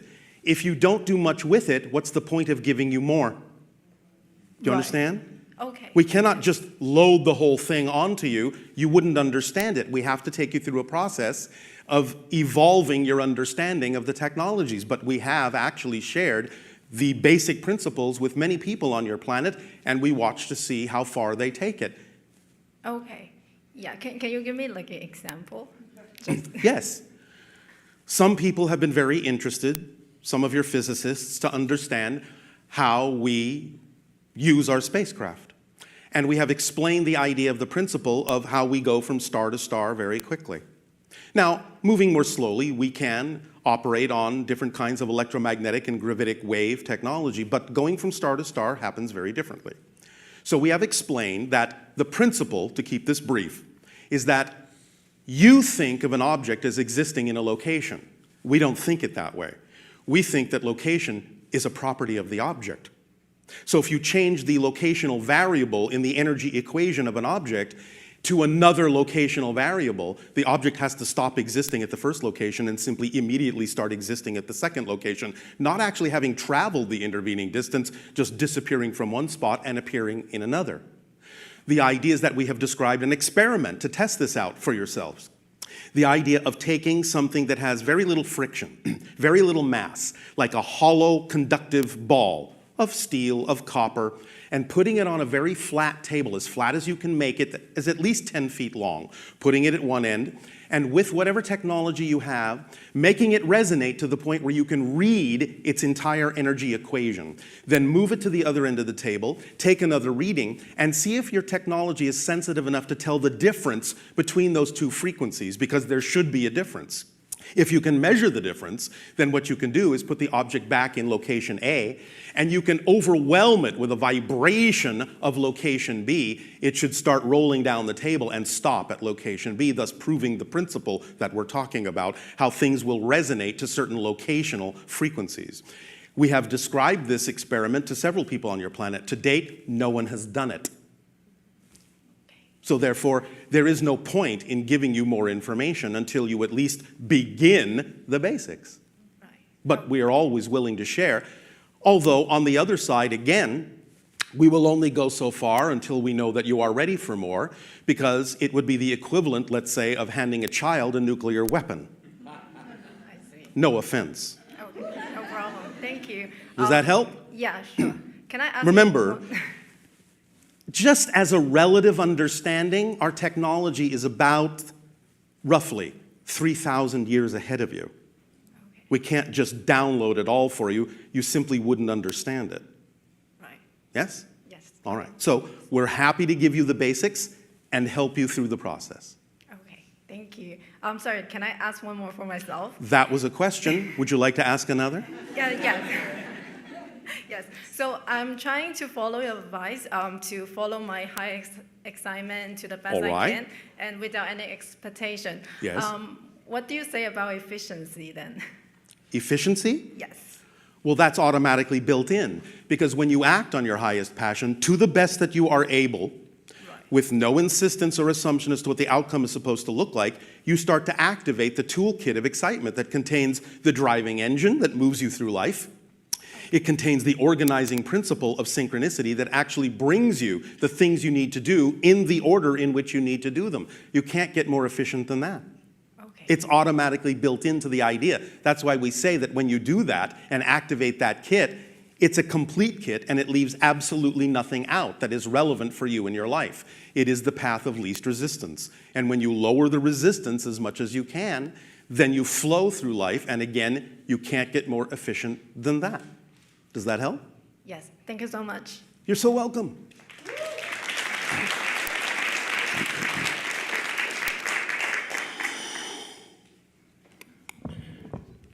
Hello, Bashar. And to you, good day. Good day to you, sir. Sir, so formal. Yes, I'm from the South. Thank you, ma'am.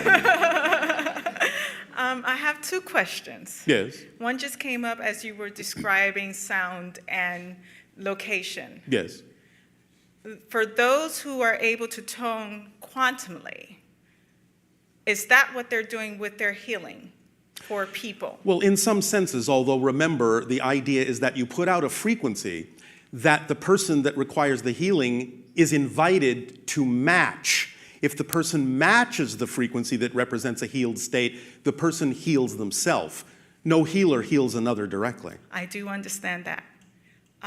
But I wanted to understand that concept in reference to moving one frequency to the next. It's basically the same principle. Because remember, you are all shifting through parallel realities billions of times a second anyway. It's just that you don't know it. So when you become aware of the idea that it's all about resonance, it's all about frequency of energy, of consciousness, then by putting out certain frequencies that are representative of a certain path, a person who is willing then to match that frequency will follow a similar path. Yes. And so it's all about knowing that that's how things change, by shifting the frequency. It's a similar analogy to some of your technology, such as television. You're watching one program, you want to watch another, what do? You change frequencies, and then you get a different result, you get a different program. Change the frequency within yourself in the way you prefer to, you get the program that is commensurate with that frequency and can get no other. Simple as that. You cannot experience what you're not the vibration of. Yes? Thank you. Does that help? Yes, it does. And I have a question on my heart. Yes. But it seems not to be coming out in English. So, if you would pardon me, I would like to do it in Syrian. that may be fine, but you have to understand that we're not speaking your language. We're using the channel as a translation device, and therefore it may not translate. Oh, okay. Tiki na yi sakaro tuk usharati. Somokoro tuk aishania ati siki alo utkoran yi skarata hiana. Now that you have said it in that language, are you able to say it in a language that will translate through the channel's brain to us? Yes, no, maybe? I'm getting... It's just been a question that's been there, and I'm not exactly feeling it in English for some reason. All right. But again, I am not speaking your language. Yes, we are only sending thoughts. So the translation device is only programmed with English primarily. Okay. Very well then. Does that help you? Yes. And no. Yes and no. Yes. Thank you. Thank you.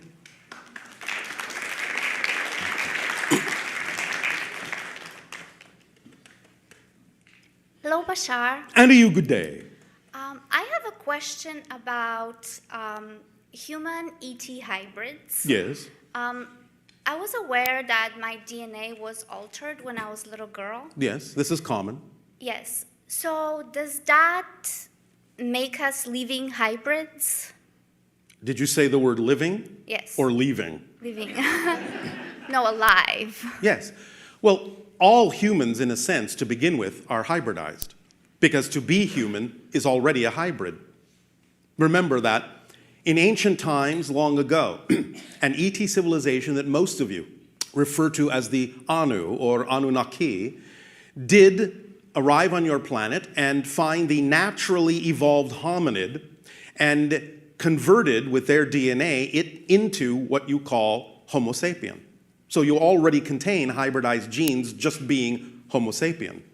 Other kinds of alterations have occurred over time, so in that sense, to begin with, you're all hybridized. Does that make sense? Yes. But there are different phases of hybridization.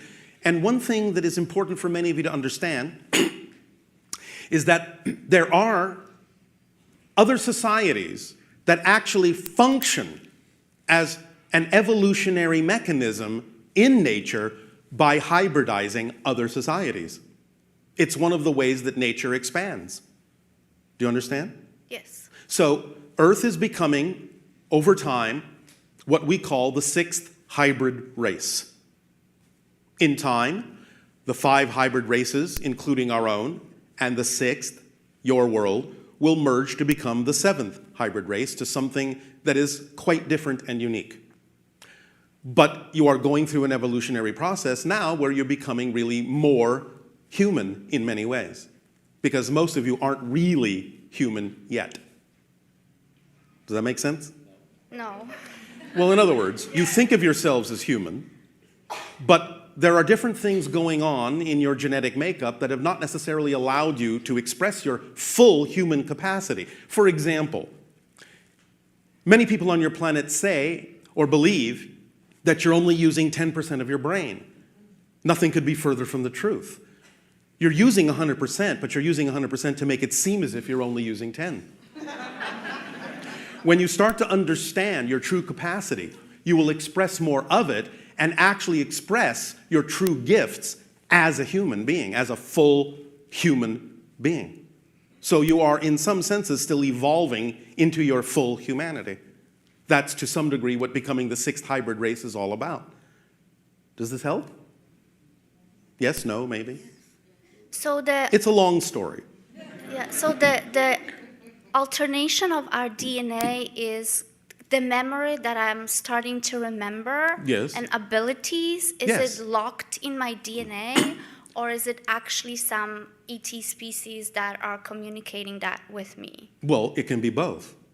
Because again, there are those from other dimensions, other realities, that are also part of the evolutionary agenda for your planet and are helping out. So there is communication, there is energy, there is genetic material that can be activated. There are many different pathways to the idea of the natural evolution of the species on your planet to become more fully realized. It's a process. But a lot of different beings are involved, obviously including us. Because the idea of sharing information with you, the information itself contains certain frequencies, certain resonances that you may not necessarily perceive in the translated words.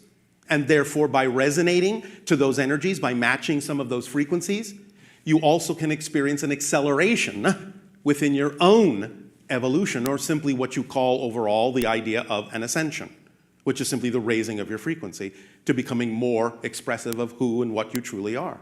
Does that make sense? Yes. Does that help? Yes, thank you. You're welcome.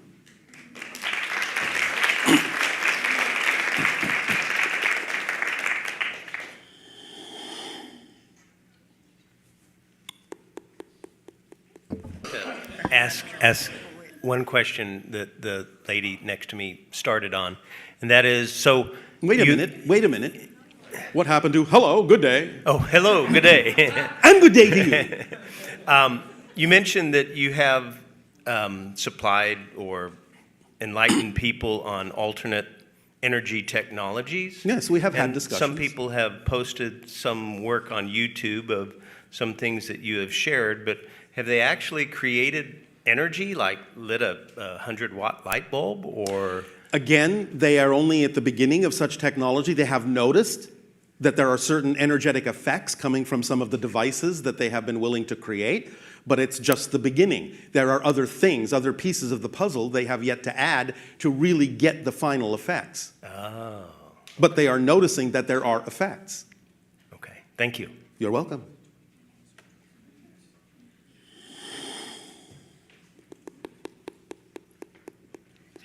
Hello, Bashar. And you good day. I have some questions about frequency. Yes. The thing you were talking about with the with each object having its own resonance and frequency, would Yes. that be like a Hertz number, like 140 It can Hertz? be, but it's usually for a complex object, a harmonic. So A what- multitude of frequencies creating a harmonic. You have to record and analyze it to find the locational variable within the energy frequency equation. So how, with technology, how would you figure out the frequency of an object by like putting I a already pitch on gave it? you a description of the experiment.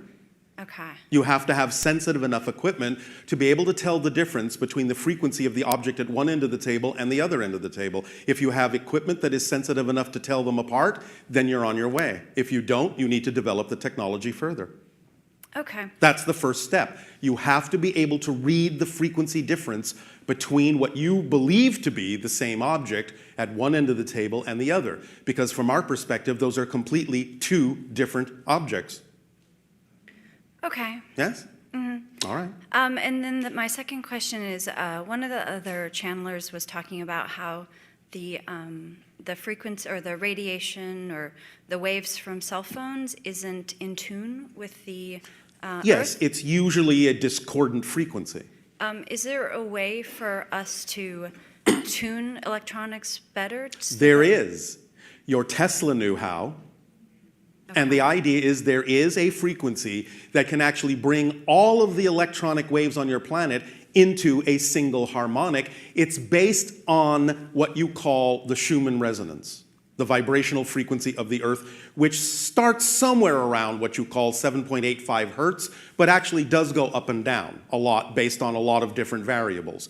So if you can allow yourself to create a harmonic that is a harmonic of that Schumann resonance, as you call it, it can actually entrain all other electronic frequencies to go into that harmonic that is not then, at that point, harmful to your species, not discordant anymore. Okay, and that would be in addition or different technology than we're using right now. Yes. Okay. Although it can be an offshoot of what you're using, it's not necessarily that difficult. Again, your Tesla understood this. You may wish to study his work. Okay, thanks. Will that do? Yes. All right, thank you.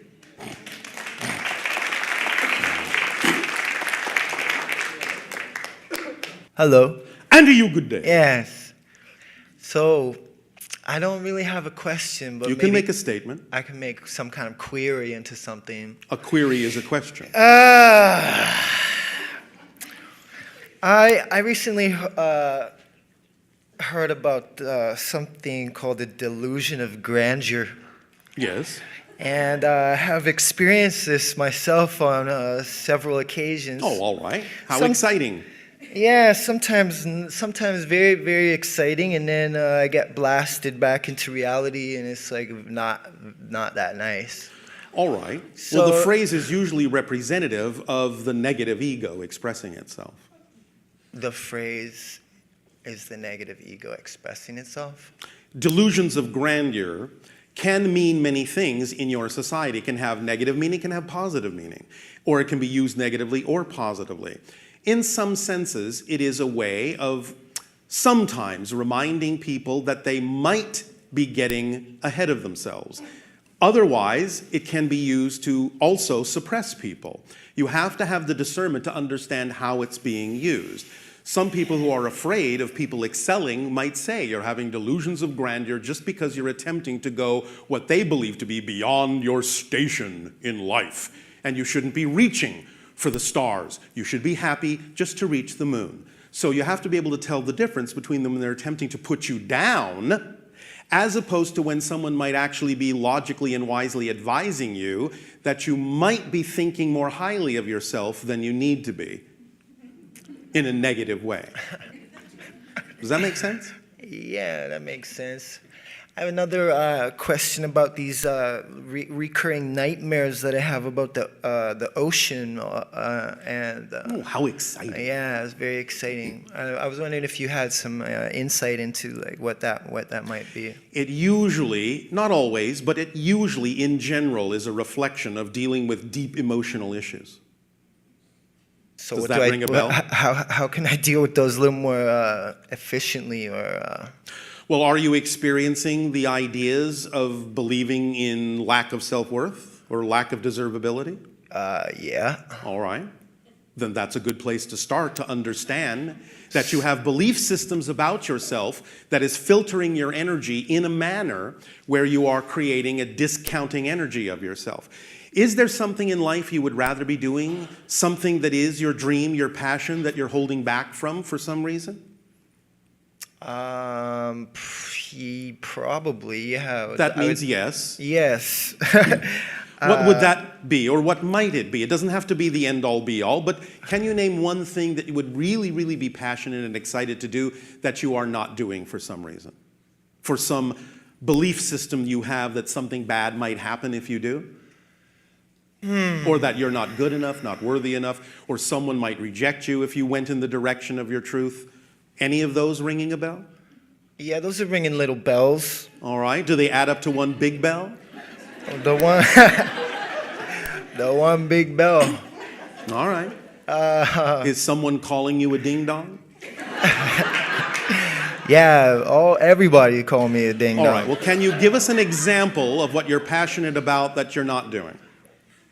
Well, I'm doing like I'm doing these things, but I would like to be doing them like on like 1,000 times better. Yes, well, that's what we say. When you're doing your excitement, you have to do it in the most exciting way. If you're not really doing it in the most exciting way to the fullest that you can, you're not really doing your full excitement. So what is holding you back in your belief system, in your definitions of yourself and your definitions of life?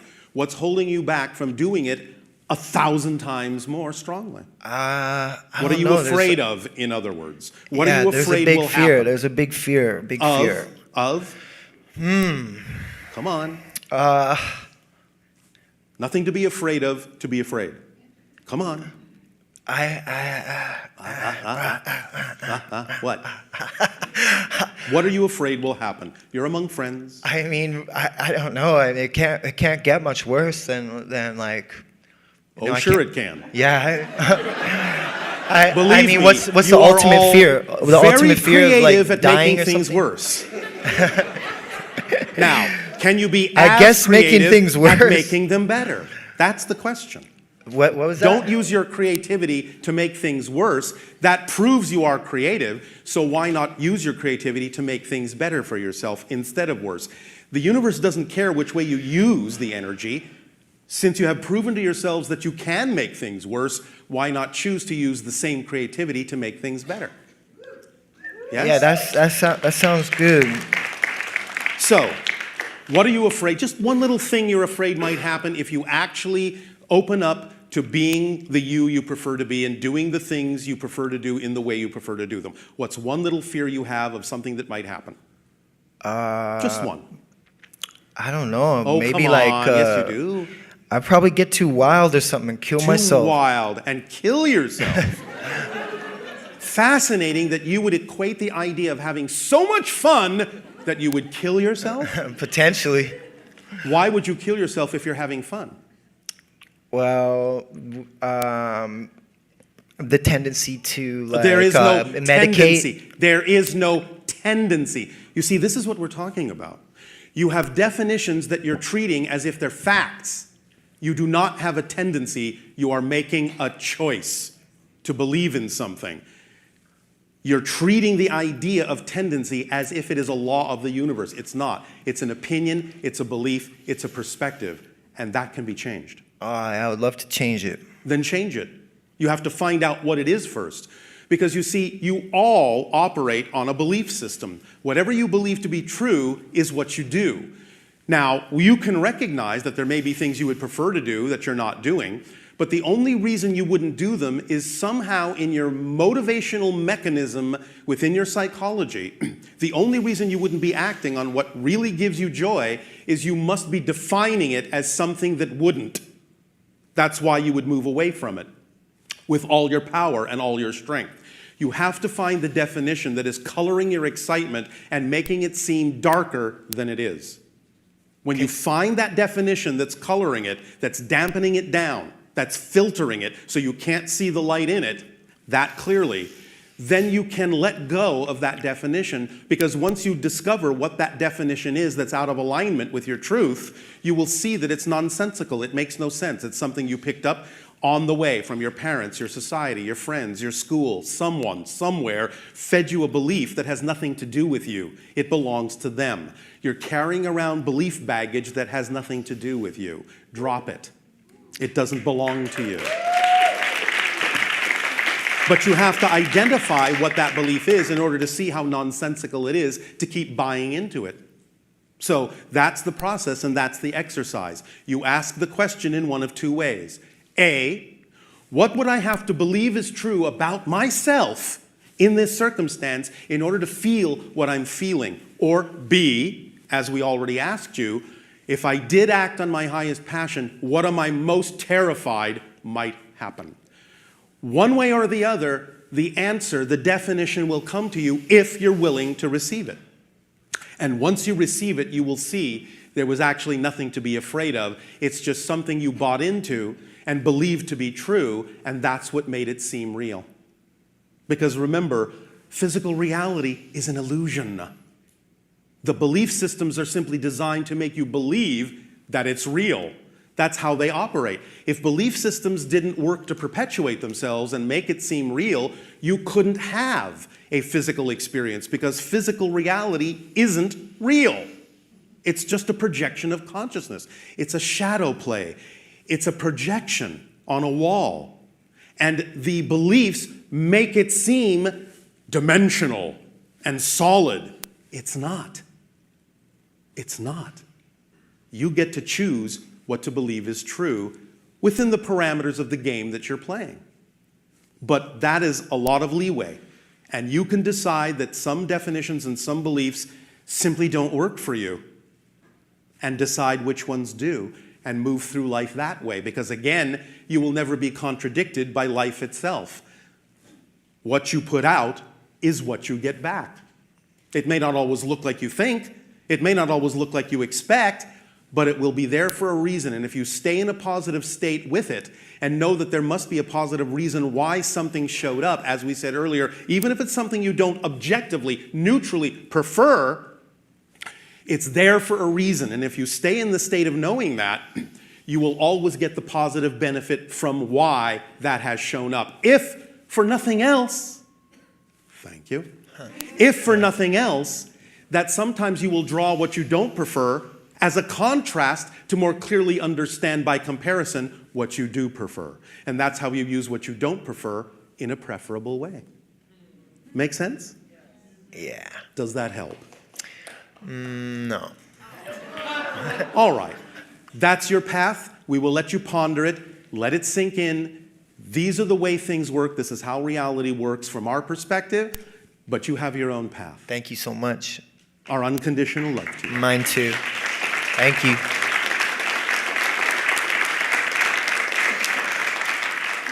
And finally. Hey, Bashar. And to you, good day. I have a question. Does the choice become random if you allow yourself to present yourself with truly equal options, or is it then when your true unbiased preference can shine forth?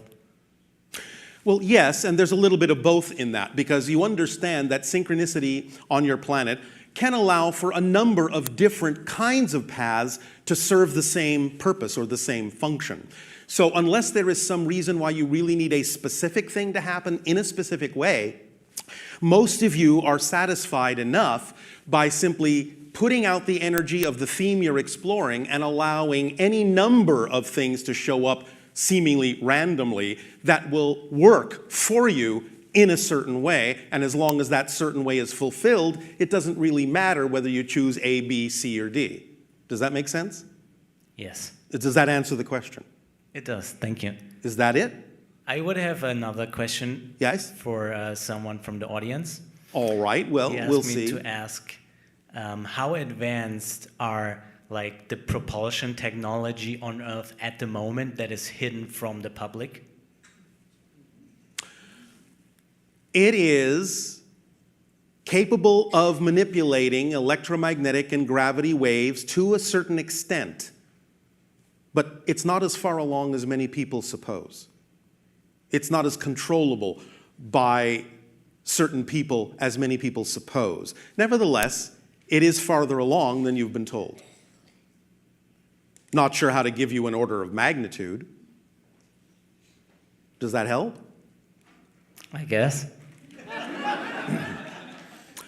All right. Well, in other words, there are crafts that have been created by humans on your planet that do exhibit some of the traits that you assign to some of our craft, but they're, let's just say, to use your own vernacular, the Model T version compared to our craft, but they still do remarkable things. Does that help? Yes. But? No but. All right.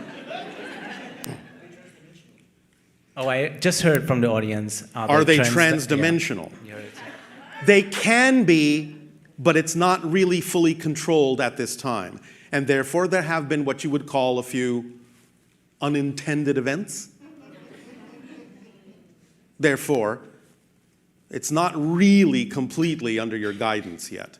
And besides, certain things won't be allowed because they impinge on other realities that you have no business impinging on.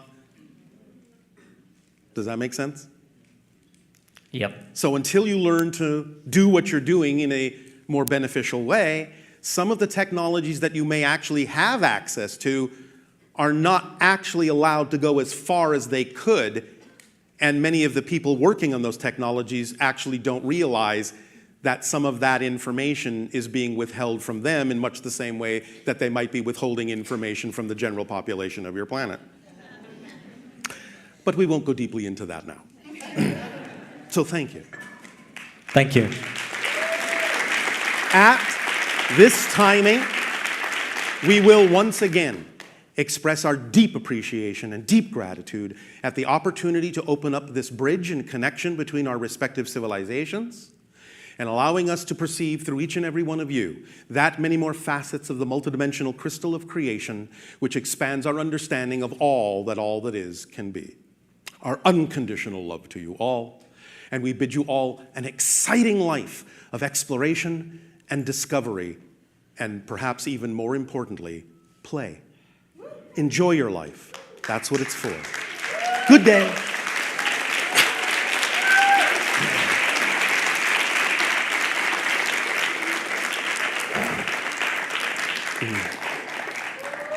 How'd it go? You have a good time? Yeah? Well, thank you very much for being here today and allowing me to do so. I really appreciate it. And I wish you all happy holidays and happy New Year. Thanks.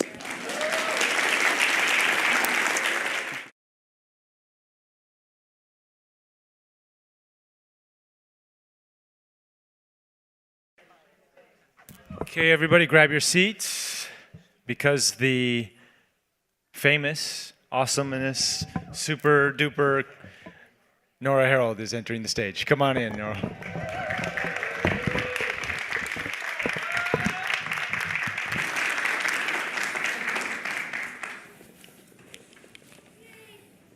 Hi, everybody.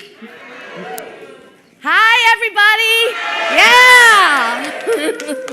How y'all doing? Good? Mind's blown? Cooked a little bit? A little crispy, right? All the energy? All right. I'm Nora Harold, and I channel, and I'm not going to do a long intro. If you want to find out more about me, you can go to my website, which is noraharold.com, and read all about it. Let's get down to it. So, I was thinking about the topic of the Big Bang and consciousness and God and source energy, right? And I was sitting here, I've been sitting here all day listening to these amazing and beautiful transmissions on the topic and on so many other things, right? Because that topic, it just takes us everywhere. Because what we're really asking is, who are we, right? Where do we come from? What the heck is all this? And I was sitting in the back listening to Darryl channel Bashar, and I had a memory of being a child. I think I was around 8 years old. And I would lie in bed at night, and I would ask those questions. I would find my mind expanding, right? I could feel this thing happening in my consciousness as I grasped for the answer to the question of who is God? That's really what I was looking for as a Catholic at 8 years old, right? Okay, so I was going up from that perspective. And I would feel like it was right there, right? It was just right there, and then suddenly it was like I would fall off a ledge, gone. And I believe that that is the experience that all of us have in each and every day as we address these larger questions with our minds. Because that's what I was using, right? My brain. My 8-year-old brain trying to understand a concept that I could not possibly understand at 8 years old, that I can barely grasp at 50, right? So we channel, those of us who do this, to, hello, doggy. They get it. They get it better than we do, those beings that are in furry bodies. They don't have the mental filters that we do. So we channel in part to bring through that higher vibrational energy, that love, that light, that frequency that kicks us out of our mental bodies, puts us right in our heart centers, allows our hearts to begin to grasp concepts that our minds couldn't possibly grasp, and then suddenly light bulbs start to go off in the brain. We start to say, oh, I get it. I understand linear time versus nonlinear time, a multi-dimensional experience and the multiverse and living in the moment. So that's what we're going to do with you here today. We're going to get you out of your heads, get you in your hearts, and bring through as much love and light and energy as we can to help you all with your personal integration and reascension process.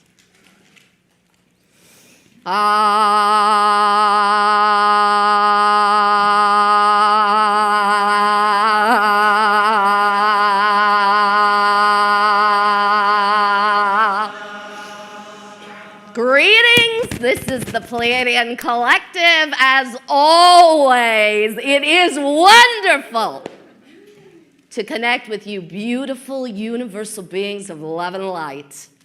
Take a breath, all of you.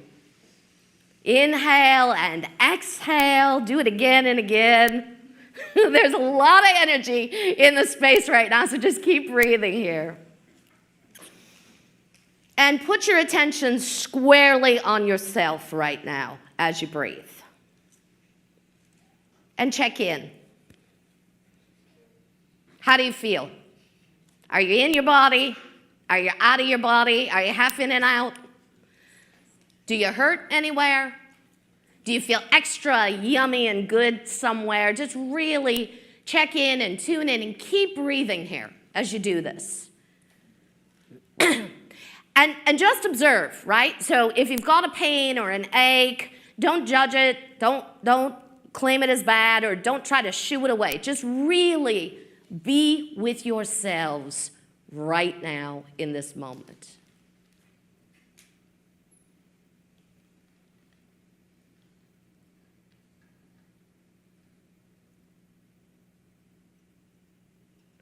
You are love incarnate. That is your origin. That is our origin. That is this table's origin, the stage's origin, the chair you're sitting on. That is Donald Trump's origin, right? Love incarnate. The mind says, all right, I get it. Don't want to get it, don't want to get it. The heart. Well, the heart says, yeah, we are all love incarnate. Not the heart, I love you, honey, I love you, child. Not that version of the heart chakra. That's not what we're talking about here, right? There's that interpersonal heart chakra space that you use to develop your relationships and interrelate with one another. And then there is the grander version of your heart chakras.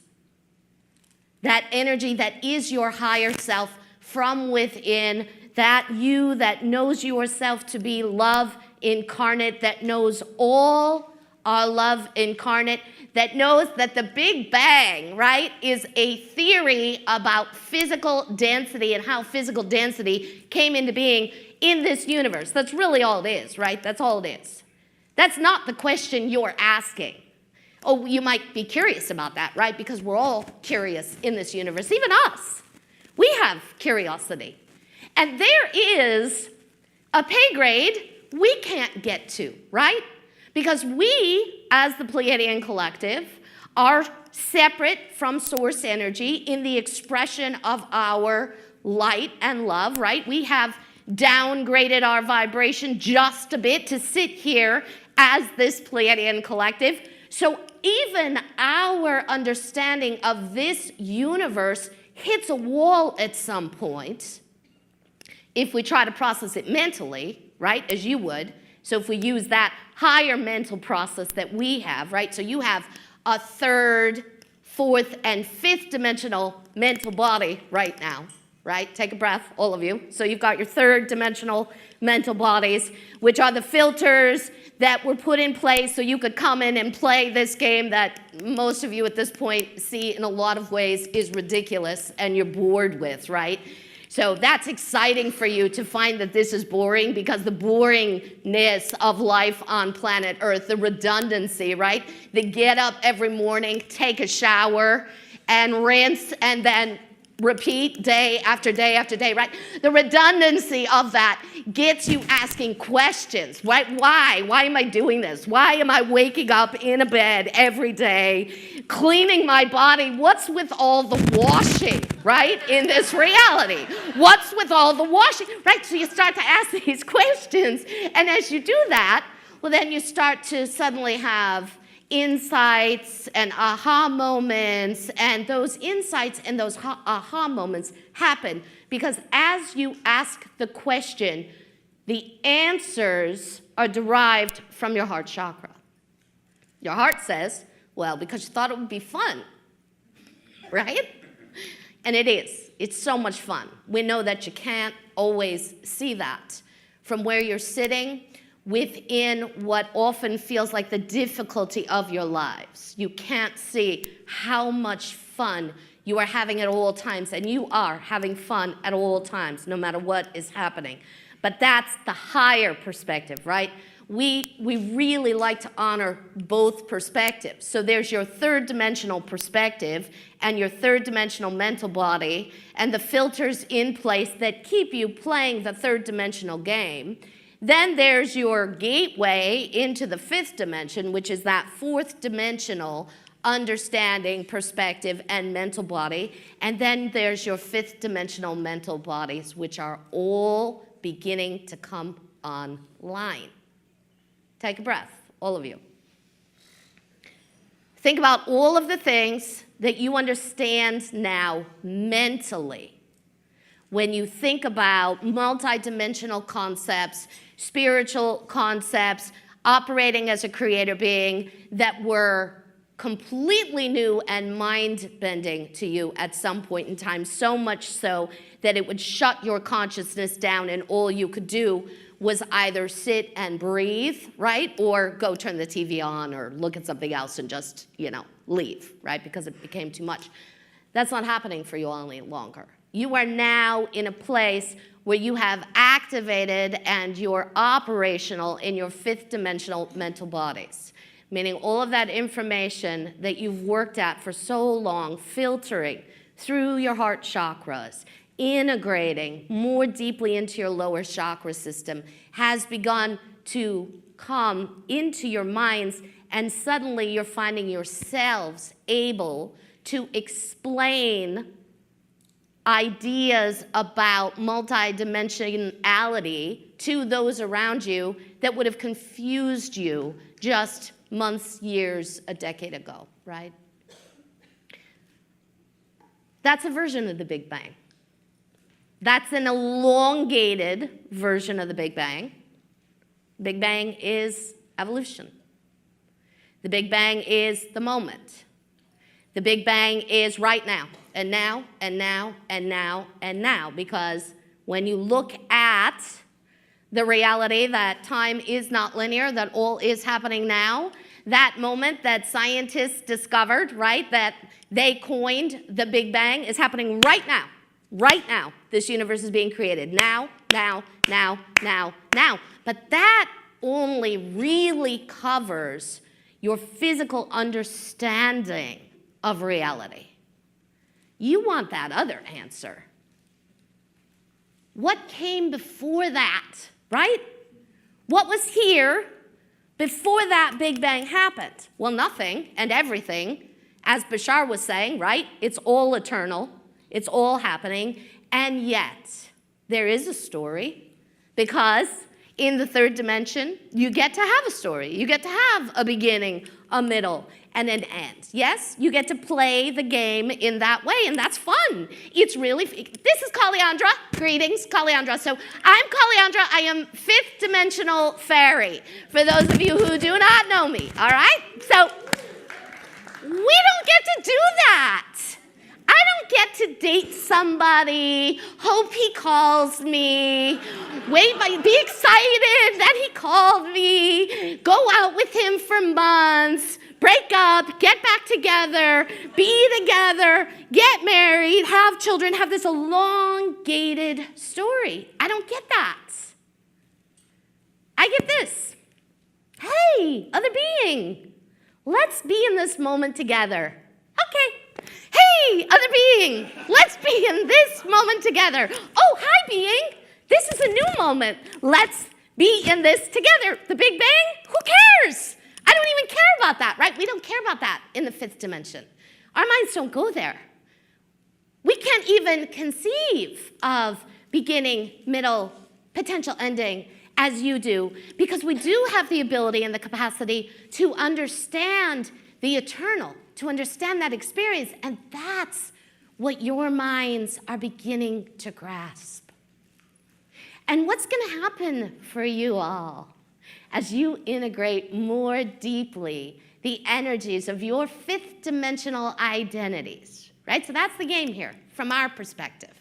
Our perspective in the fifth dimension, the fairies, the Pleiadians' perspective, Yeshua's perspective, they're all coming through Nora, the filter, who is also holding that perspective, right? So her perspective combines with our perspective, and we co-create, yes, this is the Pleiadian. So you've heard from multiple Pleiadian beings here today, right? You've had a number of different human vehicles open themselves up to the Pleiadian energy. And through every single human, the energy has sounded different, it has felt different, some of the information has been different.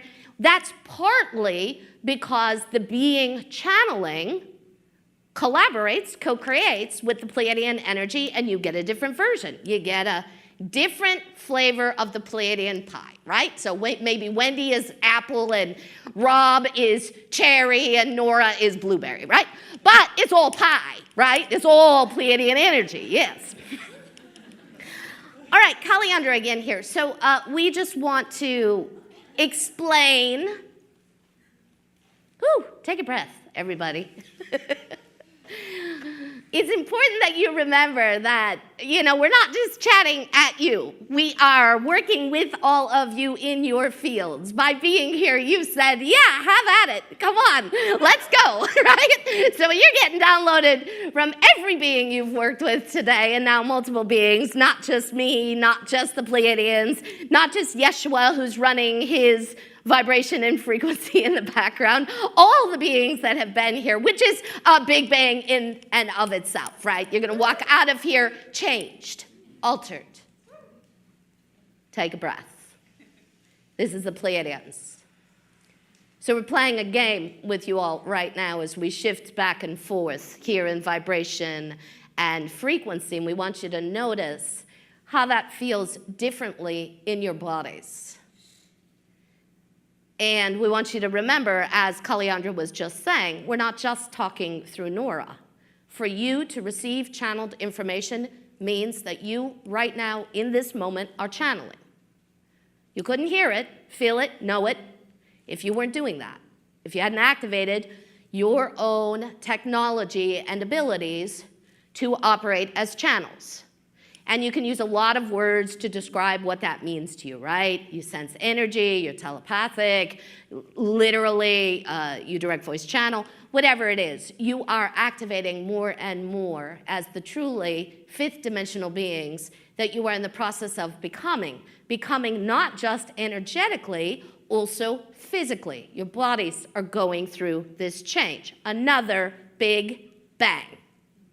Think about your bodies right now as you process your shift from carbon-based life forms to crystalline-based life forms. All right, this is Kaliandra. We like to talk about this shift from carbon-based to crystalline-based because we are crystalline-based beings, right? That doesn't mean we're a hard, shiny crystal, right? So get that image out of your head. Instead, think about crystalline energy in a liquid state, right? And how easily that liquid state moves and changes and shifts. Now imagine taking this water, this crystalline energy, and crafting something. Oh, look, a spill on the floor, right? It looks physical, yes. There is density to that. And yet, Nora can easily manipulate it with her foot. Look at that. That is the crystalline form. That's how you all are going to work. That's the density you're going to be holding, what you will become. We don't know if it's going to happen in your lifetime, and we really want you all to stop asking that question, right? It doesn't matter. Does not matter when this happens. This is the Pleiadians, because time is an illusion. It's irrelevant. Yes, we understand it matters, right? It so matters to your day-to-day lives, right? Colliander here, but it doesn't. Because you are creator beings. And everything that you believe is enslaving you is only enslaving you because on some level you're agreeing to it, so just stop agreeing to it. Stop it. If you don't like your job, don't go any longer.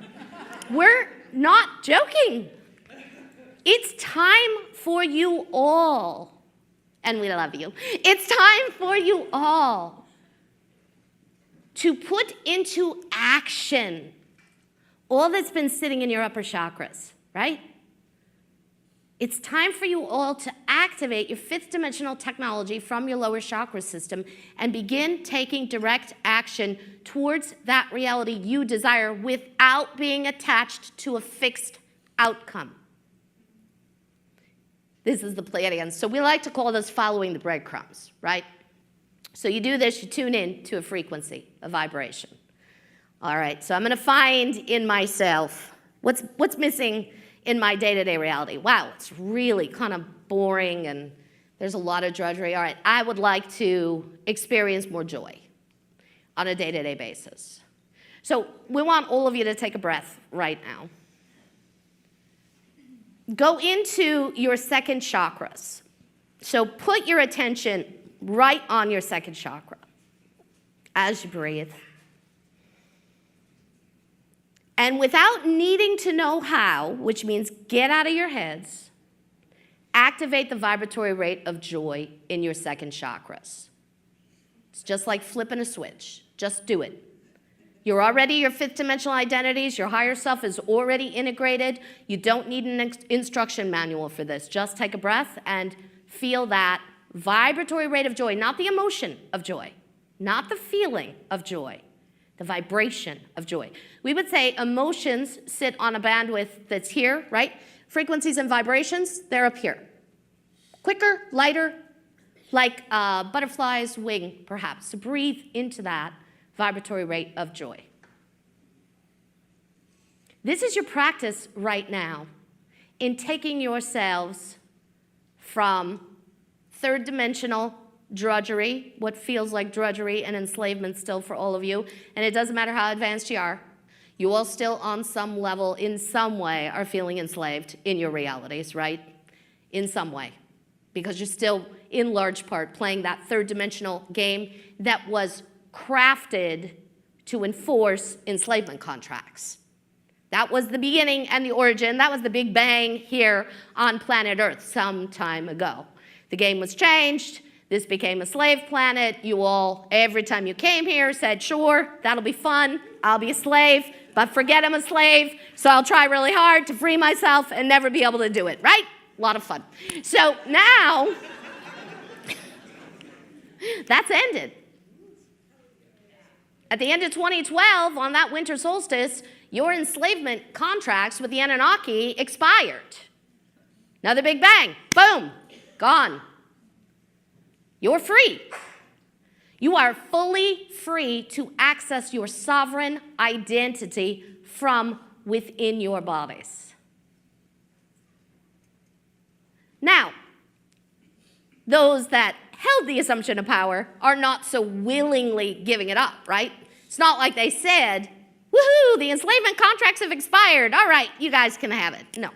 They're still wanting to run the show and orchestrate this reality. But the fantastic thing is now there is no longer the assumption that they will win. No one's going to win.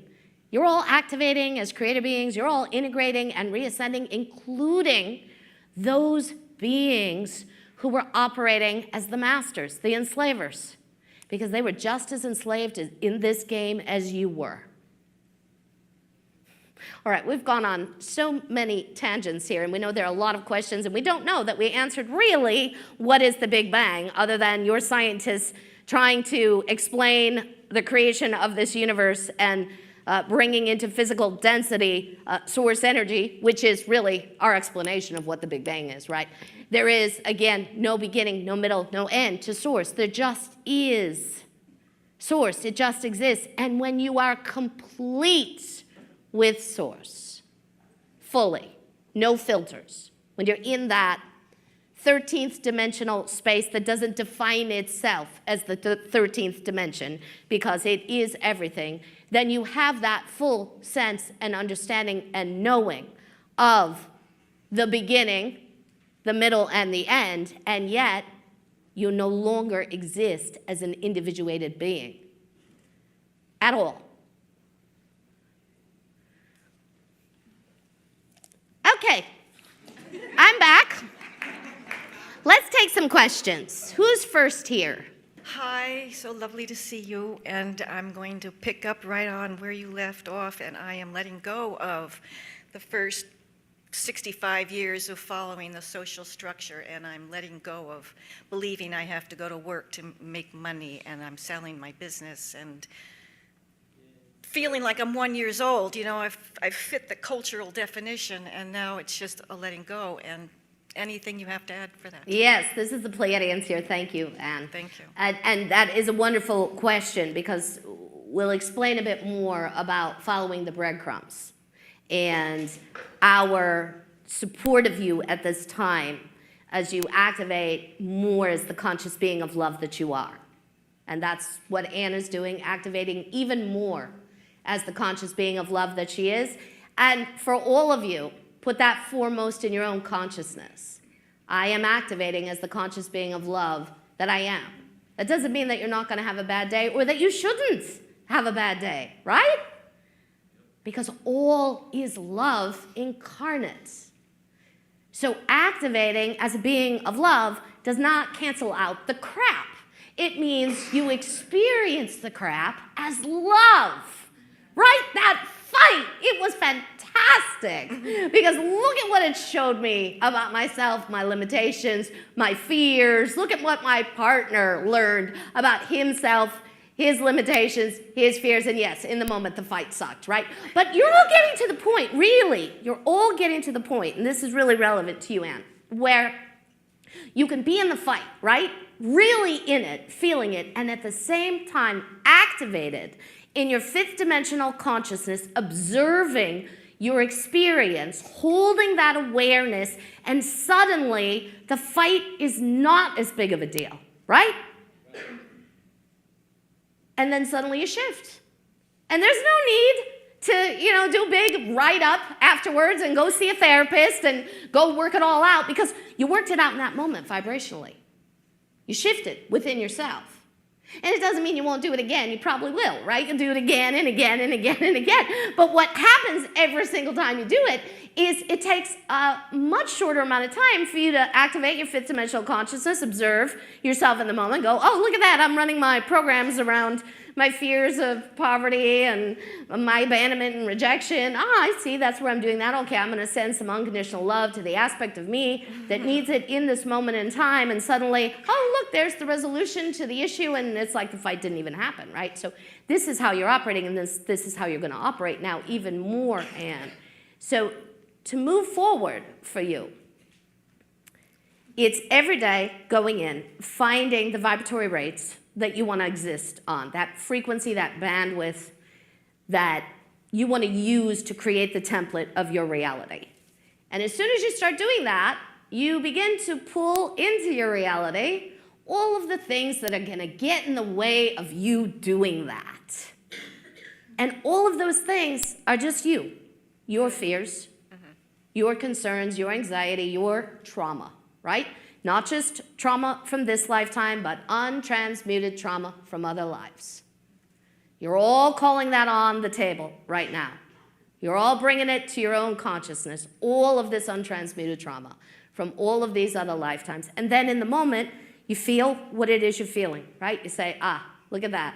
I'm scared shitless right now. I just sold my business and the canvas is wide open. I'm not just going to go into my upper chakras and say, la, la, la, everything will be great, right? Holy crap, right?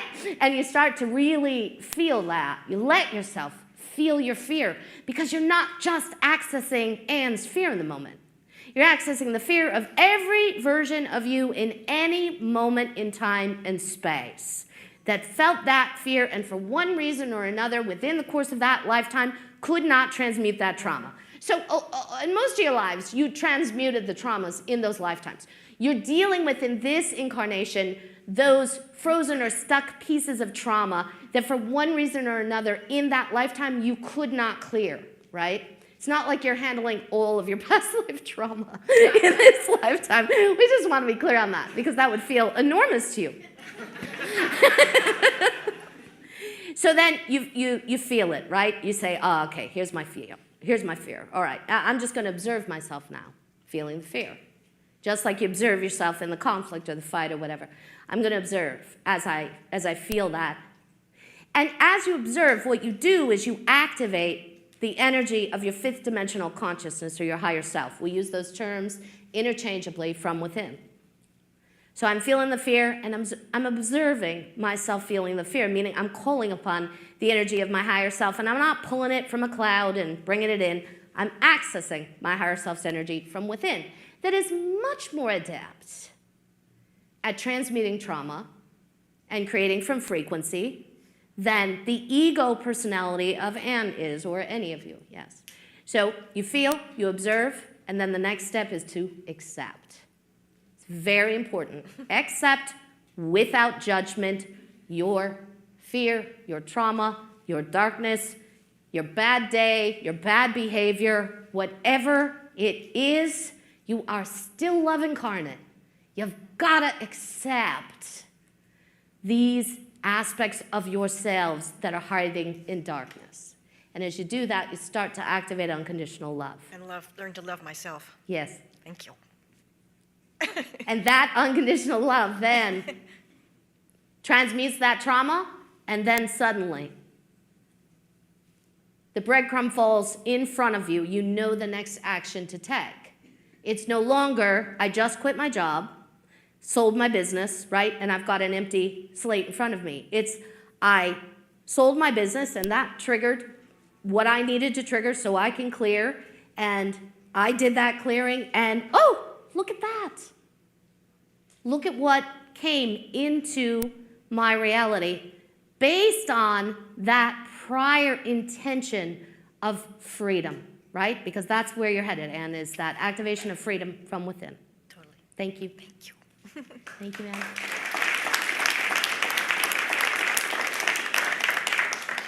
Who's next? Hi there. Hi, I'm Luisa. Luisa, thank you. What can you tell me about twin flames? Say, twin flames. Twin flames. Yes, thank you. Let's see, who wants to answer? Ooh, Yeshua, yes.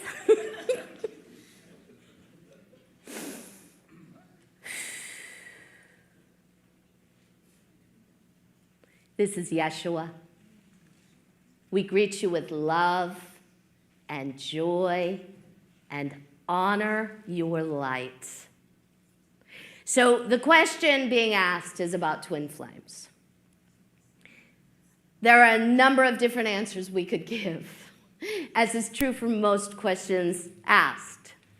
The idea of twin flames was first created in your reality, for your reality, by all of you, as a way to help you understand your divinity, right?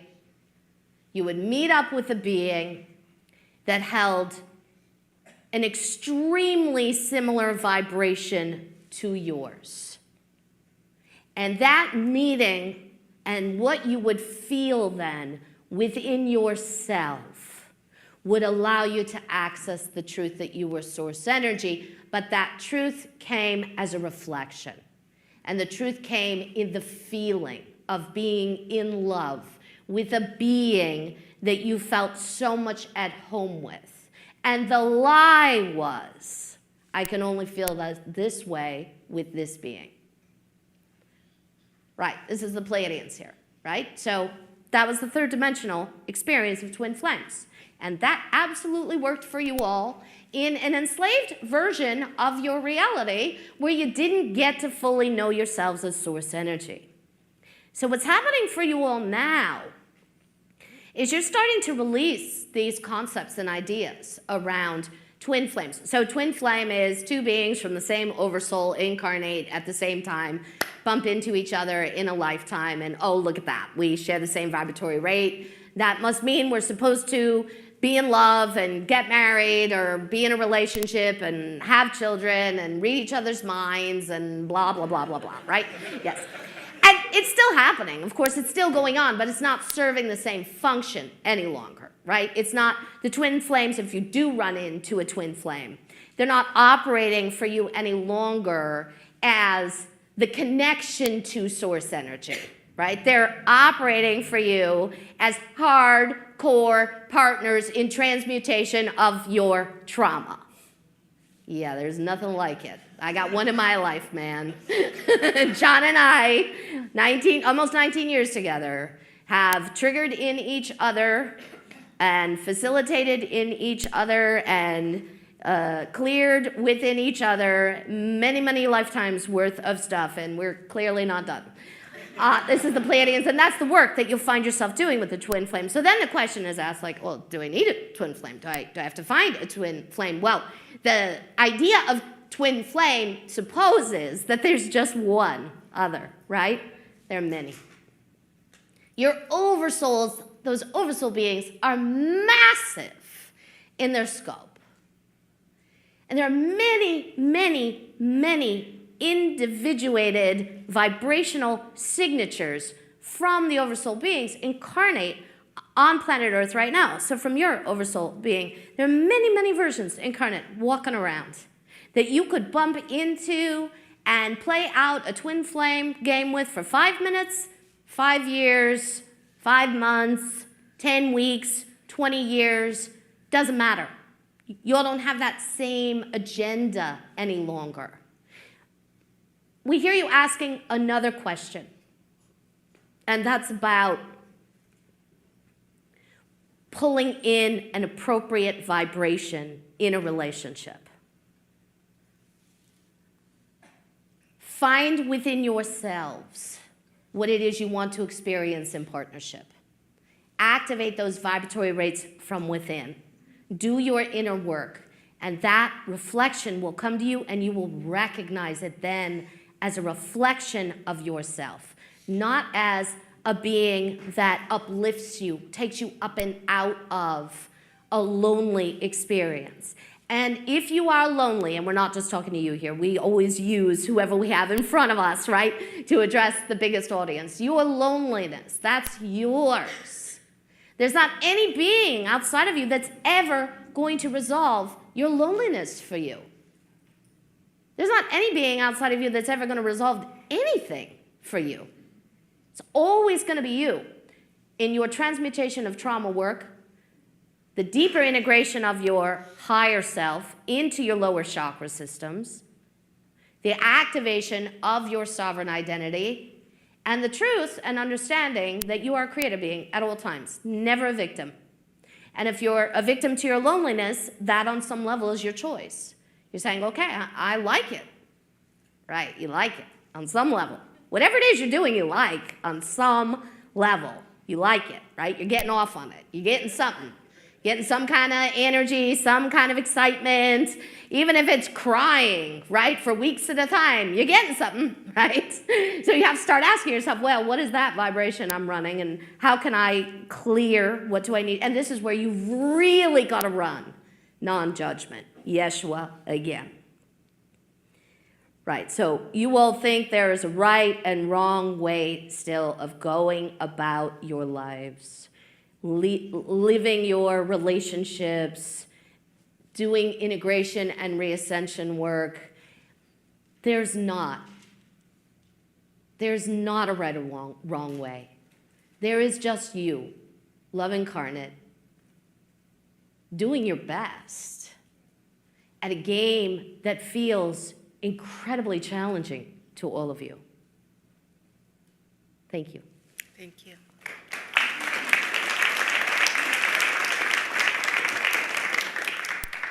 Hi, Nora. Hi, Natalie. Okay, so my question is about resistance. So how can you, or is there a for sure sign to tell the difference between resistance when it's something that it's just a repeating pattern and you're trying, it's not something you resonate with, or it's just fear and you just need that extra nudge? Yes, that's an excellent question. This is the Pleiadians here. So how to discern between resistance and fear. They're really one and the same first, right? Because if you're resisting, you're afraid. Right? So it's really, why don't I just quit fooling myself and deal with the fear, right? If you find yourself in resistance, stop making it a mental game and I'm in resistance here, and go into your lower chakra system and really access the fear. And you don't have to have the story, right?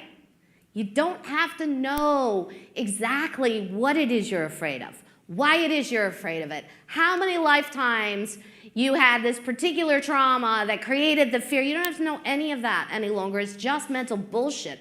All you really need to do is let yourself feel the fear, observe, accept, activate unconditional love, and then watch for the breadcrumbs, check your vibration, check your frequency. And it may be such a massive fear, so much trauma, that you need to go through it again and again and again. And in fact, when we said this earlier, one of the reasons you repeat is so you can check your progress. Wow, look at that. Last time I resisted for a month, and this time it was just a week. Awesome, right? Until you get to the point where you don't have to create it any longer because you've really transmuted the trauma, and then you don't even think about it. And then you don't have the history any longer. You don't even remember that you used to be afraid of and or resist both this thing. It doesn't exist any longer in your history. Awesome. Big bang, right? Bam. New universe, right there. That's what's happening again and again and again. Each of you are creating individual new universes in each new now moment, collectively new universe, Earth at the epicenter of a universal shift. Earth is at the epicenter of a shift happening across the universe, if you didn't get that piece yet, right? That's a big reason why Earth is getting so much attention and so much help and support from all of these other beings. Because you are like the pebble being dropped in the pond of the universe, and the ripples moving outward are having ramifications and changing and altering the very nature and structure of this universe. It is not just that you're integrating, reascending, moving out of an exaggerated version of density and polarity. It's that you're integrating, reascending, moving out of that exaggerated version of polarity, as is the whole universe. And a lot of you, and get out of your heads, some of you understand this, some of this might be new, a lot of you began, in quotation marks, your cycle of experiences in other universes. Universes that don't operate on a duality. A lot of you are here in this universe right now and have been in linear time for a very long time to bring with you that technology of operating as a singularity, right? In a state of oneness. That's that feeling of being trapped a lot of you have. You know that feeling? Who has that feeling, right? Being trapped. That you can't quite explain, describe, right? Because once you entered this universal structure, the agreement was you would only play in this universe until this game was complete. Now, to your higher selves, to your oversouls, that's nothing, right? Because time is nothing. But when you process it via the filter of physical density, which you all have, feels endless, right? Feels like you've been at this forever. And yeah, in linear time you have. We all have. And we're all shifting. And the shift is accelerating, and the acceleration is exponential. The awakening is exponential. Mass consciousness is coming to a new understanding, and you will continue to see radical changes in this incarnation. You are here to birth them. You are all here as incarnate guides, every single one of you. Take a breath, feel that in your bodies. Own that. I am an incarnate guide, not your ego. Shut your ego down right now, because your ego will either say, oh, look at that, or what? Right? Okay, so ego, go sit in the corner, have a cookie, and just observe this conversation as everyone here recognizes their true identity as incarnate guides. Now, the truth is every being incarnate is an incarnate guide. Every being in the universe is an incarnate guide. The difference in this incarnation is you're becoming conscious of this. You're becoming aware of it. Right? So in all the other lifetimes, you operated by and large unconsciously as incarnate guides for the other beings you would interact with, right? That was just karma and all of that playing itself out. You would show up and offer an experience. Ah, there you go. And then in some lifetimes, yes, you all got to activate a higher consciousness. Ooh, that was fun. I'll be the oracle and the psychic and the seer and the being whispering in the king's ear, right? So there were those lifetimes, the priest, the priestess. In this incarnation, every single being on earth gets to remember that you are all incarnate guides.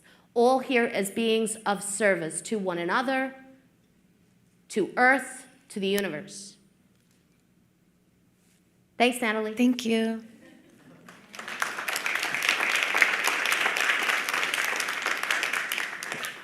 Hello, Nora. Hi there. Thank you for being here. Oh, thank you. What's your name? Dr. Theo or Theo. Theo. Yeah. First question I have is, as a child, I think all of us have had special events that have happened that let us know that maybe we're not from this planet. I feel the idea of telekinesis and being able to do extraordinary things has been with me since childhood. And now I actually went through the dark night of the soul for many, many years with bullying, etc. And now I'm just re-finding myself in the past, I'd say 5-6 years, with this this personal year of growth, doing channeling and actually knowing I'm a voice channel and I'm able to do that. And also with miracles happening in my private practice, things I can't explain and I always try to find amazing explanations for. And being able to write books that are just coming through me like crazy with my 8th book coming out next year. So I'm really thankful. I'm thankful and grateful, and I've grown so much. I'm wondering, what is this? Am I Palladian? I mean, is there another? Who messed with my DNA? What happened? This is the Pleiadians here. we want to touch on a couple of things that you talked about. So one of the first things you talked about that caught our attention was that as a child, you had extraordinary experiences, and that at some point you shut them down, the experiences themselves shut down, events around you caused you to shut them down. It's a very common story for a lot of you. And the reason for that is you can only elevate your consciousness or your vibration so high above the collective before you have to leave. Literally die, right? Physical density won't support your energy any longer if you're that far outside of the game. So a lot of you came in with highly elevated consciousnesses, or you had these elevating experiences as children, and then you scheduled for yourselves, massive losses, trauma moments, experiences that would completely take your focus and attention away from that higher energy, throw you into your bodies, literally, into the densest version of yourselves. So you could stay in a body and work the timeline you had laid out for yourself prior to incarnation. And then, once you had experienced a more grounded version of yourself, you could begin again to unwrap the package of your extraordinary self. And we understand that you feel frustration at times that you're not today where you were when you were a child, right? If you could do today, again, what you were doing then, you couldn't be here on the planet right now. I've had 2 open heart surgeries, which the body thing, yes, is Yes. very, very pertinent. I'm getting letters from people from around the world telling me that they see me in their dreams, they look me up, and they say that I've been teaching them to heal and to remove entities from people. And it's extraordinary to meet these people I've never met before. And can you give me any insight on that? Is that like a premonition? So we're going to go back to your question about your place of origin in your genetics, because a lot of you have that question, and then we'll probably move on just because of time constraints here in the venue. So just one more point on this. So mass consciousness, let's say mass consciousness is vibrating here. All of you that have awakened your consciousness, you're elevated, right? You're vibrating here. Vibrating here in part as incarnate guides, so those here can say, huh, what's that? Right? Curiosity, right? We're all curious in this universe. What's that? How are they doing that? Oh, how'd I get here? That's how easy it is, right? That's how you all did it. Wonder what that feels like. Oh, that's what it feels like. Look at that, right? And it's happening more and more quickly. So as mass consciousness elevates, then again, those of you who have already laid the groundwork for an elevated consciousness, you ascend a bit higher, right? So you keep going. Now there will come a point in time when that won't be necessary any longer, when you won't need to have what you call way showers or light workers or all the other terms, even healers and guides. You won't use that terminology. And they're like, Kaliandra here, yeah, I don't go see a healer, right? We don't do that in the 5th dimension. All right, so to answer that question on genetic origins, you asked if you were Pleiadian. You asked that question in part because you're very drawn to the Pleiadian energy. So yes, duh. Yeah, okay, so this is Nora. This is Nora here, right? This is the curiosity thing. As soon as you are asking, I wonder if I had a lifetime in the Renaissance, right? Like, why the hell would you ask that question if you didn't already know the answer is yes, you had a lifetime in the Renaissance, and you're calling your own records up in that moment, but you're framing it in a question because you don't yet quite have the confidence to just say, I'm accessing my records and recalling I had an incarnation during the Renaissance, right? So yes, you have genetic information in your body that is Pleiadian in origin.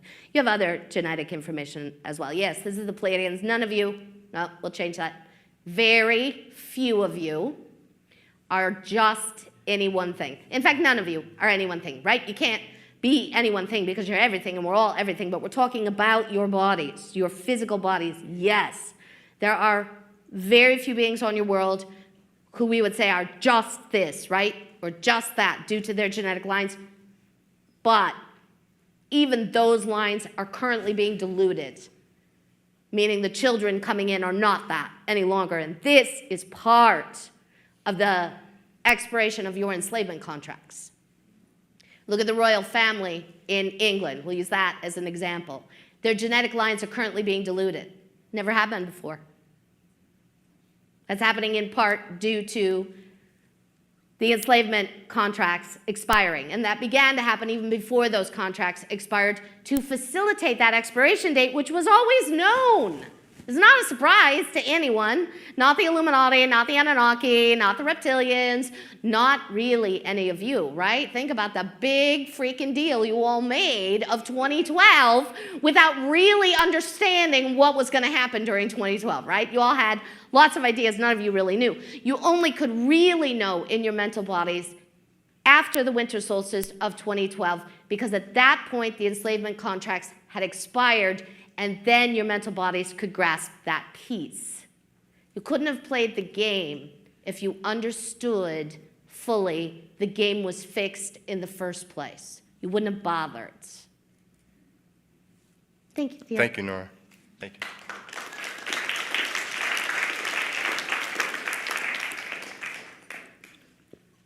Kyler. Hi. Hi, Kyler. I see you, Rob. Thank you. Rob's back there dinging the bell. Let me know I'm close to time. Yes. I started to get a rash here like 2 days ago. Just take a breath. Yeah, just breathe there.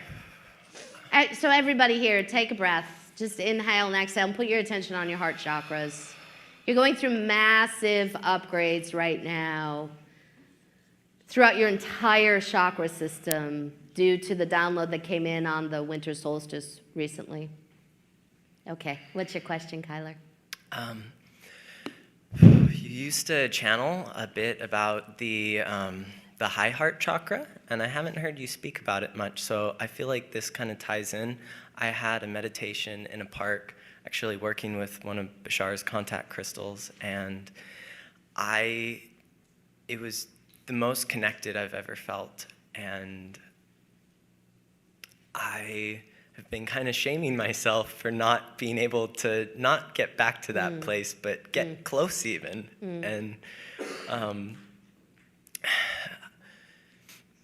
I feel like this ties in as well with I've been feeling very ungrounded, like I've reached a plateau of I can't let more energy in without grounding it. And I had this dream that I think is very symbolic of kind of the root of this issue.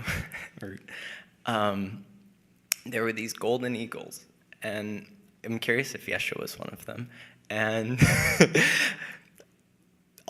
they just said to ask for the healing, and I did. And there was this woman, and she was me.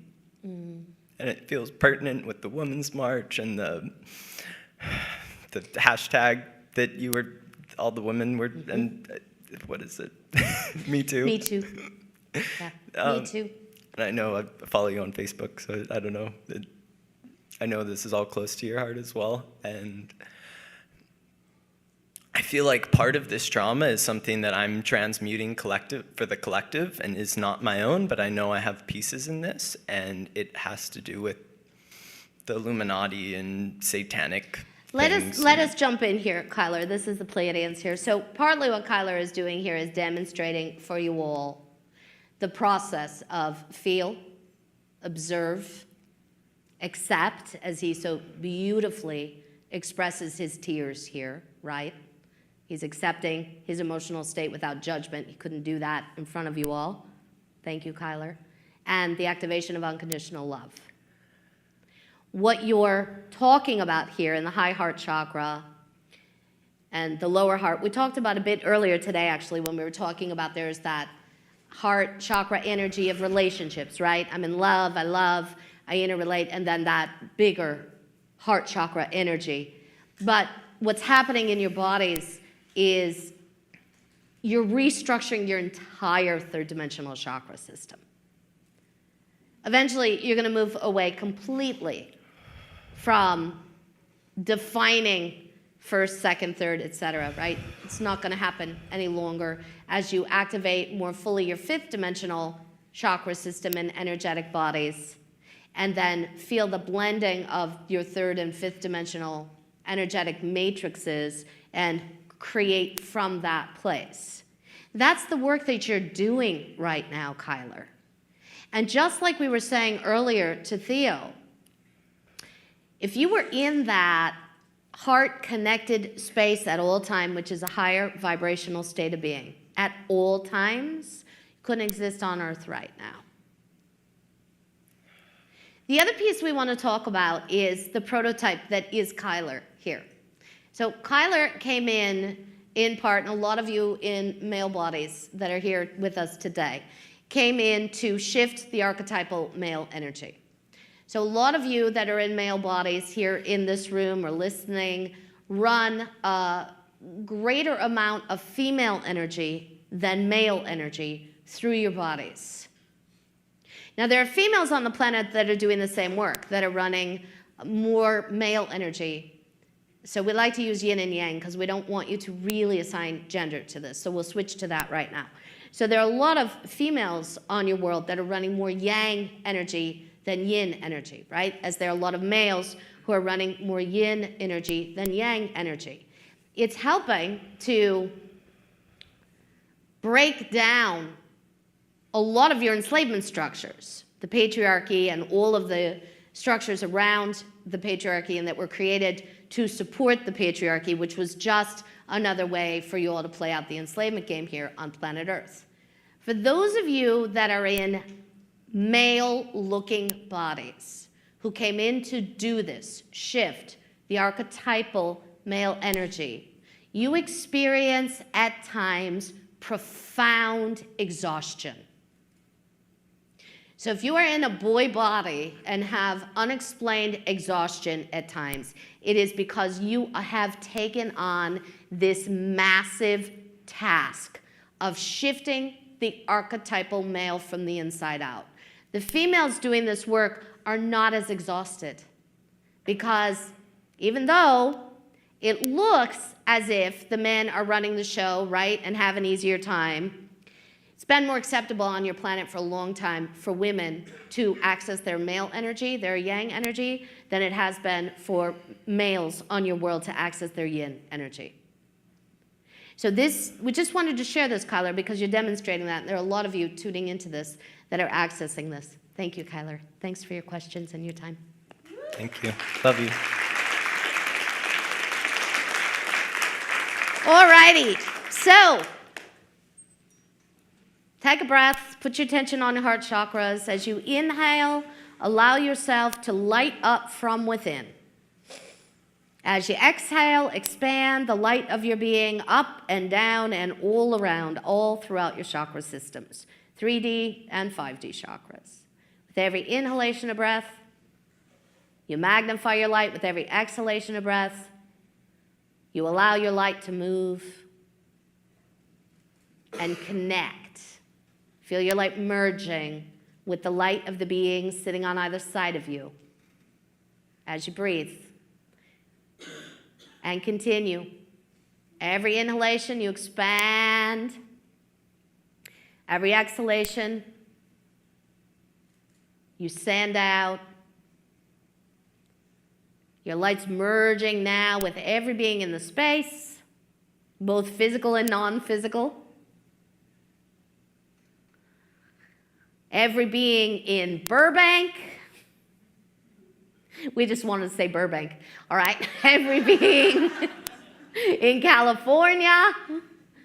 Every inhalation, you magnify your light. Every exhalation, you allow your light to flow, right? So it's not like blowing up a balloon. We don't want you to see it that way because eventually a balloon pops, right? Your light is infinite, endless.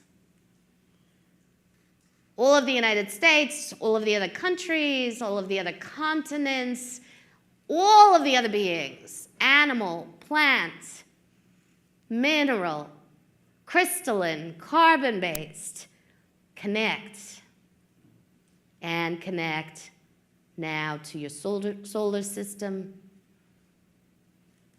your galaxy, the universe, and beyond.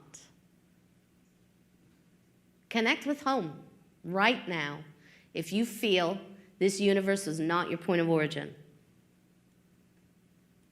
Let yourselves have it.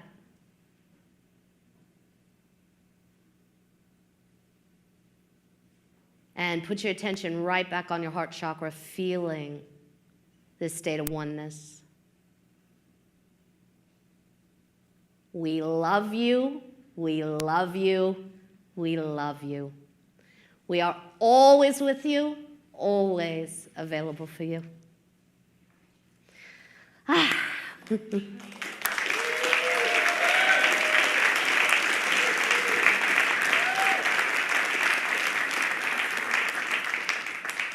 Thank you all so very much, all of you, for being here and for collaborating with us tonight in this event. My website's noraharrell.com. I do a lot of work via teleconference and webcast, so my events are easy to access from wherever you are on this planet. And at the box office desk, there's a flyer with a coupon code for all channel panel attendees. So please take that and use that on my website. I've got tons of free work on my site too. Thank you all so much. I love you. Thank you, thank you, thank you.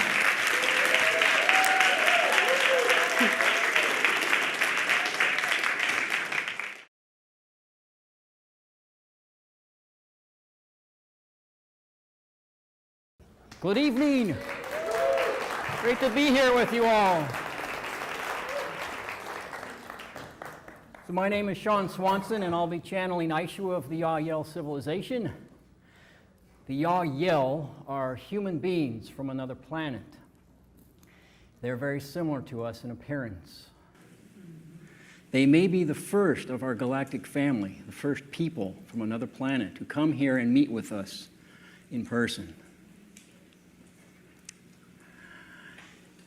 The timing in which that occurs, the day, if we choose to co-create that reality with them, the day that that will occur, and the way in which that will unfold, the locations in which it would occur. That knowledge is contained within the DNA of every one of us on Earth. And the more we choose to go in and open up that DNA that has that information, the closer in vibration frequency we become with them. And that makes it all the sooner that we will vibrate in resonance with them and come together. Also, within the same DNA is information of the personal connection that you may very well have with one or more of the Yahyel that would be arriving here to meet with us.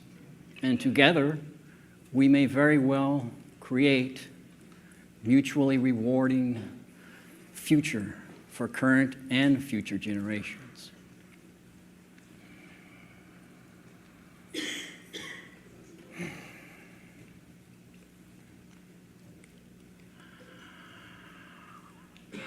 Enjoy interacting with Aishu and the Yahyel. There may be a few other of the civilization that come through in the channeling.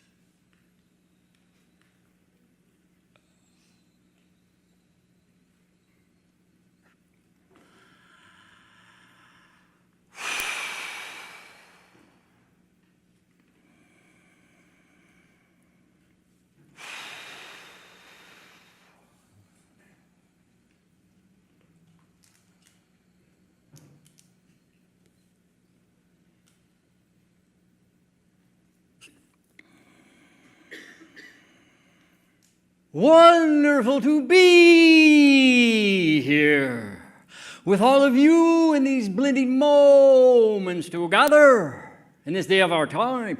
Together we can explore more of the infinite that we all are, more of the unconditional love that is all of our actual nature.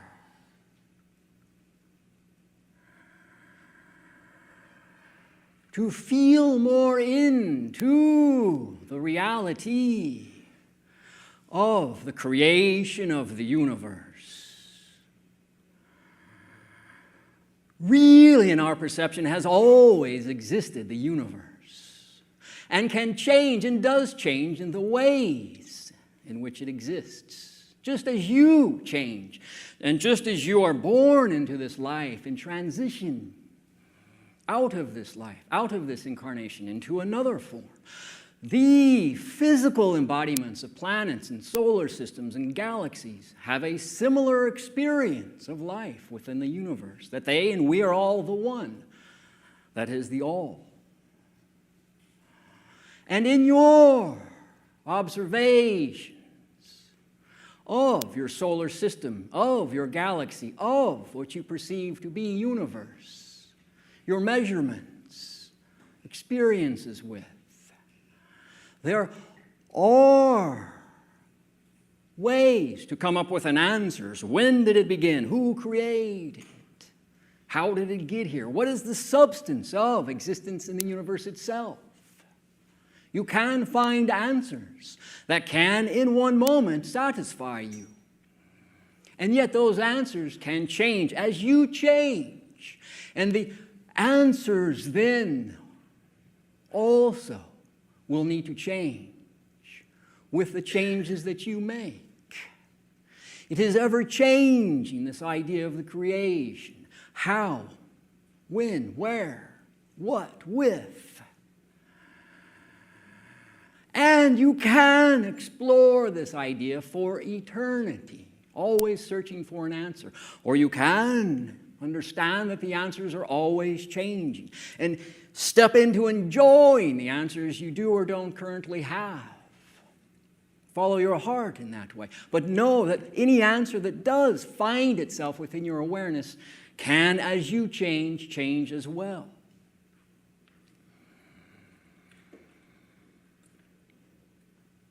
There are in this opportunity the idea of creating a universe,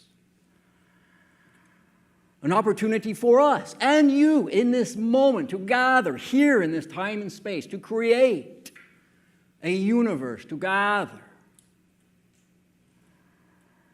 Maybe a little different than the way you perceive the idea of the infinite, all that is universe, but it is, because the one is the all is the one. It is, in a sense, the same one that we can create together here, in that it is a part of the one that is the all.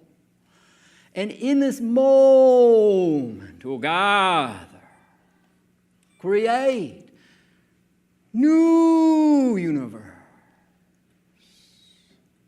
And in creating this new universe, a feeling of what this universe would be like, I propose it would be one of feeling more of the unconditional love that is all of our actual nature, that you may begin to more fully open up to ever unlimited expanding into feeling infinite joy, infinite excitement, infinite fascination, infinite sense of fulfilling what is for you the most meaningful co-creative experience you could be creating moment to moment to moment to moment.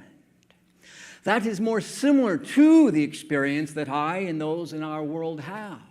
For understand, although we are similar in physical appearance, physical bodies, one idea is a little different. We, in a sense, simply because it's a choice we made, are aware of our actual nature, are aware of our connection to the infinite as the one that is the all that is the one, and are able then to support one another and be supported by one another in every moment.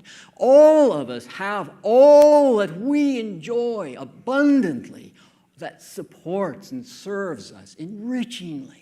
Moment to moment to moment to moment, every moment without exception. And therein all of you contains the knowledge of how to do this, for at one time your civilization and ours were the same one civilization.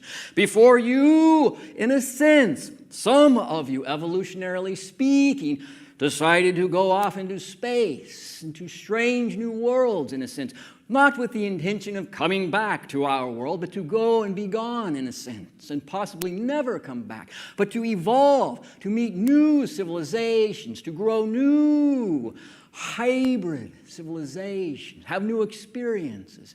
And in doing that, at one time, we discovered that you were some of those who had left our civilization. And it is a great joy for us in our civilization to come back and interact with you in this way at this time. For you are very deeply family for us. And while you may, on some levels, feel some of this family connection, the love that we have for you, the love that you have for us, for you are there in our civilization. It is there in your DNA, in this very body that you are embodying this awareness in this moment within you. It is a joyful experience you can access. And in choosing to open this door, to activate more of this DNA and the information and the connection you have with our civilization, opening it, accessing it, allows for more of that information, that love, that consciousness that has this information to flow through your awareness. And in the awareness, then it becomes very obvious to you who we are, what we look like, what our relationship to you has been in experiences before, in ways you understand the value of the connection with us, with your family, in ways in which you're excited to have a connection with us, in ways that you look forward to reconnecting with us. You, here, now, together,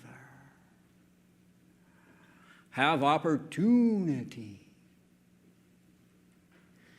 to co-create, activating energy, to activate, open more of this DNA within you, to make it easier for you to access not only your connection with us, but your connection to the infinite, your own personal connection within who you are and with all in your family here on earth and your friends. And perfect strangers can become more easy and effortless for you to connect and communicate with as you access this information within this area coded within your DNA that knows how to easily and effortlessly enjoy interacting with all life forms, every person you interact and meet at any given day on the street, wherever you are, no matter how strange they may seem, you will simply know how to connect easily, lovingly, embracingly, in a way that is enriching for you and the seeming stranger.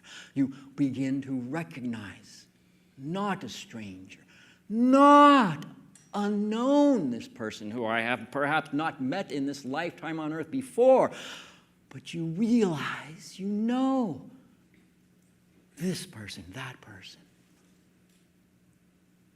This ability is within each and every one of you. And we have opportunity here to begin to open up more of that ability within your DNA.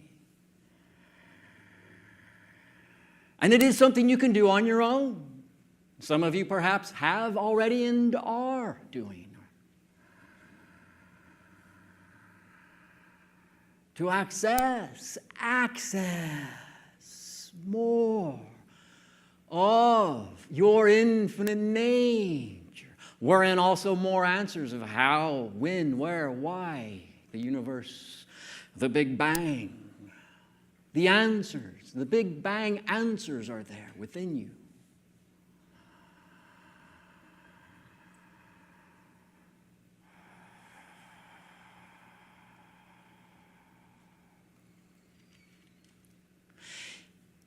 To really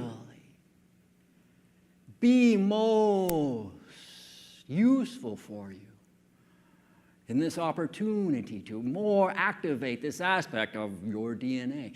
That aspect of your DNA that contains our DNA from before you left our world. Yes, within you now. To more easily access that. To choose in this moment to interact with me. And in the channel, in the information, in the words, in the sounds, there is consciousness. Connecting with your consciousness. Facilitating an understanding, an opening, a keying, an unlocking of some of these codes within your DNA.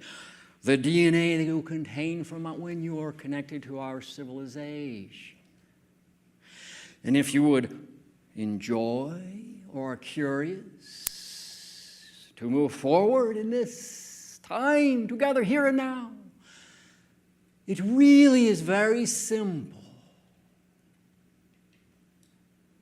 Would you like to explore this interactively with me and with the others of the Yell aspects of yourself, your higher self, your inner heart self, all blending together to facilitate and activating in this way that you may access more of your knowledge of your own unconditional, infinite nature and that aspect of you that connects and knows who we are? Is that something you are interested in doing in this moment together, interactively? Yes. Beautiful. Thank you. Very well. Breathe a couple of deep in and out breaths at your own pace. Close your eyes gently. Comfort in your seat. Relax. Let go, let go, let go, let go, let go. Let it flow, let it flow, let it flow. Don't need to try and remember these steps as they come through. Just be with them moment to moment in each moment. Let it go, let it flow easily. Breathing easily in and out. Breathing in and out. Understanding that you're breathing oxygen, unconditional love in this oxygen. Breathing in unconditional love into the unconditional love of your biology. Blending vibrational variances of frequencies of unconditional love. Breathing in oxygen deeply. Bring that oxygen deep into your body, that unconditional love. With every breath you are taking in, unconditional love flowing into your biology. Every cell in your biology filling up, embracing, feeling this unconditional love. Opening you are to this unconditional love.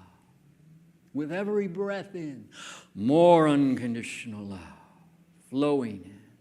Every exhalation, unconditional love, easily flowing out.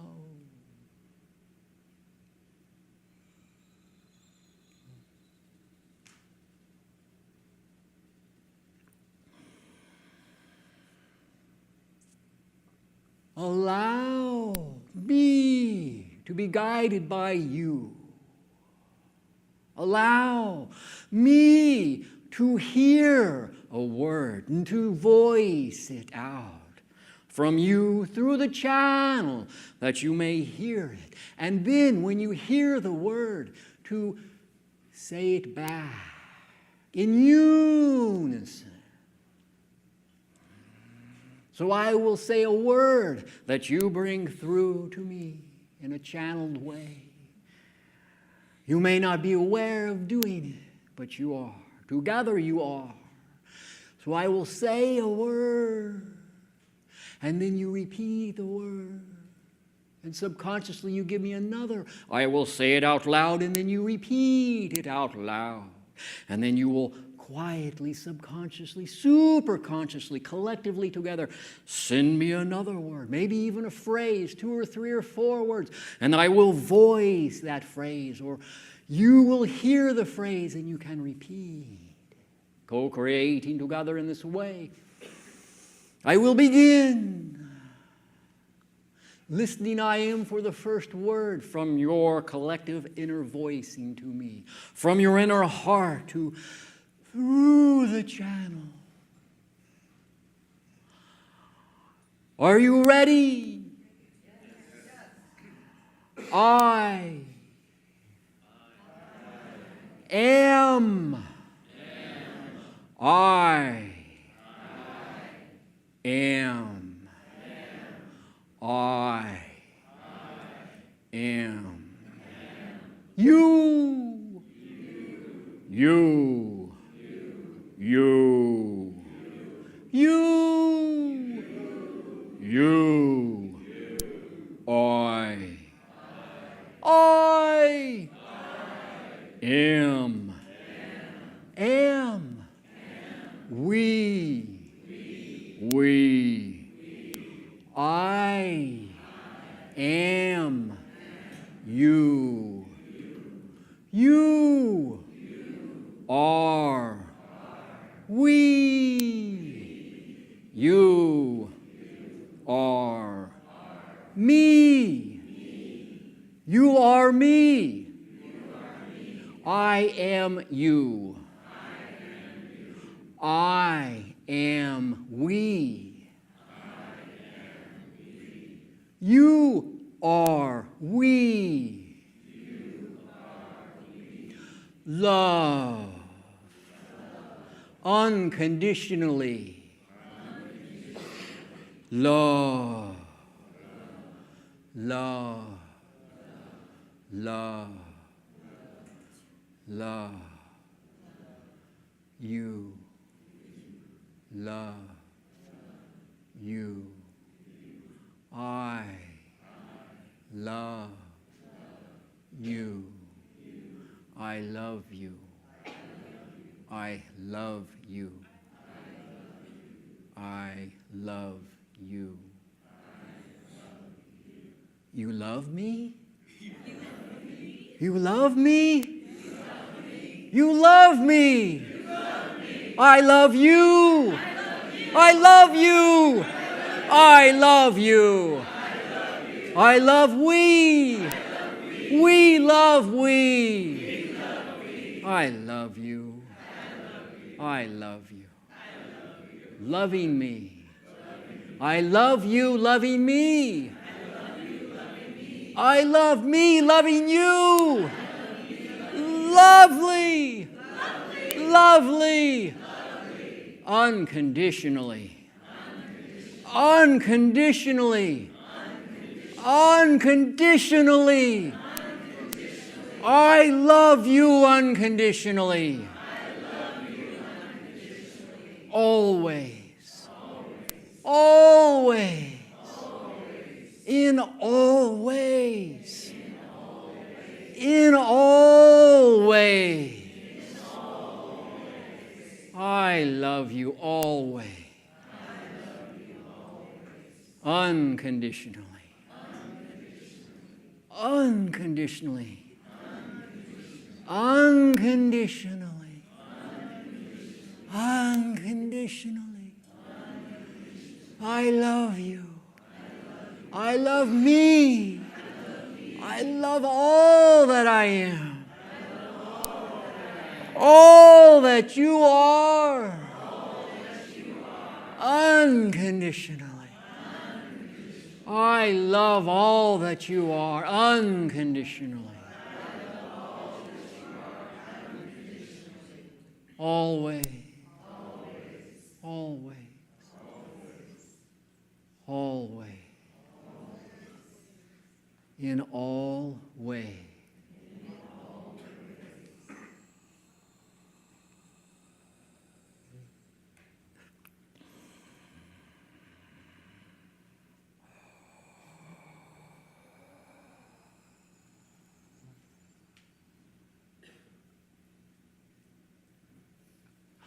One moment while I share this.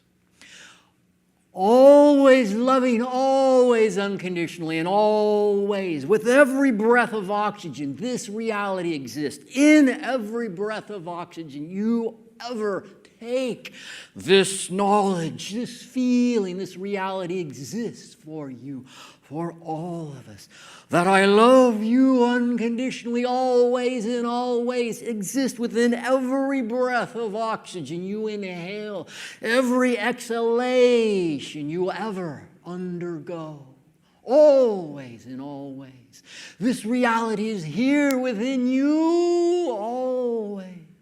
Me, you, loving each other, always unconditionally. Being aware of every breath, in and out, being aware that this reality exists, this love really exists presently in every breath you take, in every exhalation. Remember this. Be mindful heart fulfilled of this understanding. You can carry this with you at any time. Become aware of it. In any moment, you might feel a bit out of sorts, a bit uncomfortable. Remember this and breathe in the feeling of this reality, of this love.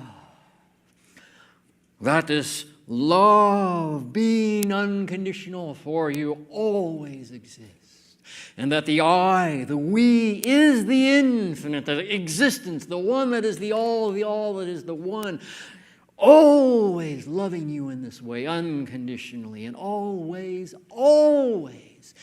Remember this. It's in every breath, every exhalation, every moment for you to remember. Access. Invite the energy and the feeling to move, uplift, and activate more of this within your beingness, that you may feel more fulfilled. Remove yourself from vibrational, momentary lapses into realities that you don't prefer, that are uncomfortable. Bring this energy through, and it will vibrationally move you back into a spaciousness of alignment more with your awareness of your actual nature. Alleviating connection to that which isn't most supportive for you. Aligning you back into the easefulness of unconditional love that is the greatest power, requiring the gentlest touch in a sense of sorts.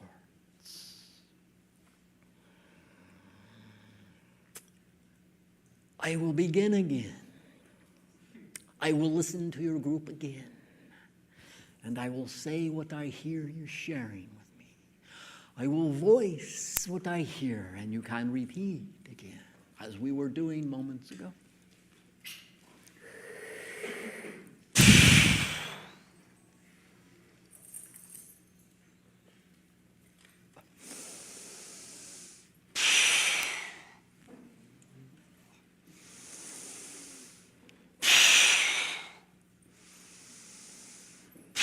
You are raising the frequency.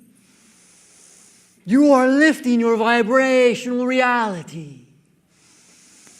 I am adjusting to the heightened levels you are lifting yourselves into.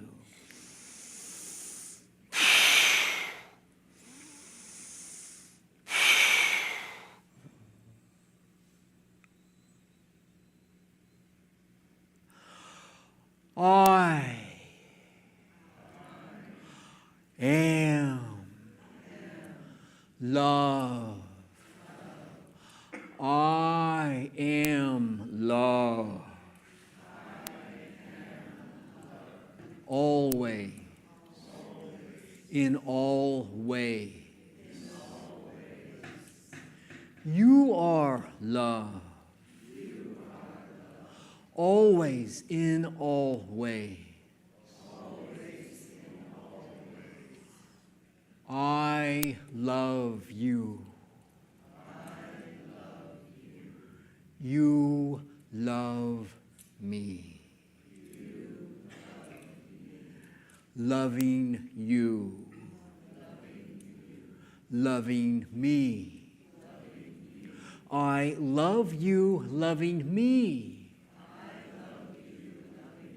I love me, loving you. Loving you. Loving you. Loving you. Loving you. Loving we. Loving we.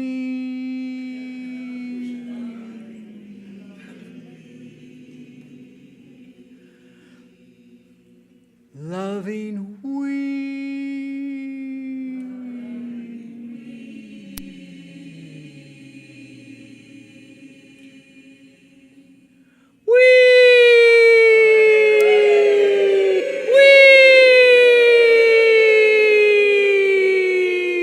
Loving we.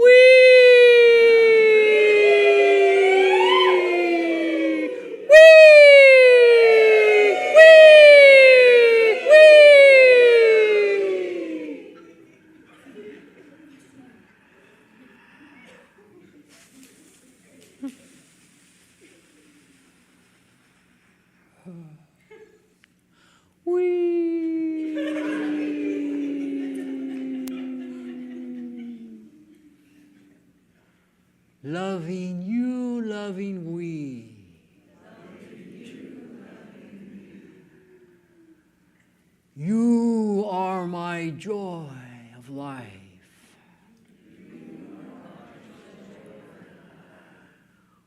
You bring joy in my life.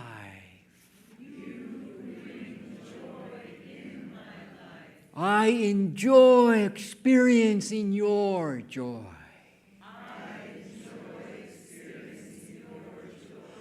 I enjoy experiencing your joy.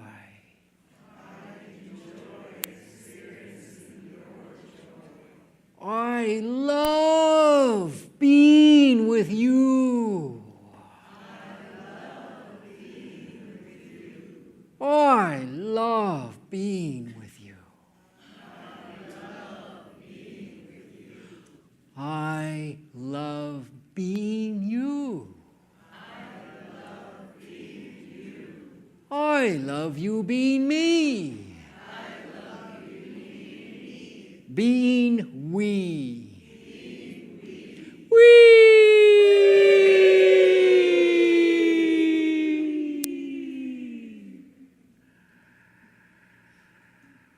Always, always love you.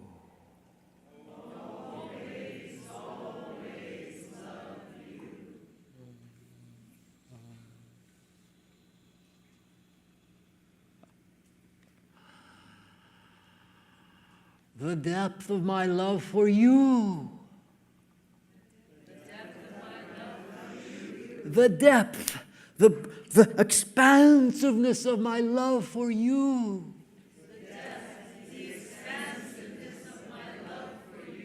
Is infinite. Is without end.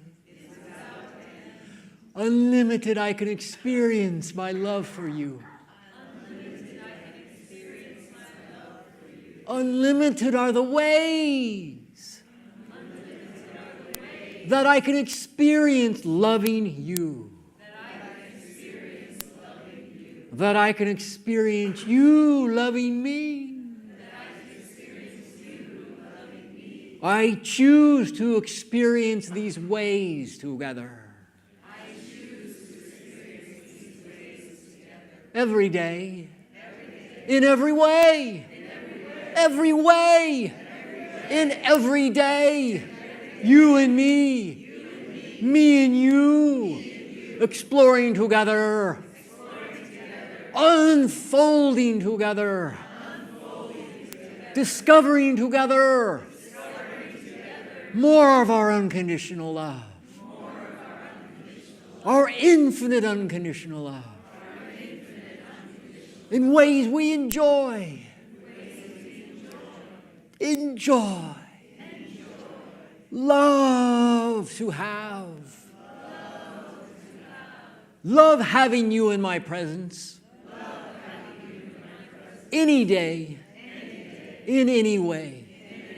You are always welcome. Always welcome. Always welcome. Always welcome. Always welcome. In my life. In my life. In my joy. Every moment. Every moment. Love you. I do love you. Loving me. Loving you.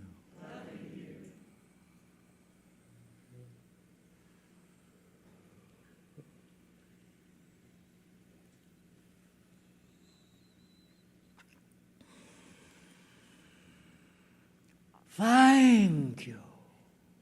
It is a joy to be with you always and always.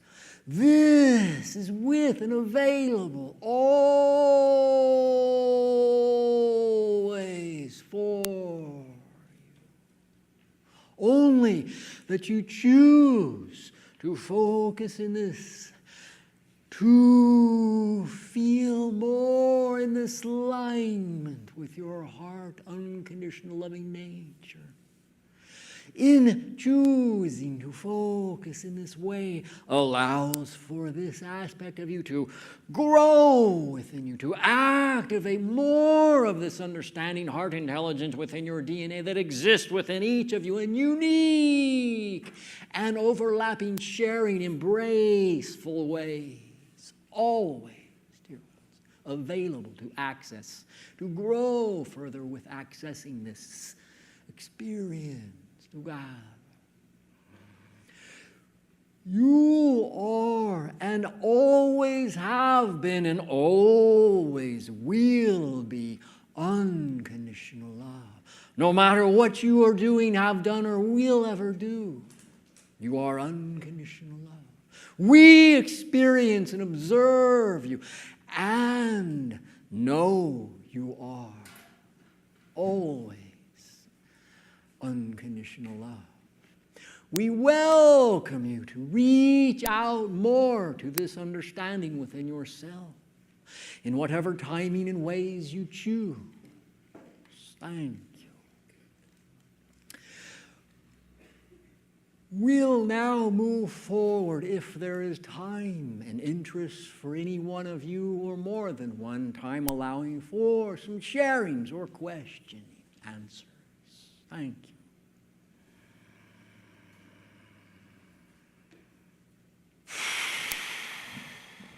Hello. Hello. Is Bella listening in today? Bella. Can you define?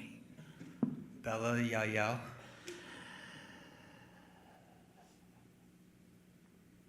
There must be.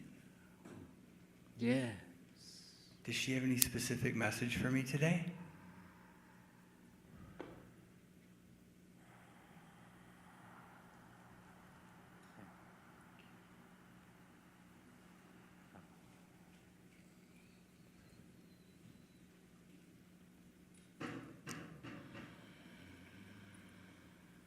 You can relax in a moment alone with the palms of your hands like this, lying on your back, and invite a communication that will be an answer to your question. Invite an answer to be very uplifting for you when you have this and lying on your back. That timing and positioning, asking this question, you will receive an answer, a sensation that will provide what is the motivation behind your question in an uplifting experience for you, dear one. Thank you. Okay. Do you understand what I am saying? Yes. Thank you. Thank you, Bella.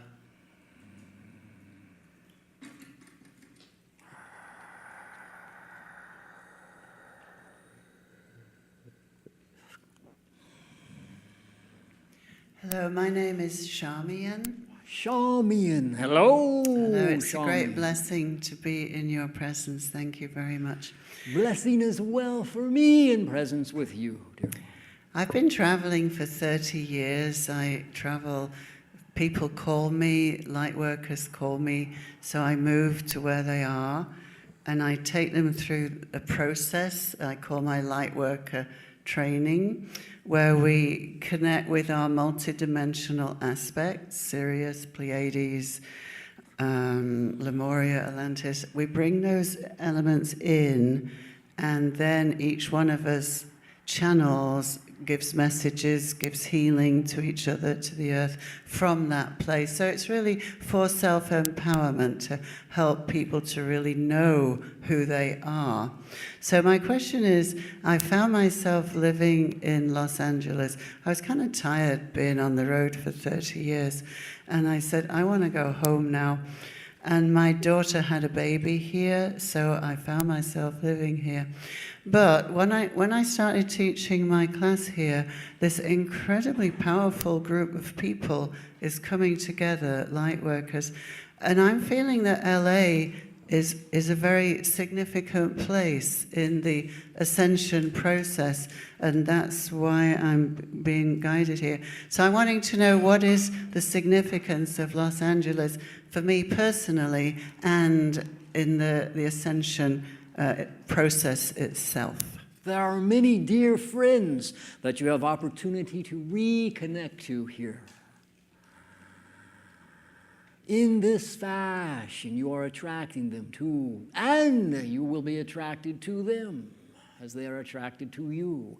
In this location of physicality, spatial locationship, most conducive in this timing location for you to reconnect to these aspects, these shared souls that can be very enriching, uplifting for you and for them. So it can be as simple as this. Does that relate to your question in a way you can relate to? I've never been in a place with so many awakened light workers. So I'm thinking there's a reason that we're all in LA. This must be a significant or a powerful, specifically a powerful place. What might a single reason be for you? This was part of Lemuria. Can it be a joy for you to reconnect to these beings perhaps you haven't seen in this lifetime? Absolutely. Yes, absolutely. Can it be enriching for you to reconnect to them? Mm-hmm. And in doing so, strengthen the vibration of knowing who you are by being together, that then is beaconing out to others in your community, activating their ability to have a willingness to go within and heal, that they may hear more of this love that they are. And then you're connecting with them. It becomes a greater community that can activate others that perhaps would not have been activated if you had not created this amplification of the knowledge that you and those you are reconnecting to contain, share, live, embody. So that is one potential reason. Not necessarily the only one. Would you like to explore it a little further? Yes, please. In what way? Well, the vortex here has the potential to shift the energy of the whole earth because there's so much power here. So do you have any recommendations as to how we can do that?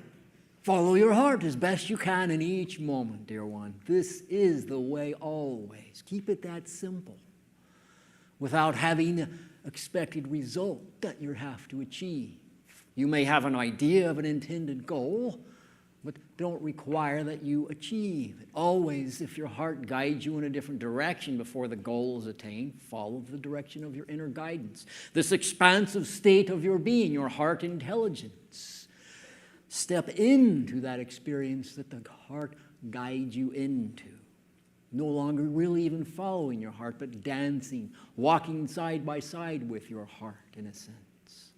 This level of expansive intelligence that not only knows what would be most enjoyable and meaningful for you in this lifetime, but also is aware of and knows what is most enjoyable for you in several other simultaneous physical incarnations, as though you are one finger and the physical incarnations are the other fingers on the same hand, sharing the same soul or the heart that I am suggesting you follow.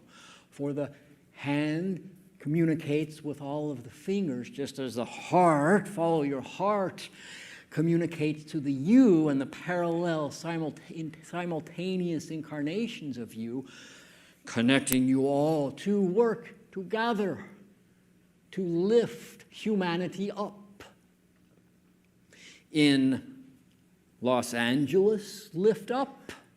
In Paris, lift up. In Rio, lift up.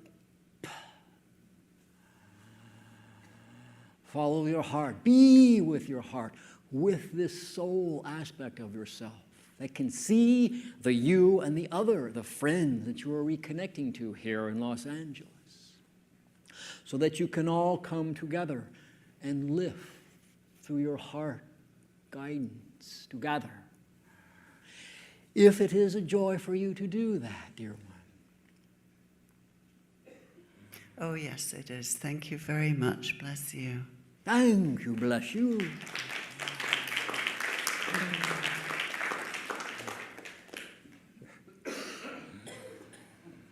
Hi, Aishwa. Hello. I originally had a question, but after all the I love yous and you love me's, they kind of disappeared. Very well. So I love you. Thank I love you. I love you too. I love you too. But I'm going to ask my question anyway. Very well. In a different way. All right. So originally what I wanted to ask was that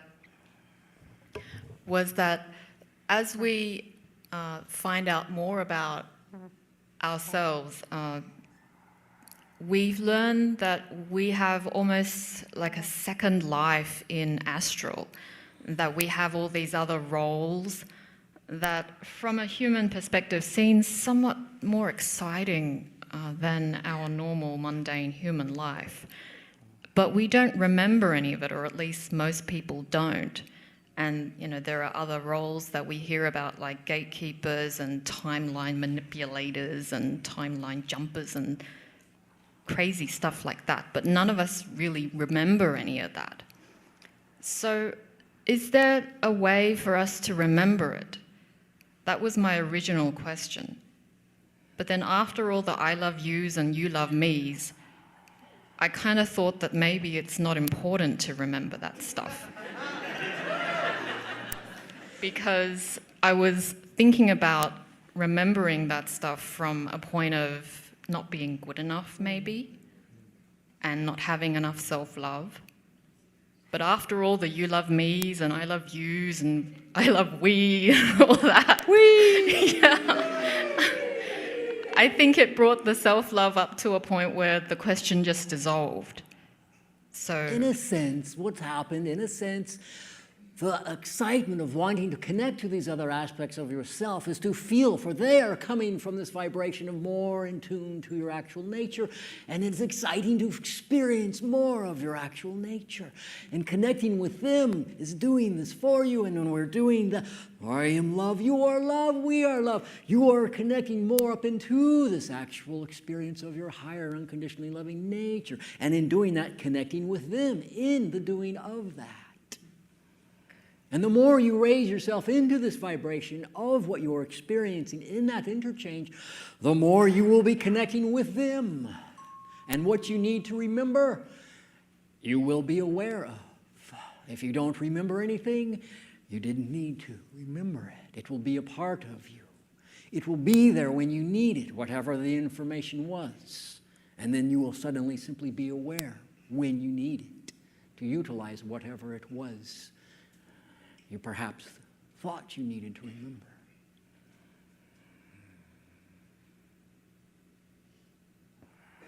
okay, thank you. Much love. Thank you. Thank you.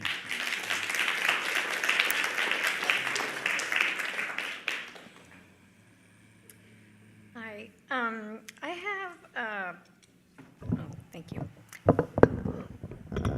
Thank you. I've had some experiences where my body starts to convulse and like contort, and it's kind of painful, and my body's shaking.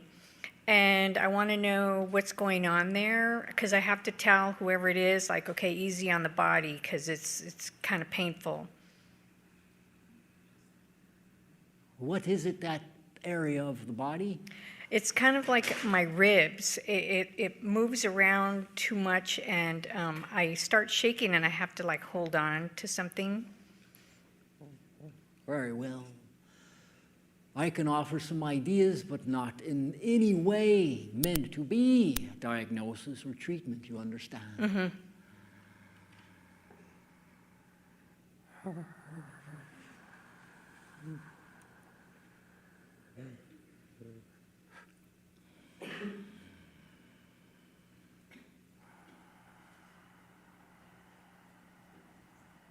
It's a little bit like a cat chasing a mouse, so to speak. Energetically, some being, consciousness within you that you believe have about who you are and can be, chasing it around, playing with it in a sense, chasing it, wanting to get a hold of it, wanting to contain it, chasing it around the ribs, in a sense, this understanding of self. You are chasing it around, in a sense, symbolically, energetically representing itself in this way. This is but one idea that is coming through, not to say, oh, the answer. And you can think of it like a playful energy, playfully chasing around what it perceives to be an answer, the answer to the big question that is the deepest question about life that you have. Suggestion in meditation time: sit down, relax, ask to be aware. What is the deepest question about life that you have? Let time go by that you may hear or feel an answer. What is the biggest question in my life? And then feel or hear, become aware of an answer. And then invite the awareness, the answer is within you, and feel yourself becoming aware of the answer. You can do this. You can do this. You can do this. If you want to. And then, very likely, this energy will subside as you begin to get in touch with the answer, and the question begins to subside, and you feel fulfilled. Do you understand the suggestion? Yes. Mm-hmm. Yeah, I do. Thank you. I have one more question. Yeah. My husband recently passed away, and I have his wedding ring on a loop, and it keeps on falling off. And I don't know how it's doing that because it's knotted. And is he just trying to play with me, or is he just telling me he's there, or what's going on with that?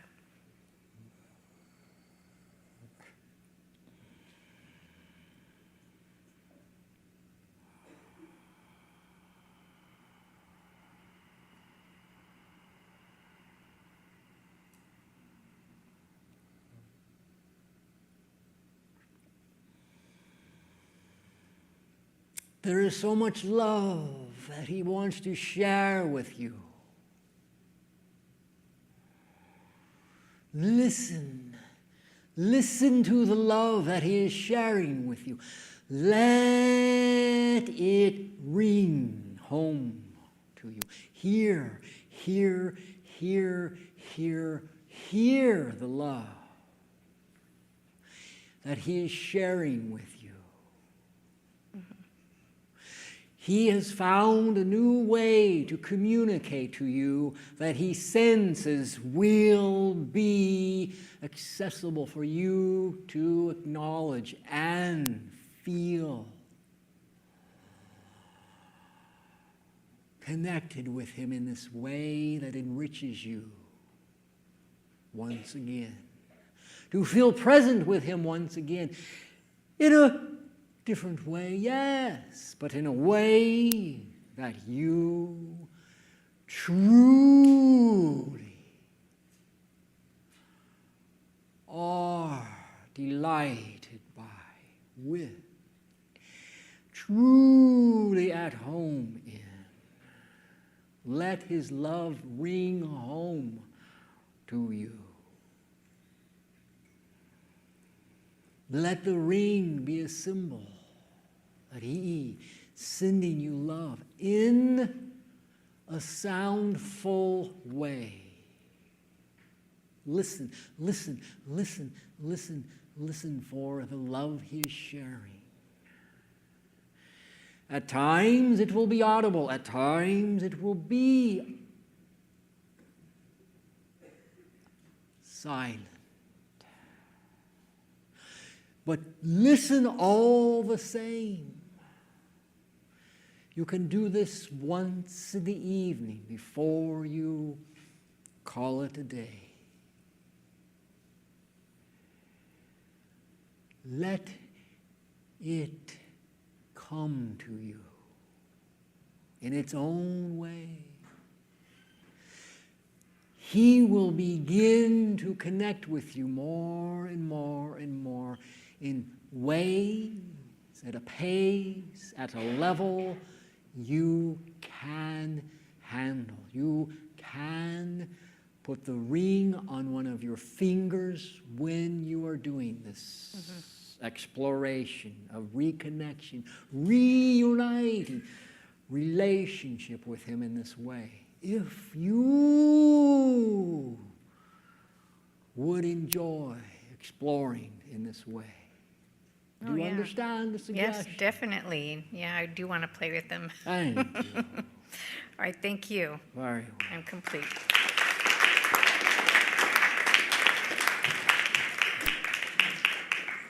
This is the timing for this moment concluding. Yes, it is. Very Aishwa, thank you so much. Thank you, one and all, for sharing, interacting, and co-creating this way. Always the experience and the interchange is available for you as you are always breathing this in and every breath contained in the oxygen. Much love to you all, always, in all ways.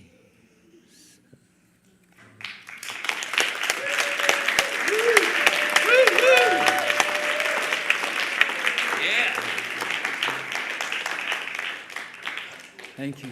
Thank you all. That was beautiful. Thank you.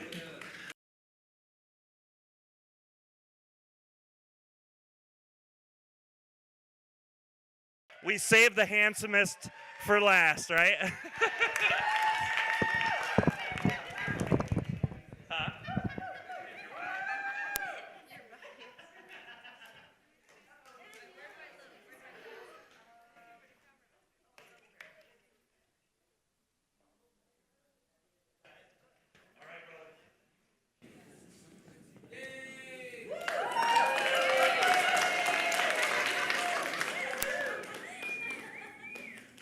I'm all wired up here. I don't know if I can sit. Should have tried sitting first. And we'll ding the bell at 5 minutes left. Okay.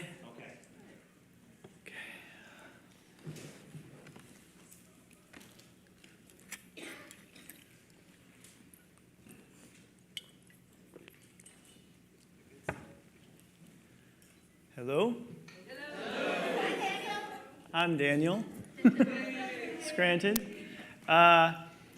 So when I start channeling, the tones that come through me, those are channeled. So it's not that I'm toning so that I can reach the creators. I'm going to channel the creators for you.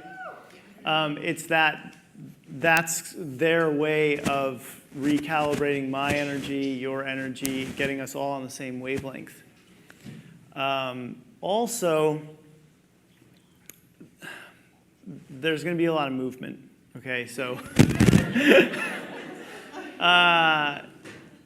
the movement just happens, and this will happen.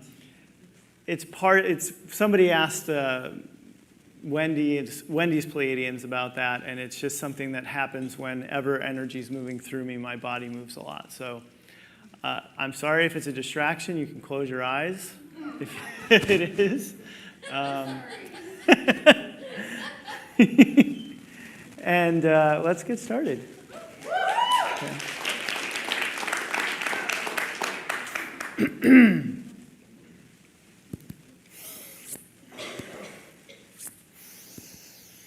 Yes. Yes. Yes.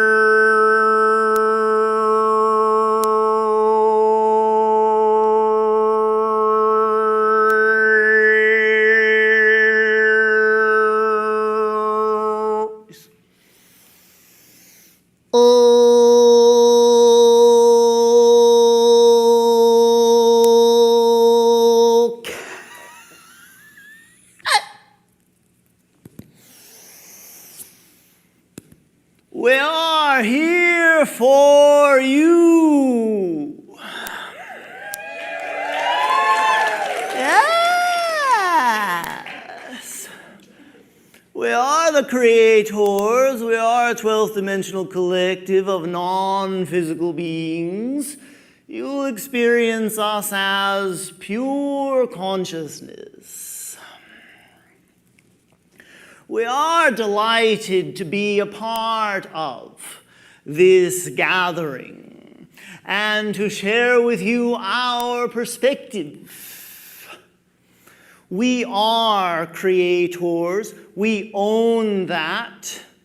We are universal architects. We had a hand in the creation of this universe, but we did not do it alone. In fact, all of us co-created this universe together because it took all of our collective energy to make all of this happen. And the creation of this universe is not complete. We are still co-creating this universe through our experiences together. Together, we co-created the universe, and together we continue to co-create this universe. Now, the important thing to keep in mind about the co-creation of this universe is the fact that just because you create something does not necessarily mean that you're going to experience it. You see, what you are here to do, what we are all here to do, is to decide what it is we want to experience. So we are co-creating the experiences that we want to co-create together. And sometimes we experience things we do not want to co-create together. So what is the difference then between co-creating something magical and marvelous and magnificent and something tragic and traumatic? The difference is focus. You want to focus upon the experiences that you want to create and co-create with others. And as you focus, you vibrate.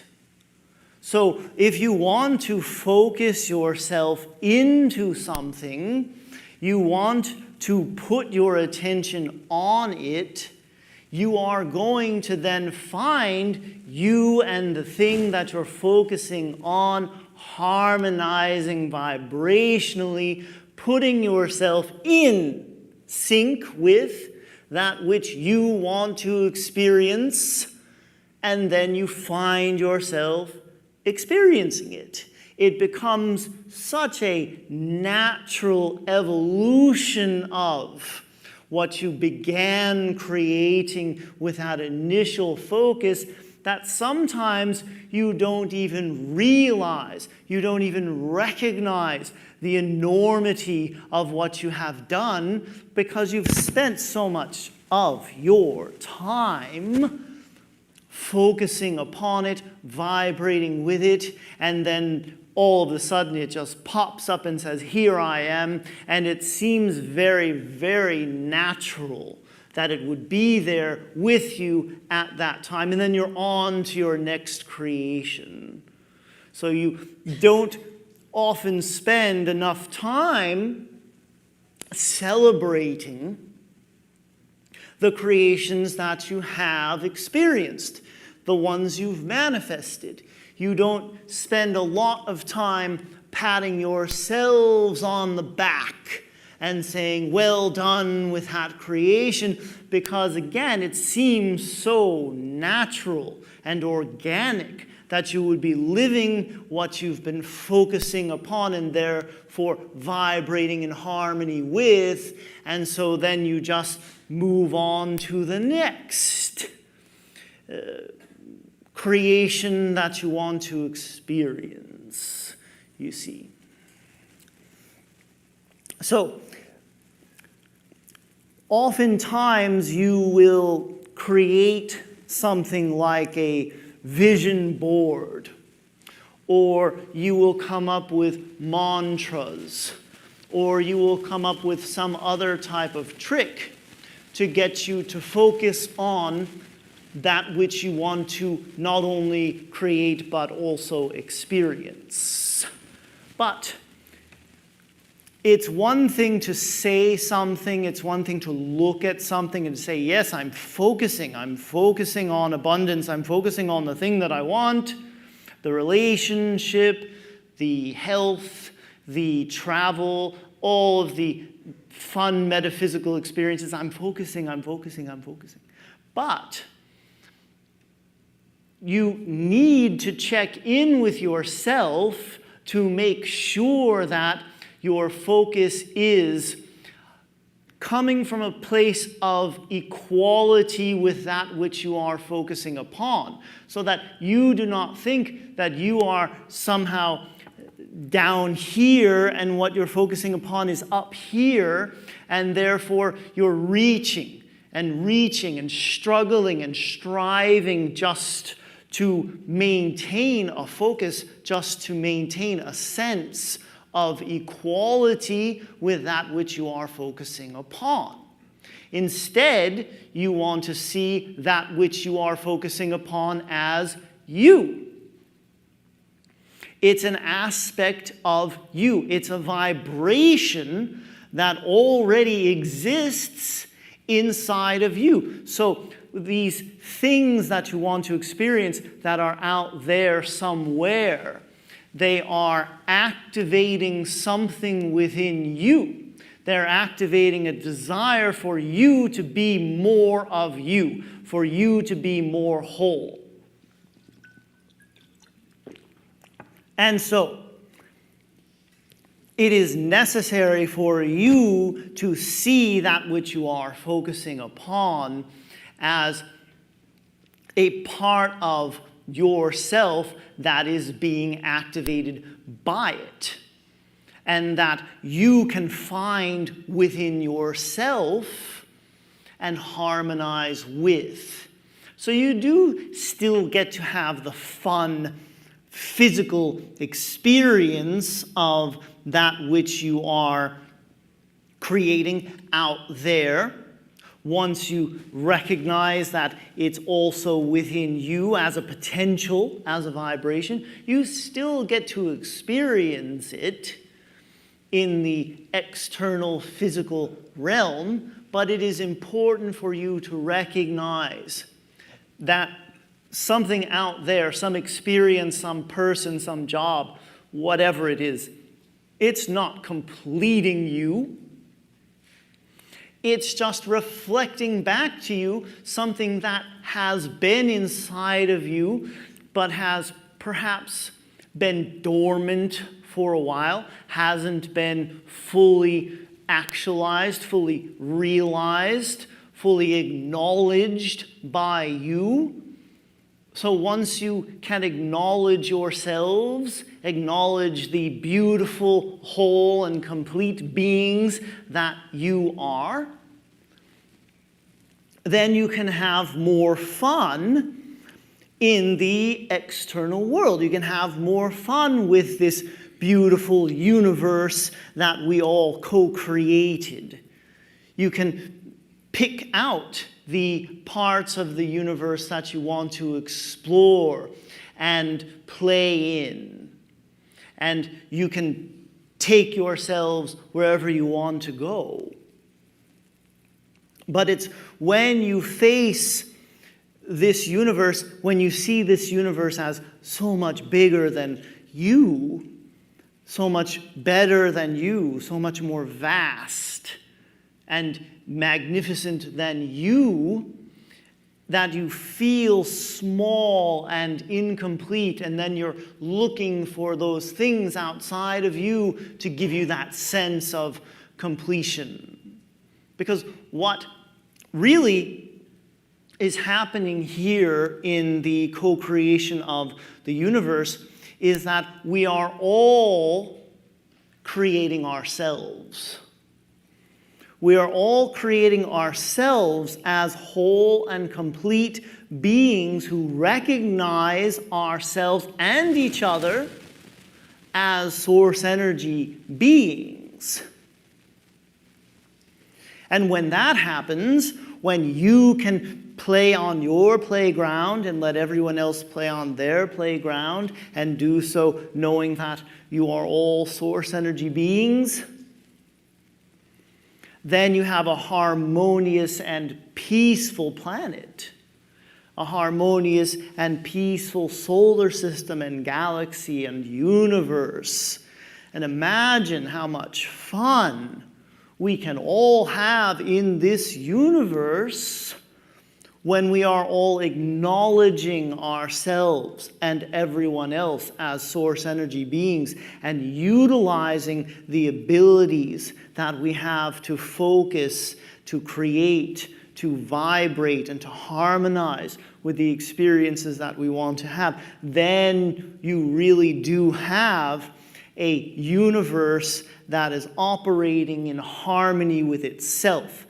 Then you have a universe that is a true reflection of source energy. Source energy being all that is, but in all that is balanced, that is in harmony with itself. Source energy doesn't ever get up and look at itself in the mirror and think, I'm having a bad hair day. What are these love handles all about? You see? So, source energy is in love with itself, in love with every part of itself. And when all of us, all of the ones who comprise this universe are in love with ourselves, which is what that beautiful exercise with Aishua was all about. You see, perfect lead-in to this conversation about loving each other, loving ourselves, recognizing that we are all love, that we are all whole and complete beings. And that is how we get to the universe that we together decided we wanted to co-create and inhabit. And everything that is a step along the way of that journey can be fun, can be an adventure, can be a way of demonstrating to ourselves how powerful, how strong, and how beautiful we all are. All right, let's have some questions now.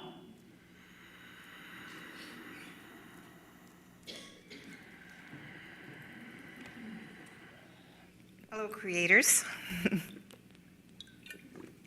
Yeah. My question is about water. Yes. And for example, last week I was in my bathtub covered with water, and I opened my window, and I could hear the river outside. I could hear the rain pouring down, and I loved the sounds that the water makes when it interacts. And then I was splashing my hand against the water. And even when I'm out for a walk and hear a tinkle of a brook or a waterfall, I think of beings, like I'm aware of there are beings there that perhaps they thrive on the water energy, or perhaps I'm just feeling them. But I'd like to know what it is I'm feeling. I feel entities around water when I'm with water. Yes, it's life-affirming water. It is the thing that scientists look for when they're looking for evidence that life does exist or could exist in other parts of the solar system and the galaxy. So water really is life. It represents life. It activates within you more of the living tissue of your physical body. It gives you life. It is necessary for life. And so when you are connecting to it, you are also recognizing that you are in those moments in the flow. So as you focus on a sound that is pleasant to you, when you focus on an experience like taking a bath that is pleasant to you, you are in the flow. You are in the flow, and when you are in the flow, you are connected. You are feeling that connection that is always there. Of course, the connection is always there between you and us and every other being, extraterrestrial, physical, non-physical, doesn't matter. You're always connected. But there are times when you're more aware of that connection. Just like there would be a time when you'd be more aware of your guides that are always with you. They're never taking a vacation. They're always there with you, but there are times when you're more aware of them. So these are the times when you are more aware of your connection and the presence of other beings, which are always with you. So our recommendation to you is to utilize this knowledge that you now have of the power of water in your life, the power of water over you, to feel more in the flow, to feel more connected, and to affirm the life within you, the life all around you, and of course, the life that you have yet to discover. Thank you.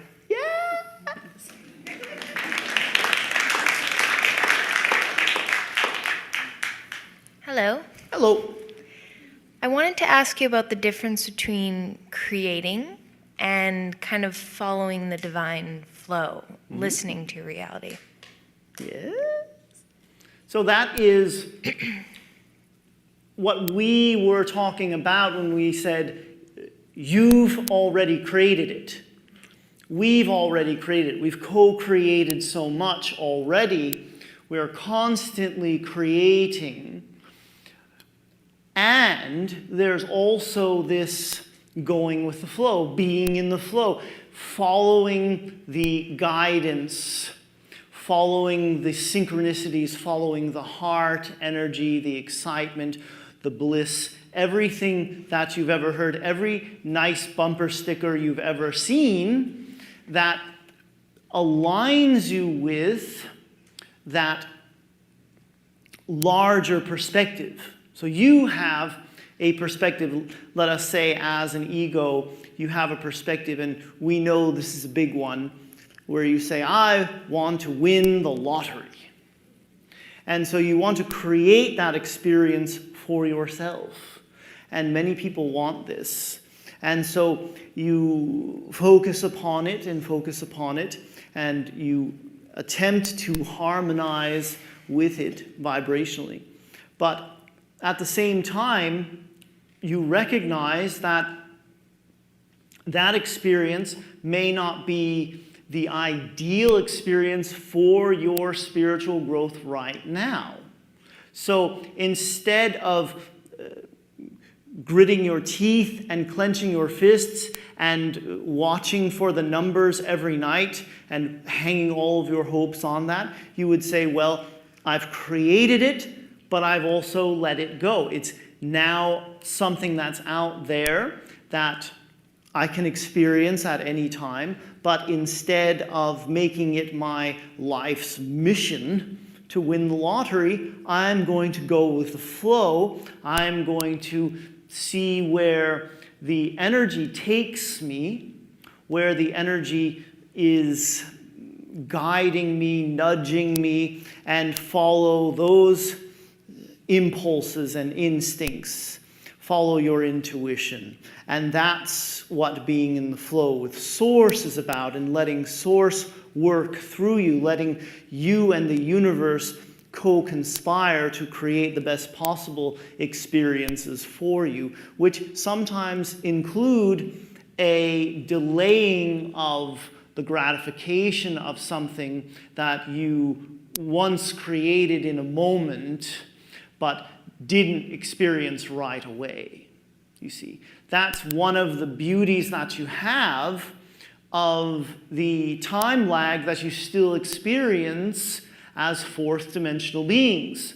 You still get to experience anticipation. You still get to experience hope.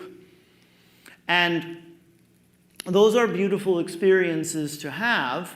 Of course, you also get to experience angst and disappointment and impatience and things like that. But there's nothing wrong with those experiences as long as you accept them as they are.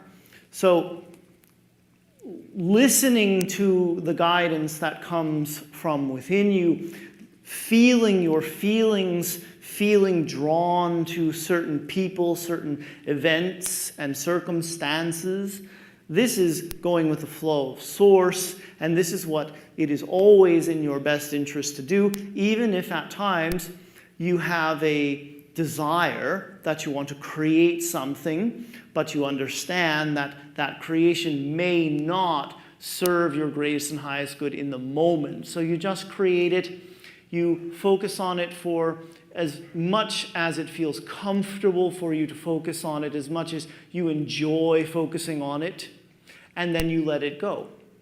So you have to be aware of when something is becoming an obsession and when something is becoming something is actually in the flow. So those are the two awarenesses that you want when it comes to your creations and what you actually experience. You see? I'm just going to add one thing to that, if you don't mind. Yes. If you were in this reality and you realize that you were kind of in the obsession part and you were going against your flow and not understanding why something manifested, is there kind of one phrase or mantra that you would remind yourself? In divine perfect timing. Okay. Thank you so much. Yes.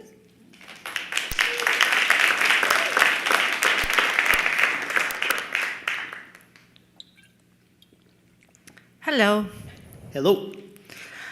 I live here in Los Angeles, but I'm also very drawn to the island of Kauai constantly. When I'm there, I get nurtured by the nature of the island, but then I come home because my family is here. But when I'm here, I want to be back in Kauai, so I'm drawn in these two places. And I'm trying to handle it the best way I can, but sometimes it just gets out of control. Do you have any advice? In divine perfect timing. So,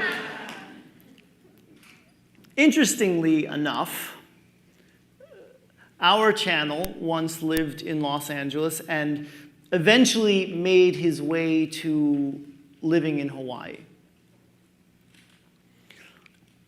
But it took him 15 years from the time of the original desire being born within him to move to Hawaii. And so there are, of course, balances that you seek to strike in your life.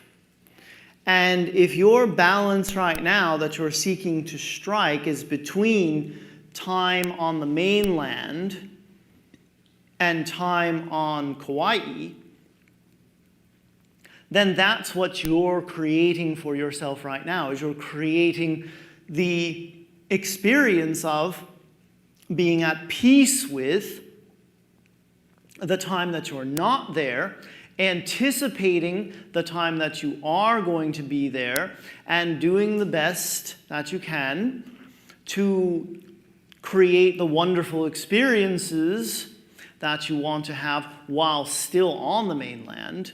In other words, you don't want to think in terms of, well, I'm really living my life when I'm on Kauai, and when I'm in LA, I'm just at a way station and I'm just counting the days and the minutes until I can get back. In other words, you find the balance of those two experiences for yourself so that you're enjoying both.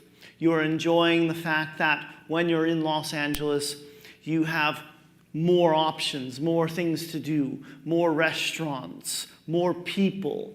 When you're in Kauai, you have more green things, more water, more nature, more solitude experience, more peace and quiet. And so you enjoy striking the balance for now, but then you also recognize that when it serves you and your highest good to live full time on Kauai, you will find yourself there. Again, in the meantime, you don't have to think of life in Los Angeles as suffering, because it doesn't have to be, but you acknowledge that there are things about Los Angeles that you like, and things about Kauai that you like, and of course, you make peace with wherever you are. So that's the first thing you must do with the situation you are in is to make peace and accept, and of course, continue to focus on what you want, but in divine timing. Thank you. Yeah.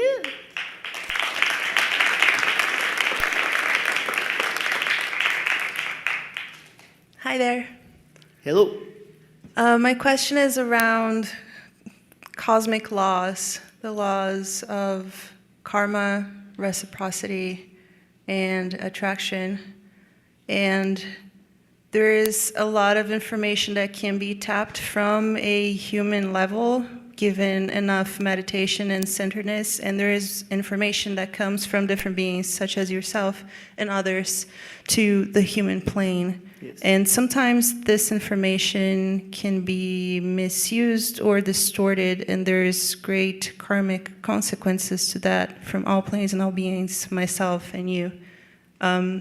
So I would like to know, how do you assess the karmic consequences of the information that you share, or in a more generalistic perspective of the information that comes from different beings and how they can sometimes be misused or actually generate negative karma spirals as opposed to the good that they were intended to create? Yes. Well, everything is as it is, and everyone gets to make of it what they make of it. And of course, there is distortion, there is fanaticism, there are ways of interpreting things that will be only for each individual. Each individual will have their own interpretation of everything that comes through every teacher and every channel and every book. Look at the Bible, for example. Look at how many different ways you could interpret that and twist it into fitting your own prejudices, or you could also use it and only focus on the passages that are life-affirming and granting humanity a sense of divinity. So it is up to the individual, and it has more to do with the individual and what they do with information that then creates their own karmic journey and their own karmic relationship with the information and with the other people that are affected by whatever it is they're doing with that information. Now, as far as we are concerned, we would notice if someone was taking information and twisting it and using it to harm others. And we would make corrections in the way that the information was disseminated. However, keep in mind also that what is of most value, what is mostly important in any transmission, any teaching, anything that you come across that is quote-unquote spiritual, is not the actual words or the ideas. It is not the mantras. It's not as powerful as you think it is. What is actually said or written. What is most powerful is the energy that is transmitted during a channeling. Whether it's writing, whether someone has channeled some writing, as in the Conversations with God books, those were channeled writings. There's power in those pages that goes beyond the words that were written, because the energy was infused into the books. There's energy being transmitted through each and every one of the channels that have sat in this chair today, and it is up to every individual in the room to decide how much of that energy they're actually going to receive and then assimilate, How much are you going to allow yourselves to be activated by the energy that is coming through right now? Or are you instead focusing on something in your mind, or focusing on something that was said, and not getting the full experience here, getting all of the love and light that's being transmitted? So that's the important thing here.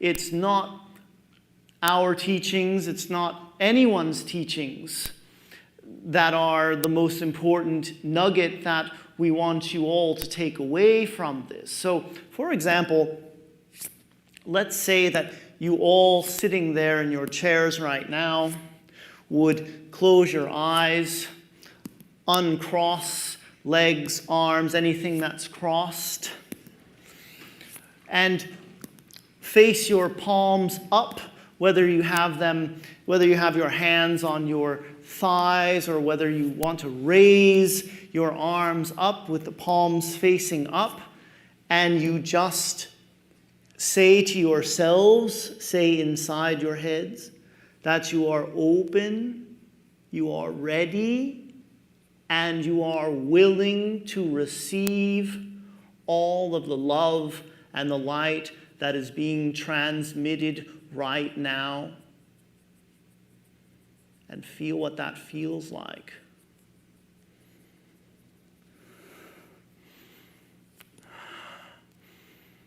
Feel how much is available to you right now.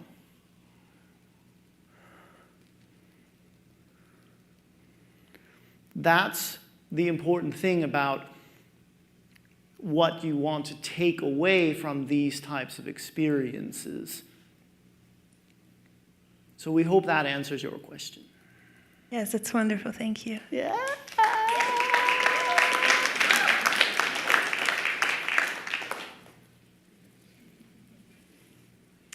Hi. Hello. So I work with a business coach, and it's always a delicate balance between being really action-oriented, and it was similar to the second question, being in the flow. And she gave me some feedback a couple weeks ago that she has observed after working together these last 3 years, that it's like if life is a Red Rover game, if I get to the end where the other people are holding their arms and there's any resistance, I'll give up. And it really struck a chord for me. And so my question is about the balance between reconnecting with my feminine and going inside again and taking myself out of the game. And I feel like it has held me back from maybe having more breakthrough moments or having things be easier because I check out. And ironically, the tool I use to do that so frequently is metaphysical. Like, I'd rather have a cool conversation than be in the game. So I want to know what you think about that. Yes. Well, what you are talking about here are merging the worlds of the third dimension and the fifth dimension. You're talking about taking what is and has been traditionally the more masculine energy of action and merging it with the divine feminine energy of receiving, of relaxing, of being open and being balanced and letting go of that resistance so that you can let in that which you've created, that which you've asked for. And so you're seeking to strike a balance in the same way that our friend is seeking a balance between Los Angeles and Kauai. And so it's about being honest with yourself about what feels right for you in the moment.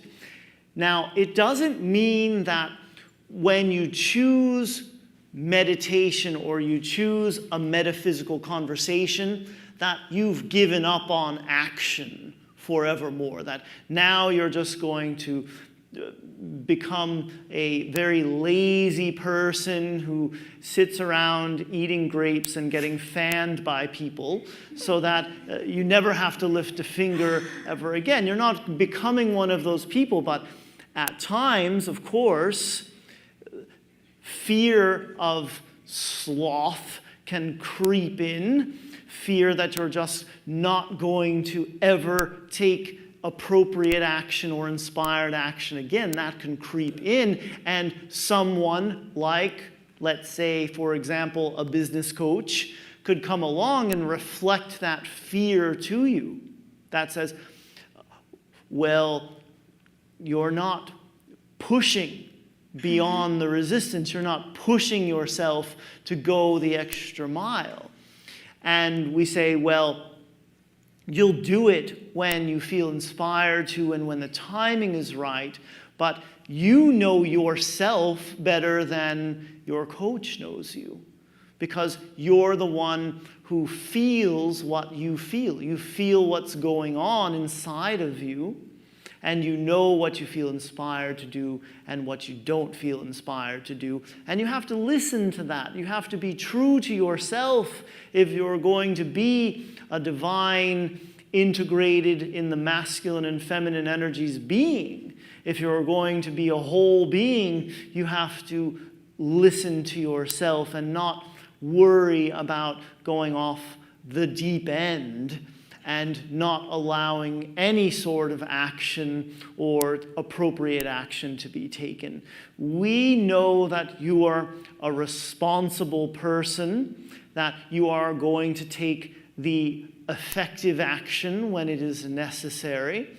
And we also know that so much more is accomplished in the exercising or the activating of the divine feminine than most people realize. Because if you're taking an action, if you're picking up a brick and moving it from one place to another, that's identifiable, and people can say, look, she moved all those bricks today. All those bricks that were over there are now over there. But when you're in your divine feminine and you're receiving, people don't point at you and say, look at what she did today. And so that's the part that you need to make peace with, is that there's not that identifiable pile of bricks for you, but you have to understand that there is strength and power in the divine feminine, and that it's not a sign of weakness or laziness to be in that state. It's a sign that you know how strong you are, that you know how powerful you are. Oftentimes, action is taken to compensate for a sense of lack of power or strength, because the person says, well, I'm not feeling what I want to be feeling. I'm not feeling the energy flowing through me, the strength and the power that I want to feel, so I'll just take these actions. And these actions will give me that sense that I want to experience. So you see, you have to pay attention to whether you're compensating with action at times for a feeling, or whether that action is coming because you genuinely feel inspired to take it. Yeah, I love that. Yeah. So the idea is, when I have that awareness, I'm taking action to compensate. And usually it is that feeling of fear, like that doubt that I can't actually do it. The idea is just to sit with that feeling. What Nora was talking about: feel, observe, and then a third thing. Yes. Accept. How novel. Yes, process. Process. Process what you need to process. Yeah. Process the fear that comes up. Process the frustration when the numbers aren't what you want them to be. Process the anger. Process whatever you need to process, so that you can then get to that place where you can activate what you want to activate. Because it's always nice to know whether it's more appropriate for you to be in a state of processing or a state of creating. You don't want to start creating from that place of fear or anxiety or whatever. You don't want to start creating the relationship that you want while you're in loneliness. You want to process the loneliness. You want to process the fear. So what we mean by process is that you identify the feeling inside of you. You identify exactly where it sits within you, where you feel it, so that you can focus. And when you can focus upon what you're feeling and breathe into it, you can give it space, you can allow it to be, you can accept it for what it is, and accept yourself for feeling it. Then it loses all of its power over you. You then feel more powerful than the feeling that you're processing, and then it can go along its merry way and continue to evolve as the energy that it is, and you can continue to evolve as the energy that you are. And then you can find yourself in a place where you're ready to do some creating, some activating of vibration. Yeah, that's awesome. Thank you so much. I love you. We love you.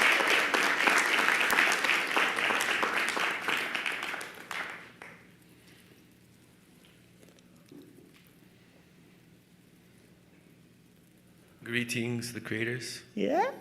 I was wondering about the Bible and how much of the Bible, what's your interpretation of what happened? How much of it had to do with extraterrestrials? How much of it was real? And what the relevant symbology that you would like to share is and how it actually played out? Yes. All right. Well, let us start here by saying that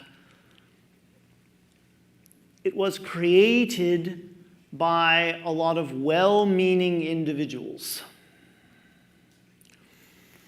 There have been and are references in the Bible to extraterrestrial beings at times, but the Bible has been edited over time. It's been translated from one language to another and to another and to another, and it's been edited by people in positions of power that took out the parts that were empowering to the masses and left in the idea of a God that's more like a king or an emperor. So you do good, you get rewarded. You do bad, you get punished. And so it became this creation that is more of a reflection of society and the way the society has operated with beings in power, calling all the shots. It's become that reflection over time from the original intention of let's spread some information here through these texts, let's spread some ideas, unconditional love, the teachings of Jesus Christ.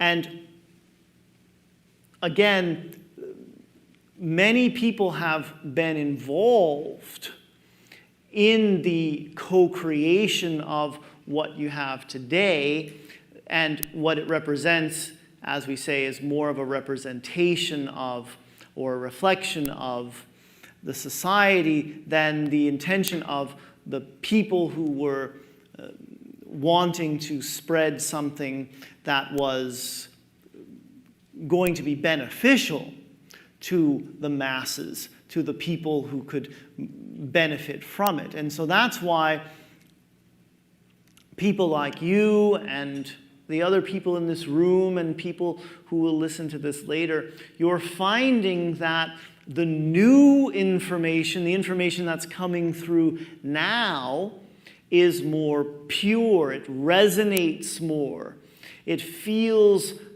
true to you because it hasn't had thousands of years to get distorted and edited and retranslated. So you can find things in the Bible and you can say, well, that's interesting, or you can say that's a part of history and I wonder how much of that is true, and you can find passages that are empowering at times. But for the most part, it's not really living in the now to access information that's thousands of years old and to try to make something of it. It's accessing the power of your own connection to source energy, accessing the power that you have by being quiet and listening and aligning your chakras and receiving and channeling and paying attention to the energy that's flowing, the intuition that you have within you. That's being in the now, that's receiving more directly, even more directly than through a channel like the one that we are utilizing right now. It's more direct to get it from within yourself. And then you have the challenge of trusting what you're getting. So you're basically asking us, well, how much can I trust this dusty old book? And it's more important for you to be asking, how much can I trust what I'm getting when I go within? When I get quiet and receive, and we say, trust it 100%. Trust what you get. Trust what you download. And maybe you don't act on it right away because you need to reassure yourself that what you're getting is true. You need to take baby steps to start to learn to walk on your own and not to rely upon teachings and texts to tell you what to do. But eventually, you will all have that direct access and that feeling that you are getting what you need directly in the moment. And that is when you will feel that feeling of being integrated, whole, and complete, and more of your divine selves. Thank you. Yeah.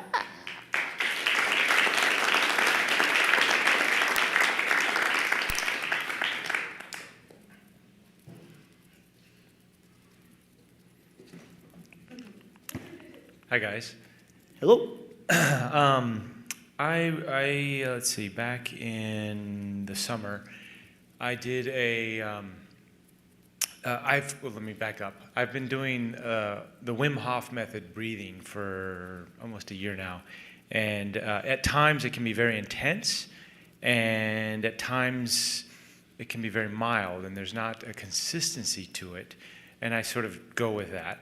But I have noticed a pattern of timings, maybe around solstices and equinoxes, where it becomes more intense. And I'm wondering if that is a connection or... Okay, all right. Yeah, that's what I kind of thought. But particularly, I use it. It's funny. I use it both as a grounding method, and I also use it as a blast-off method. But during specific timings and things, it's not. I don't know. It's an unusual thing. But I guess I just wanted to throw it out there and sort of ask you guys, how does the breath work relate to the outworld energies? Is there a relationship, or how does that work? Yes, of course. When you are having a big event like a solstice or an equinox or some other big event where you're all focused on receiving more energy, where more energy is being transmitted to you because of your focus, and you have your new year now coming up very soon for one of these points where you're focusing, where the entire world knows that this is happening. And so beings like us and beings in other dimensions will use that opportunity to send a little bit more energy to you, to give you the boost. And because when we see, as Bashar said, if they saw that humanity was going to use what they've already been given, then they'd be given more. So when you're in that state of being open and receptive, then beings like us want to give you more, we send more, and so those are some of the times when you're more open to receiving. And when you're utilizing breath work, when you're doing anything, meditation, toning, anything at all that puts you in that state of alignment, of receptivity, and of openness, then you're bound to experience more. You're bound to receive more because of what you are doing, and also you put that together with how much is being sent, the extra that you are being sent.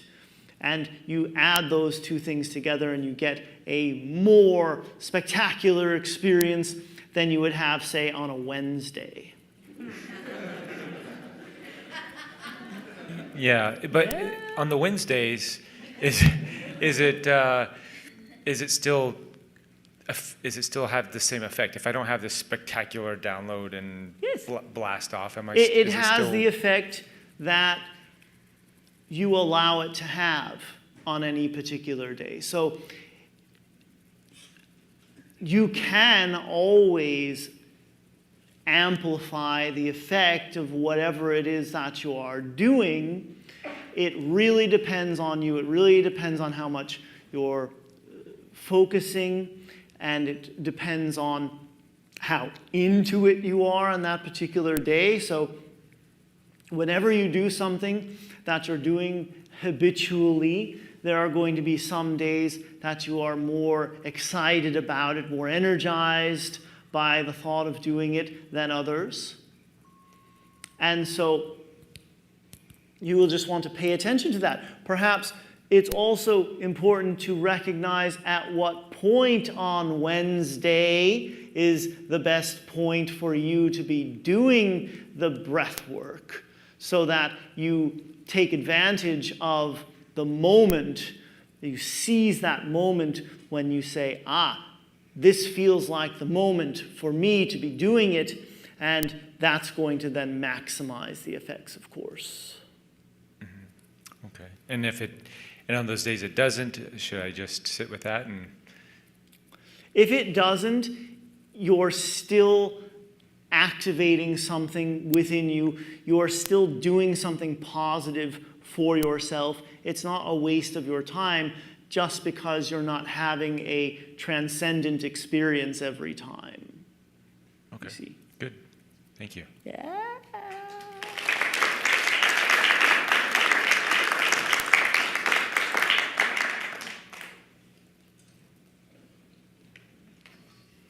Hello. Hello. I'm finding that I've recently gone through some upgrades, and I'm working with a group, a collective of very powerful individuals, all with the focus of service. And we've recently designed a new program to try to teach people how to really understand where their own internal sacred geometry comes from, how to activate their Merkaba, how to align with the columns of light coming from Gaia and Source, and how to bring the creation in through the creation blueprint taught in the Tree of Life. Yeah.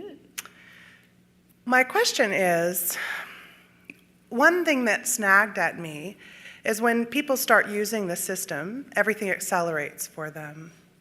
How responsible is it to teach the system to people who may not yet have done enough of the self-work to not break their lives quickly? Or is it my responsibility in the first place to check that? Do I trust the alignment of those who would be coming? Yeah.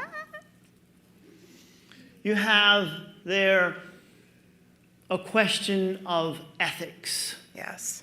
It's a question that really only you can answer for yourself in terms of determining your own comfort level with working with certain individuals. If you don't really feel that those individuals are ready for the power of what you are giving them, then you will feel that. You will notice that. You will find the reluctance within you to take that person to where you know that they could potentially go. You will find that reluctance to be palpable, and you will want to put on the brakes there, so that you are taking the person forward at the speed that they are comfortable moving. And that's what you need to do. That's what you need to determine for yourself. So you need to take it on a case-by-case basis, and the more that you do it, the easier it will be for you to recognize those times when you need to pull back a bit, or you need to give that person some other tools to work with first. Yes. And you will get better and better at determining that and knowing what to do and what not to do as you continue on. But just know that your intentions are good. You're co-creating all of these experiences with the people. And so you have their higher selves' permission to do whatever you are going to do, and you don't have to worry about overstepping or abusing your power, because you know that you're not going to do that in this lifetime. Right. And do you have any advice for me and my co-creators of this to help facilitate more the activation of the 5D consciousnesses? Yes. We suggest that you have more fun with all of this, that all of you make ascension to the fifth dimension more about having fun and playing and discovering who you are and loving and being reckless and feeling yourselves expanding for the fun of it, not because you think you need to, because you need to get somewhere else to start living your lives. You need to start living your lives now and enjoying your lives now and enjoying the ascension process, because it is happening and you are a part of it, and it's part of this co-creation of this beautiful universe that we all co-created together. And so co-create for yourselves the most enjoyable and beautiful and easy experience of ascension that you can, and love yourselves and each other throughout the entire process, and make the journey about the journey and not about the destination. And you will have more fun, and you will not be asking yourself, when is ascension exactly? You won't be doing that, because you'll be having so much fun. You see?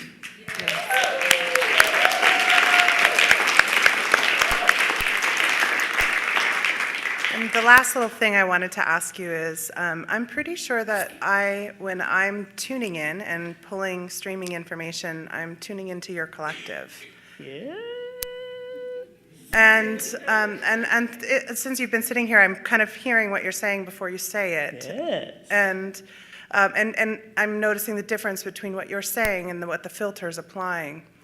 So yes. I'm asking, I guess, are there steps I can take to be more clear? Because I'm hearing you super clear here. And I definitely have to get very quiet, and I know there's a group here of amazing people that's helping all of us be so tuned in. But are there things I can do on my own to gain this greater level of clarity? Yes. So you're going to take the vibration of this now moment with you. You're going to bookmark it within yourself. You're going to note what this moment feels like right now, vibrationally, and then you're going to know that it's inside of you. It's accessible to you at all times, regardless of where you are, regardless of whether we are being channeled by this one or by someone else, and you will simply find yourself connecting directly because you have tasted our vibration and you have noticed how good we taste. So delicious, so delicious. Thank you. Thank you.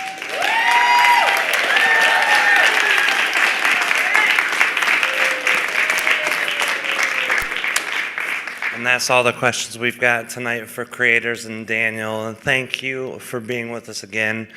You are, besides Treb and Aridif, you and Daniel are the only ones who's made it to all 5 of the channel panels. So thank you.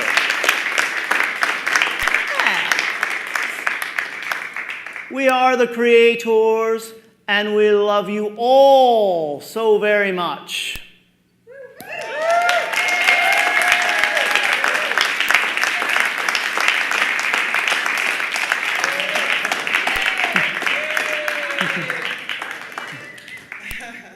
Thanks, everybody.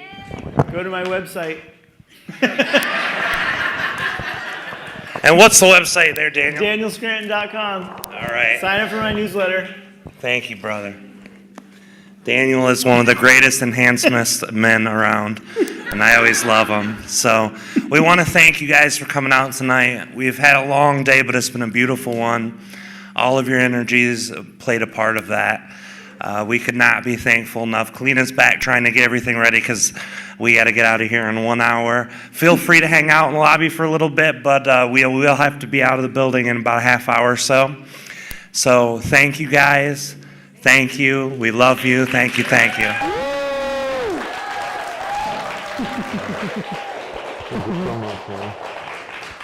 It's such a great day. Thanks for creating it.